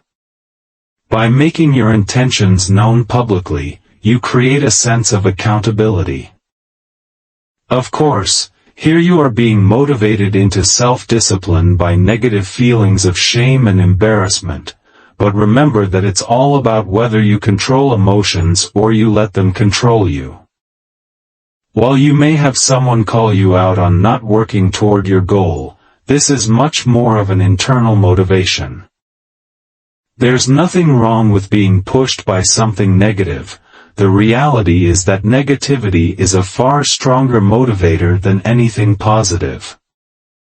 You would work much harder to avoid being lashed with a whip than you would to eat the fanciest meal in the world. If you want to lose weight and share it with the world, imagine how you might feel loafing around with your family and friends. Will they say something? Are they thinking about what you said and judging you for eating a family-sized bag of chips? Or even worse yet, did they not take your public proclamation seriously because you're that unreliable? Negative as it may be, it has the real ability to spark action. By involving others, whether an accountability partner, friend or family member, coach, role model or mentor, or the world of social media, you are held to standards that you might not otherwise keep. Whether you want to explicitly label this as self-discipline is up to you, but if your goal is to get things done, you should use all the tools at your disposal. Control your impulses. One massive step toward improving your self-discipline is to learn to control your impulses. They are polar opposites. One is stable and reliable like a metronome, while the other is unpredictable like a volcano. An impulse is the sudden need to do, or not do, something, an uncontrollable urge. Impulses are often acted upon without forethought or planning and can come out of nowhere to derail your entire day. This is where self-discipline dies because you are at the mercy of a spur-of-the-moment whim. You can't engage in both at the same time. Control over impulses is a key to consistent discipline. For instance, imagine that you are playing piano during a big performance, but you get the sudden impulse to scratch an itch on your face. The itch is not urgent, nor is it important, but it's something nagging in the back of your mind that will cause you discomfort unless you address it. Now, will you break your performance to scratch the itch, or will you ignore the temporary distraction? You would probably recognize that your impulse should take a back seat to maintaining self-discipline in this instance. Only rarely, like the above example, is it clear that we should suppress these random impulses. But just like the piano performance, we don't realize how much indulging in an impulse will throw us off. These things add up, and so does the time required for you to refocus yourself and get back on the horse of self-discipline. How can we defeat this type of enemy? First, we must understand it. Impulses have been the subject of psychological research for many years. Recently, researchers from the European Molecular Biology Laboratory have found strong connections between two parts of the brain related to impulse control, the prefrontal cortex. The part of the brain responsible for complex cognition, personality, decision-making, and social behavior, and the brainstem, the portion of the brain that regulates basic autonomic functions such as heart rate and breathing. This means that we possess a significant number of connections that allow us to self-regulate and control. It takes a conscious thought in our prefrontal cortex, and it travels to our brainstem for calm and relaxation. When we have a strong link between the two, we can better exercise self-discipline. However, in the study, scientists found that a condition known as social defeat, a negative emotional state, in mice weakened the connection between the prefrontal cortex and the part of the brainstem involved in defensive responses. With a weaker connection, they became more impulsive, wilder, and difficult to calm down. When the researchers used a drug to block the connection between the prefrontal cortex and the brainstem completely, the mice demonstrated even more impulsive behavior. How does this translate to humans? This research sheds light on what is happening in your brain when you're trying to control an impulse. If we're in an emotional state, the connection between the prefrontal cortex and the brainstem is weakened. We become more impulsive and less self-aware. We can't very well take drugs to strengthen our neural connections and maintain self-discipline better, but we can try to ensure that our prefrontal cortex is engaged as much as possible. That roughly translates to making decisions based on analysis and rationality versus emotion. Self-discipline won't win in the face of urgency, anxiety, and fear, so you have to let them pass and then keep on keeping on. When we're thinking with our brainstem, which isn't always something we can control, our self-discipline goes out the window. There are techniques we can implement to help support our desire to better control our impulses. Generally, they involve some sort of delay between feeling the impulse and the reaction you give to it. In other words, the more distance between feeling the itch and scratching the itch, the better. You'll usually find that the impulse simply disappears on its own, which further proves its status as something that is simply masquerading as important, when it's really not. The power of 10. If you can delay action on your impulses, often you can overcome them. There is something to be said for taking a breath, counting slowly to 10, and giving yourself a moment. Tell yourself to persevere for just 10 more seconds when you want to stop, and tell yourself to try something out for just 10 seconds when you are delaying starting. That's the power of 10. The mere act of holding yourself back requires self-discipline, and you practice feeling a reaction without acting on it. The power of 10 takes the urgency out of your urge to act immediately. Remember, that's where your brainstem loses its grip over your actions and your prefrontal cortex steps in. For some impulses, counting to 10 won't suffice. For example, if you see something you want to buy but don't really need, instead of just taking it to the register to be rung up, you can take 10 minutes, the second power of 10. This is the same type of diversionary tactic that neuroscientists have found extremely effective to battle impulse spending and shopping. Just 10 minutes drastically reduces the brain's thirsty response for a reward. Rather than rush to purchase the item, you could leave the store for 10 minutes, and you'll be less likely to follow through with the purchase. Usually, an itch will disappear within seconds. A strong emotional spike will mostly dissipate within 10 seconds. You might stop seeing red in that time span. Your initial reaction just might have given way to rational thought. After all, anyone can withstand anything for 10 seconds, right? Keep this mantra in mind and bypass the danger zone where your brainstem is in control of your actions. Label your feelings. A person who doesn't understand his or her emotions is more likely to act on impulse. If you can't identify when you're feeling angry or stressed or embarrassed, you may act in a way that just makes it worse. In essence, if you don't realize what you're feeling, you will be unable to stop it. For example, suppose you have an argument with someone and you impulsively stomp off and slam the door on your way out.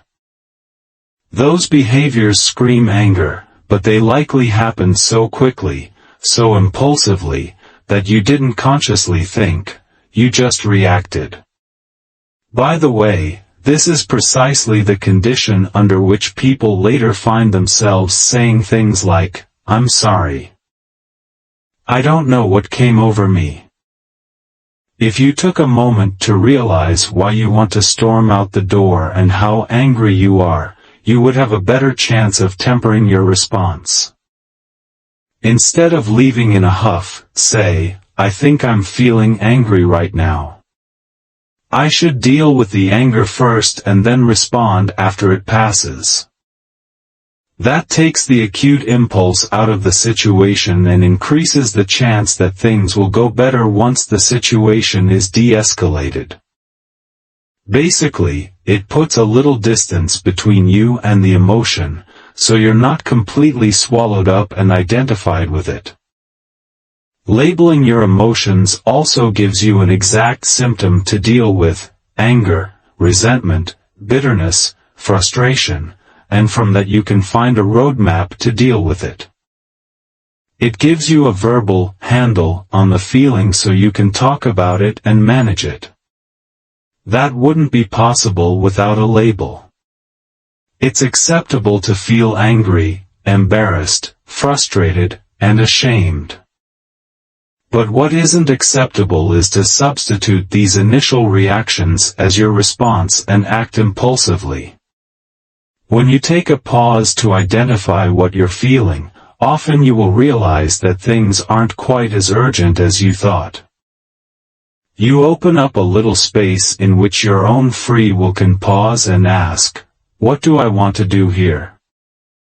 I am aware of this sensation right now that's pressing me for a reaction, but do I want to react to it?" Write down the facts. Writing down the facts of a situation helps you to clarify what is real, what is not, and what your ideal outcome is. This is related to the power of 10 in that you are pausing to sort through the facts before you act impulsively with the brainstem. And of course, you write much more slowly than you think, so this slows your entire reactive process down. That bodes well for the prefrontal cortex and self-discipline. Thus, when you want to quit something, when you want to delay starting something, or when you suddenly feel an urge to do something unproductive or distracting, write down the facts. Write out what the situation is, what you want to do, and what you should probably do instead. Write down your ideal outcome and how that differs from the path you would take if you gave in to your impulse. Highlight only what is factual and leave out the rest. Don't write down your feelings, emotions, fears, or anxieties. Keep it black and white. When you have a clear picture of just the facts, ma'am, you are able to look at the situation objectively and know what you should do. This not only allows you to respond in a more tempered fashion, but it helps you sort out what actually happened versus what you thought or felt happened. For example, suppose you had a blow-up with your boss at work, and your impulse is to quit your job and look for a new one.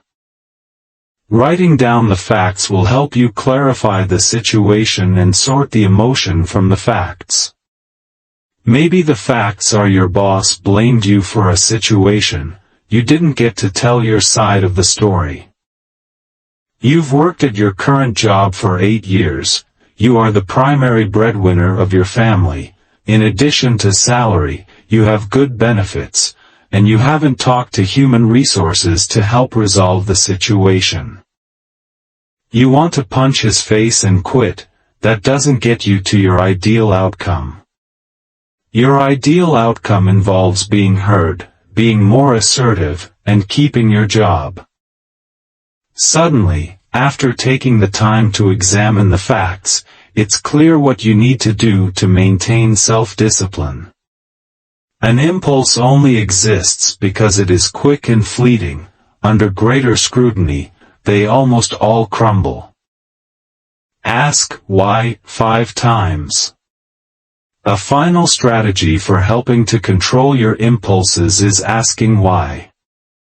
This tactic is all about getting to the root of your impulse and hopefully uncovering new information about yourself.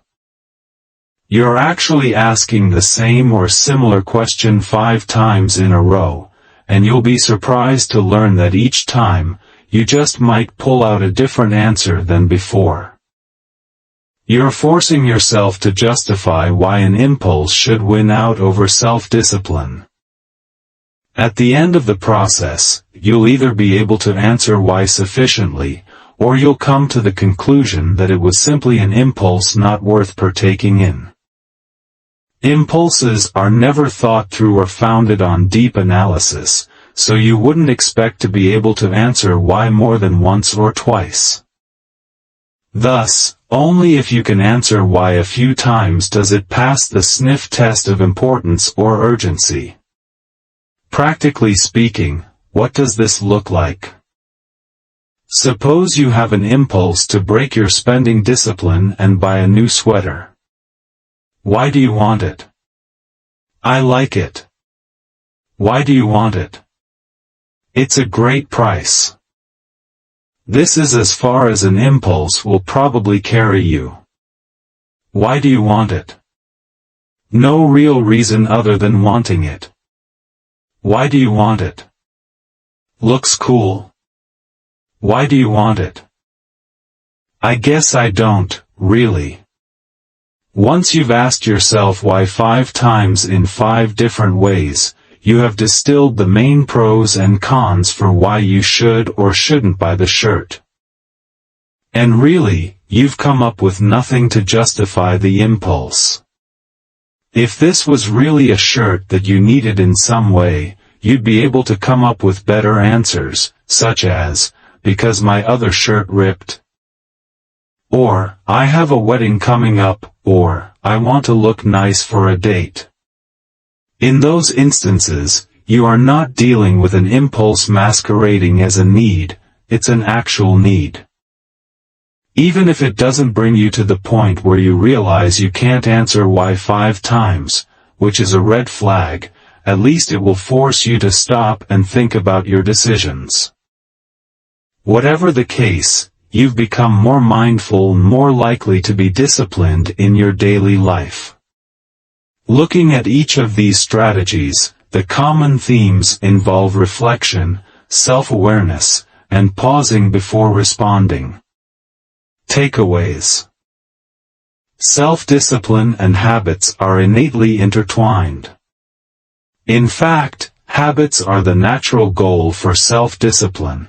Self-disciplined acts require conscious effort until the point it becomes a natural habit. Make it a habit to think about a self-discipline formula, either the one in this book, or one of your own making. It's another way of visualizing exactly what forces are at play regarding your self-discipline. My favorite version: self-discipline equals personal motivation plus positive benefits, minus discomfort plus distractions. Here, if the right side of the equation turns out positive, then you have the prerequisites for self-discipline.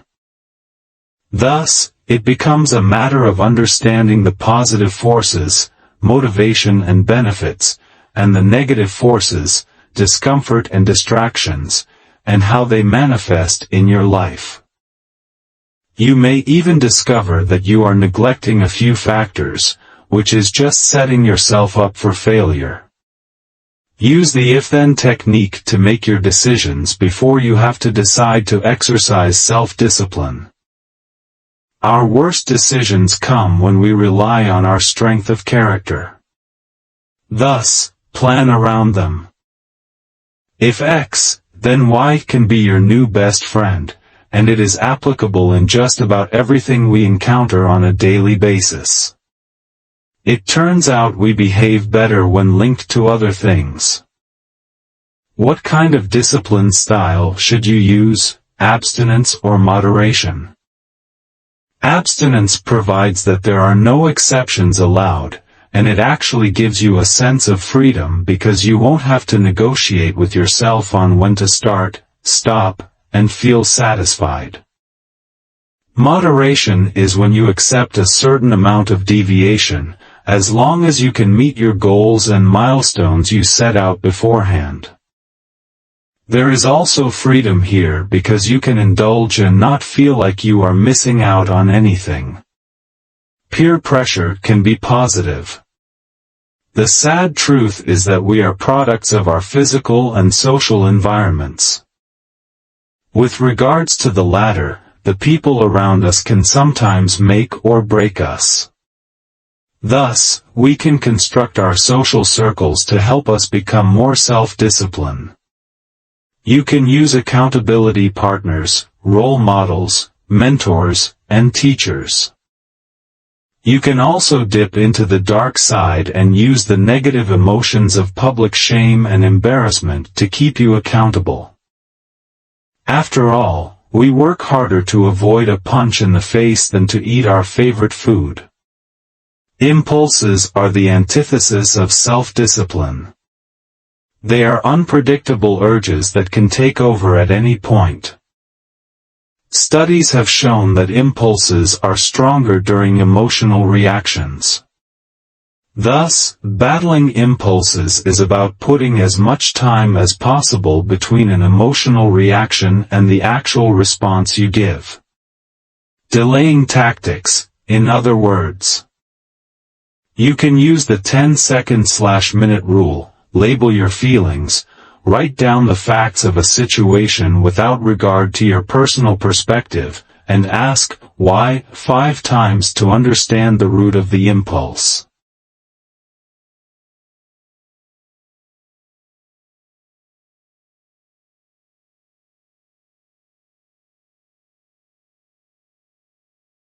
Summary Guide. Chapter 1. Mind over Matter. Self-discipline is the act of putting mind over matter and dictating exactly what your actions and behaviors are. But control over the mind is like saying you want to take a casual stroll to the surface of the sun. It's not easy and must be reined in constantly for you to even have a chance of self-discipline. As it turns out, there are many obstacles to acting disciplined and controlling yourself. Buddhism teaches 5 mental hindrances to self-discipline: giving in to the 5 senses, animosity and malice, apathy and laziness, anxiety and remorse, and hesitation and doubt.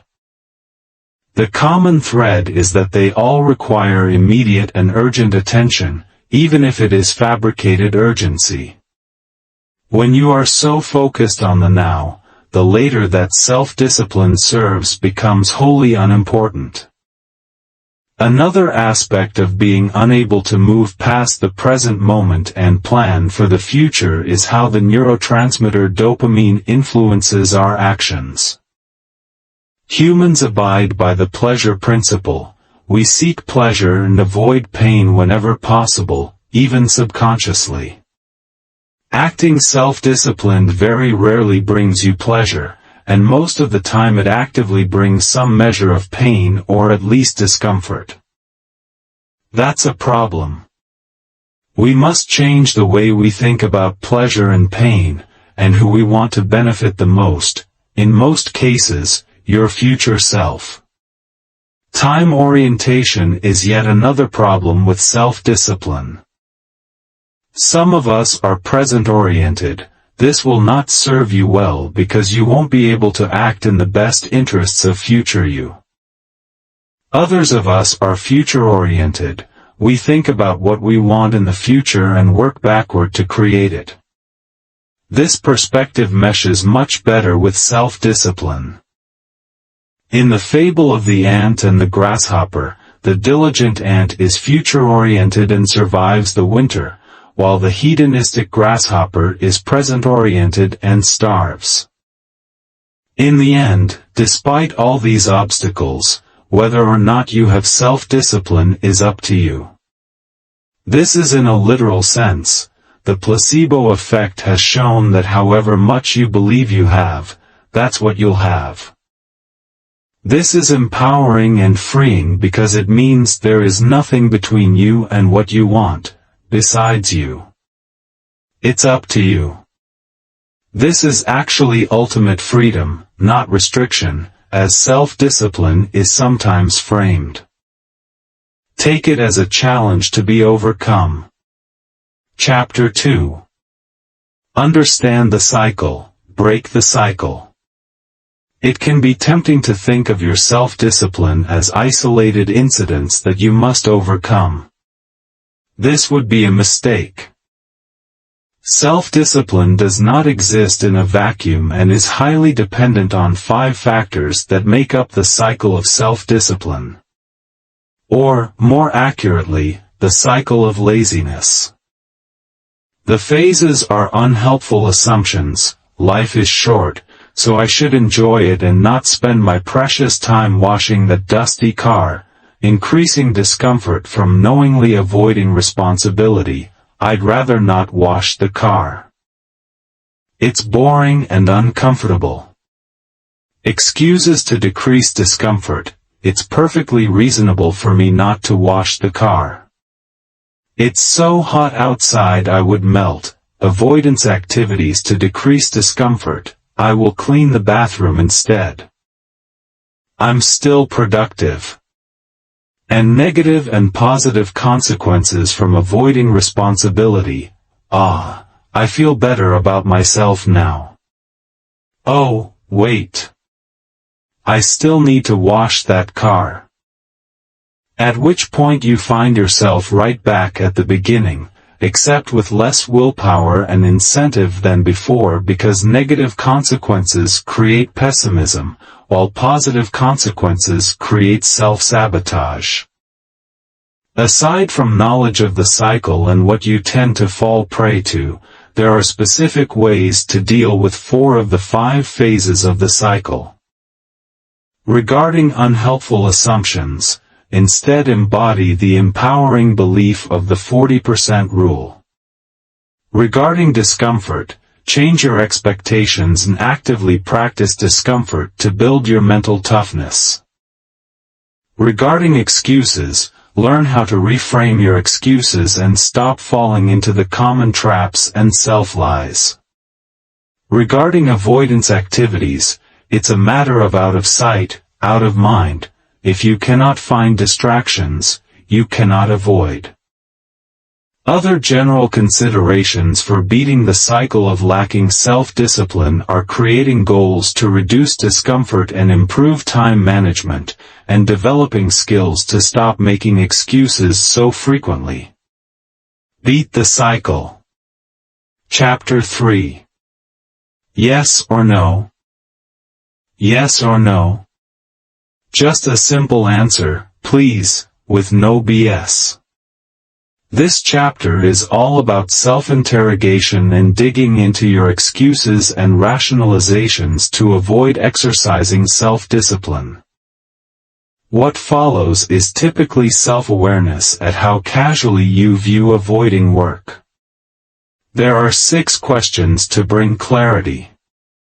Most are indeed yes/no questions to force you to either admit a harsh truth or take action. Will this course of action create a gap between my ideal self and my non-desired self? Alternatively, does this action take me closer or farther from my goals?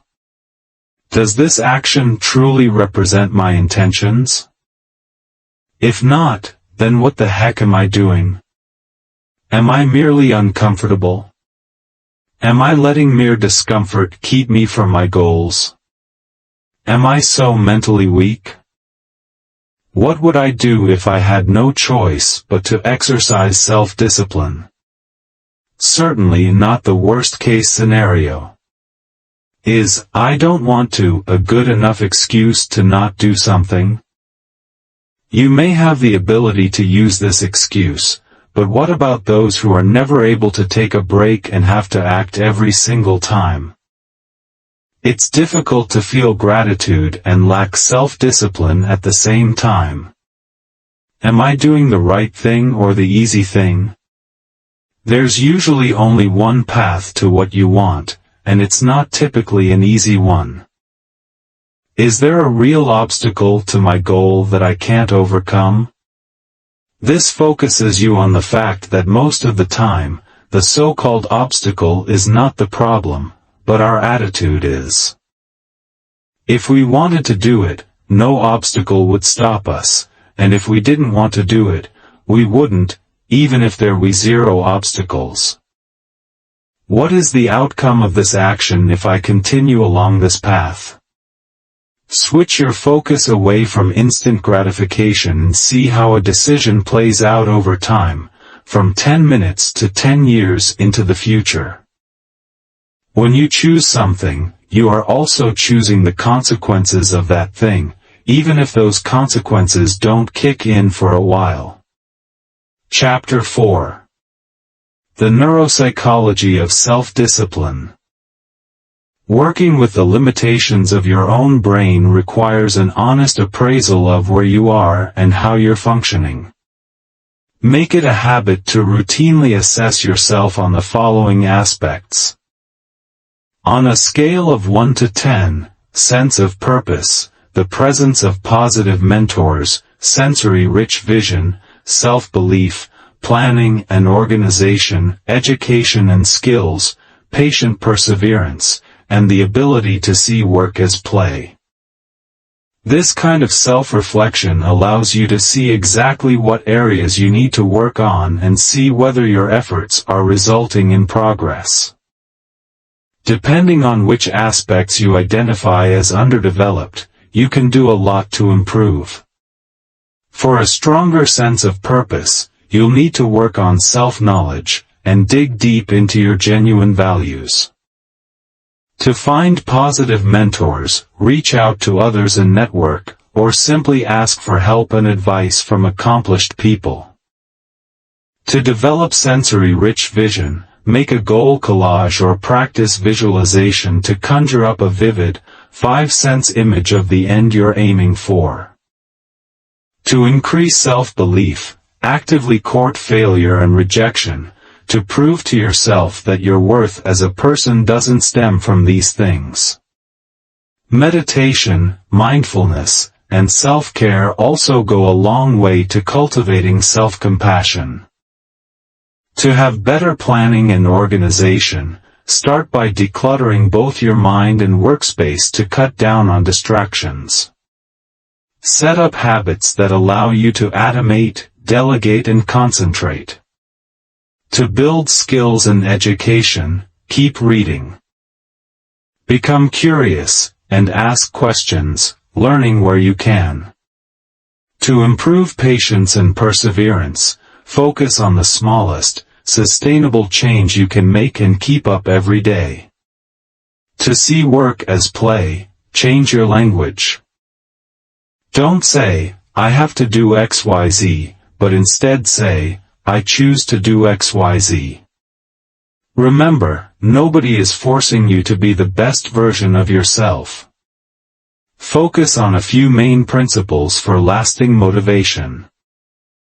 These include not waiting for a right time, taking baby steps, working from intrinsic motivation, avoid temptation outright, cutting distractions, monitoring impulses with mindfulness, visualizing in detail our goal, getting comfortable with being uncomfortable, and allowing our future selves to advise and guide our present selves.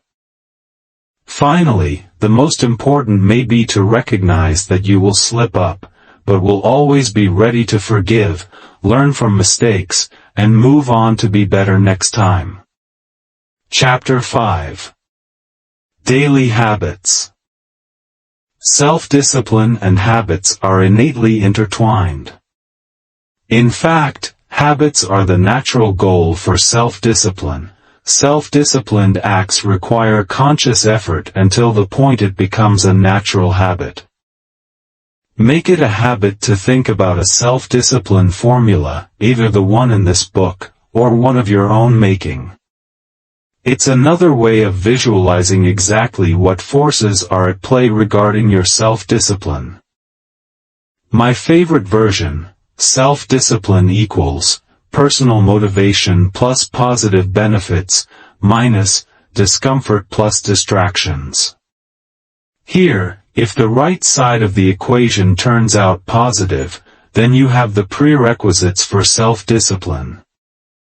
Thus, it becomes a matter of understanding the positive forces, motivation and benefits, and the negative forces, discomfort and distractions, and how they manifest in your life.